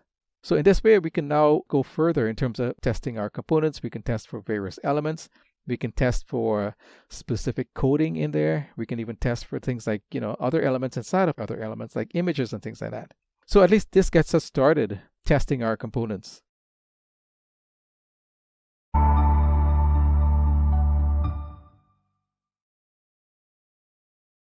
In this demonstration, I'm going to test a component that I wrote. This is a React application, and I'm testing a React component. What I have on the screen is a boilerplate application that I built using Create React App, and it's an application that I had used in a previous video in a previous demonstration. On the right side is a Mozilla browser rendering the React application you see on the left. On the left, the code that you're looking at is inside of an Atom editor, and on the left-hand side, we are drilling down into the source folder of our React application, and you see all of our boilerplate files there. Now, I did make one small change to the boilerplate application. If you notice on the right-hand side, it's a smiley turning around rather than the atom that you would get in a boilerplate React app. And this is for copyright purposes only. Now, for a previous demonstration, I did create a setup-test.js. Remember, when you use Create React App to create your React applications, you do get Jest installed by default. However, if you want to test React components specifically, there is a package that you would install. So in my package.json file, if I click into that right now and I go all the way down to the bottom, you do see me installing the enzyme package as well as the enzyme adapter for this version of React, which is React 16. Now, I also created an setup-test.js file. This is sort of like a configuration for enzyme. And I have used, like I said, I've used this in a previous video, in a previous demonstration. And with every Create React application that you build, you will get an app.test.js file. I'll click on that right now. And the first it method is the boilerplate test that we get with our application. But further down, the second test that you see here is a test that I had written for a previous demonstration. But this test is about components, and over on the left-hand side, right underneath the source folder, is another folder called components, and inside of that components, as I drilled it down, you will see header.js file. If I click on that, you will see it's a very simple file. What I want to do though is replace the boilerplate code that you see here, what you're seeing on the Mozilla browser. I want to replace all of that with the header component that I built. So over in my app.js file, what I'm going to do is well, before I do anything else, let's just import the component. So I will import, let's see, it's going to be called header. Actually, we don't need we just need the word header from, but now we need the quotations, and it is coming from our components folder /header. Now that I have this header, what I'm going to do is remove everything from in between the div tags in the boilerplate application, and I'm going to insert my header here like this. I'll do a save here, and on the right hand side the page will refresh. There's my smiley there. Now in order for me to test this component, I would go into the components folder, right click on that components folder, choose new file from the pop-up menu. Remember I'm using Atom, and I have to name my file exactly as the file I'm testing, or the component that I'm testing. So it's HEADER. However, I have to insert test in between the name of the file and the file extension, JS in this case. Now, in my test folder, first things first is to import React. So importing React from React. Then I will import shallow using destructuring syntax. Remember, shallow is a method that is from the enzyme package, and it allows us to do a shallow testing of our components. So in other words, we don't use a lot of memory, and we don't component itself doesn't get rendered to the DOM. Then I'm going to import header, because that is the component that I'm testing from. This time it's in the same folder, and it's header.js, but we don't need the JS. Now that I have that, I can use my describe function, and let's give it some kind of a description. Header component test. Now the second parameter to my describe function will be a function, but in this case I'm going to be using an arrow function. But inside of that arrow function, I can now start defining the component that I want to test. So I'm going to use a const here to create a variable, call it component, and I'm going to point that component to the shallow method. And I'm going to pass to the shallow method the component that I want to test. In this case, it is header. So now I have a variable called component that is pointing to my header component via the shallow method. Now I can use my it method, and let's say, what do we want this it method to do? Well, it should contain one logo. Remember, I have a logo in my header. So that's what I'm going to be testing. Now the second parameter of it method is itself another function, and I'm going to use arrow functions here. And again, I'm going to define what it is I'm trying to test. So in this case, I am going to define a logo here, and I'm going to point that to using the component that I have from line number 6. So component dot, and now I can use the find method. And what am I looking for? Well, I'm looking for a class called app-logo, and I'll show you what I'm talking about in a second. Actually, let's go back to our header.js file. Notice on line number 8, in between the header tags, I do have my logo there. And check this out. There's a class name attribute here with a value of app logo. We have to use class name and not class. So I'm going to search for that. If I see that in the DOM, remember this is not a rendered DOM, but a shallow rendition of the DOM. If I see that app logo attempting to be rendered on the DOM, then I know that my actual logo has been rendered. So now what do I expect then? If this was rendered to the DOM, what would I expect? Well, I expect, using the expect method, I expect my logo to, or the length of my logo, I expect that to be 1 and nothing more than 1. So let me save this test now. So now that that has been created, I can go into my terminal window and my application is running. So what I'll do is I'll open up a different terminal window. So again, I'll go back to my skills folder. I'll right click in that folder from the file system and I'll choose open in terminal. So now I have a new terminal window and now I can run npm run test. I'll hit the enter key and the test should run for me. And here we see that one has failed. So if we take a look up at the top on line 3, and it is because of a typo. So I'll jump right back into my Atom editor. I will go up to my header dot line 3. I'll put a / there. I'll do a Control S because I did not indicate the exact location of that file. Now I'm going to jump back into my terminal window, the second terminal window that I opened up. Notice that all of the tests have passed because the test was watching for any changes to the code. So in this way, I can test components for various things, not just the logo, but you can test for div tags, you can test for image tags, you can test for classes and IDs and things like that. But this is the way you would set up your component testing.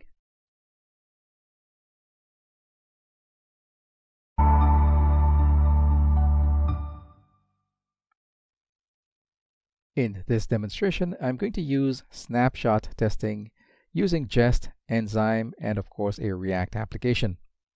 What we have on the screen is my Atom editor opened, and it is pointing to my application, the same application that I've used in previous videos. I was able to spin this application using Create React App. I got a boilerplate application, and I actually went ahead and created a component, a custom component to the application. I also have the application running using npm run. That should be npm start. So the application is being shown on the right side of your screen in a Mozilla browser. So if you remember from previous videos, when we do a boilerplate application, we do get app.test.js, and if I click on that, you'll see it's the same text or the same code that we had from the boilerplate application. Now I went ahead and I created a header.js file. It's a component, and I have one image in there as well as a paragraph.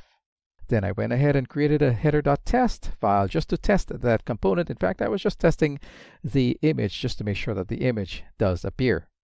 What we're going to be doing now is something called snapshot testing. And what that does is it tests your component. It's mainly used to make sure that the front end part of our components actually, well, nothing has happened to it since the last snapshot that we took. So basically, it will compare what you have inside of your component against a snapshot. And if anything has changed, maybe somebody made a mistake, added an extra div, or remove a paragraph or something like that, then the snapshot testing will pick that up. Now, in order to help me with this snapshot testing, we do have to install a package. But before I do that, I'm going to jump into my terminal, and I'll show you when I did run npm run test, both tests have passed. Again, this is the same application that I've used in a previous video. What I'm going to do now, though, is hit Control-C on my keyboard to stop that process. This is the watching process. It watches for when changes happen to our application and then run the tests again. What I've just entered is the command to install React Test Renderer. I'll hit the Enter key and that will install for me. Now that renderer has been installed, I'm going to use the up arrow on my keyboard to go back to npm run test, that command that will run the tests for me. I hit the Enter key and both tests should run. There we go. Now I'm going to go back into my Atom editor. I'm going to go to my header test.js file and I'm going to import renderer. In fact, I already have it in my text file, so I will just paste that in there. So import renderer from React Test Renderer. Now, we already have a describe method on this page. Remember, describe helps us to group tests together using it. So I'm going to simply add another test in here. Again, it's an it test. So I'll just use my it method, and let's give it some kind of a description. So matches, let's see, header component for component.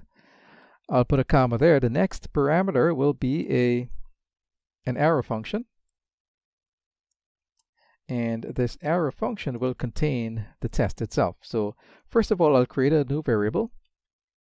For some reason, everyone uses tree, so I'll just continue using that for my to represent my component. So now I'll use renderer. Renderer dot renderer has a create method.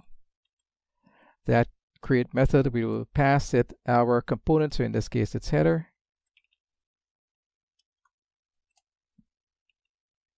And then finally, we will pipe everything to JSON, because JSON makes it a lot easier to read. And I think I need a / right there. Perfect. Now, every time we run our test, we will expect our tree to match snapshot. Now, whenever we run this test, in fact, it's going to be run automatically because it's always watching for changes. Whenever that test runs, we should expect that our tree should match our snapshot. And the snapshot will be created the first time that our test runs. Now that we have that, I can save everything.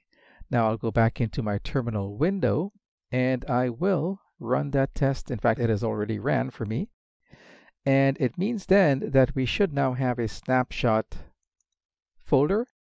And if I sort of drill down into there, you'll see that this is what the snapshot looks like.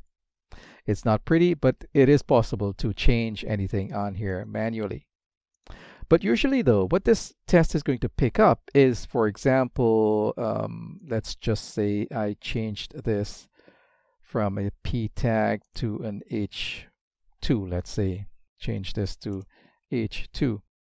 Once I save this, the tests will run and they will fail because it's saying now that the snapshot has failed. Now, of course, there are commands that you can run to accept the change. Maybe this is a change that you wanted to go forward with. But in my case, I'm just going to hit Control-Z on the keyboard just to get it back to the paragraph tags. And the moment I hit Control-S on my keyboard, that test will run again and everything should pass. So in this way, you can use snapshot testing to make sure that your components all have the desired parts within it.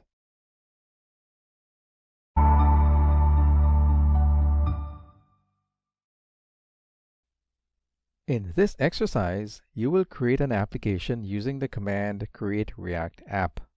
You will then cd into the app folder and spin the application using a different command, npm start. Once the application has started, you will run the boilerplate test using the command npm run test.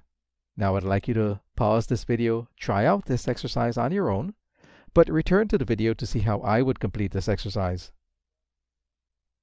So the first part of the exercise is to run the command create React app. Now before I do that, I went ahead and created a folder in my file system. I'm using Ubuntu 18 and I've created a folder called React.js. Now I'm going to use this folder to get the command create React app to put that application into this folder for me. Now in order to do that, I would have to right click inside of the white space of this folder. And in Ubuntu 18, I do get an option to open this folder in the terminal. So I'll do that now by choosing that option. And once I'm in the terminal, I can now run the command create React app. So let's run that now, create React app. Now I also have to pass to this create React command a name that the create React app can create an application using that name. So I'm going to use skills. And I'm going to hit the enter key now on my keyboard. And that should start the process of creating this application for me. Now this may take a minute or so, so I will pause the video while the application is being built. Now once the application has been built, you do get suggestions in the terminal window as to how to start the application. Remember, I had passed it a name, and that's the name that my application is going to be called with. So I can now cd into that folder because that name has been applied to the folder as well. So if I type cd skills, I will now be in the terminal window, at least I'll be pointing to that skills folder. Now before I run the npm start command, I will mention that I did have to do a little bit of a tweaking in terms of the CSS and the image that is being displayed. And that's because of the copyright issues. I had to go in and make those tweaks. So my application, what I'm showing you on the screen now, will look a little bit different from the one that you will create, but nevertheless everything else is the same. So if I were to run npm start in my terminal window, hit the enter key on the keyboard, then this is going to generate or spin up the application for me, which will actually involve creating or invoking my Mozilla browser. So as you can see, the Mozilla browser has been opened, and there is the application, the boilerplate application that came with Create React App. Now we are supposed to run the command. The default boilerplate test that came with this application has a command. It's called npm run test. And for that, I'm going to actually open up a different terminal window, because this terminal window now is occupied with the process of running the application. So if I were to go back to my file system, I can now jump into my skills folder, and I can right-click in the white space here, choose Open in Terminal. Now I have a new terminal window pointing directly into the application that I named Skills. Now I can run my command npm run test, and it will run the boilerplate test that came with the application. And as you can see, it has passed. So the application and the testing framework is now ready for you to develop more tests and develop more components, etc., and test everything together.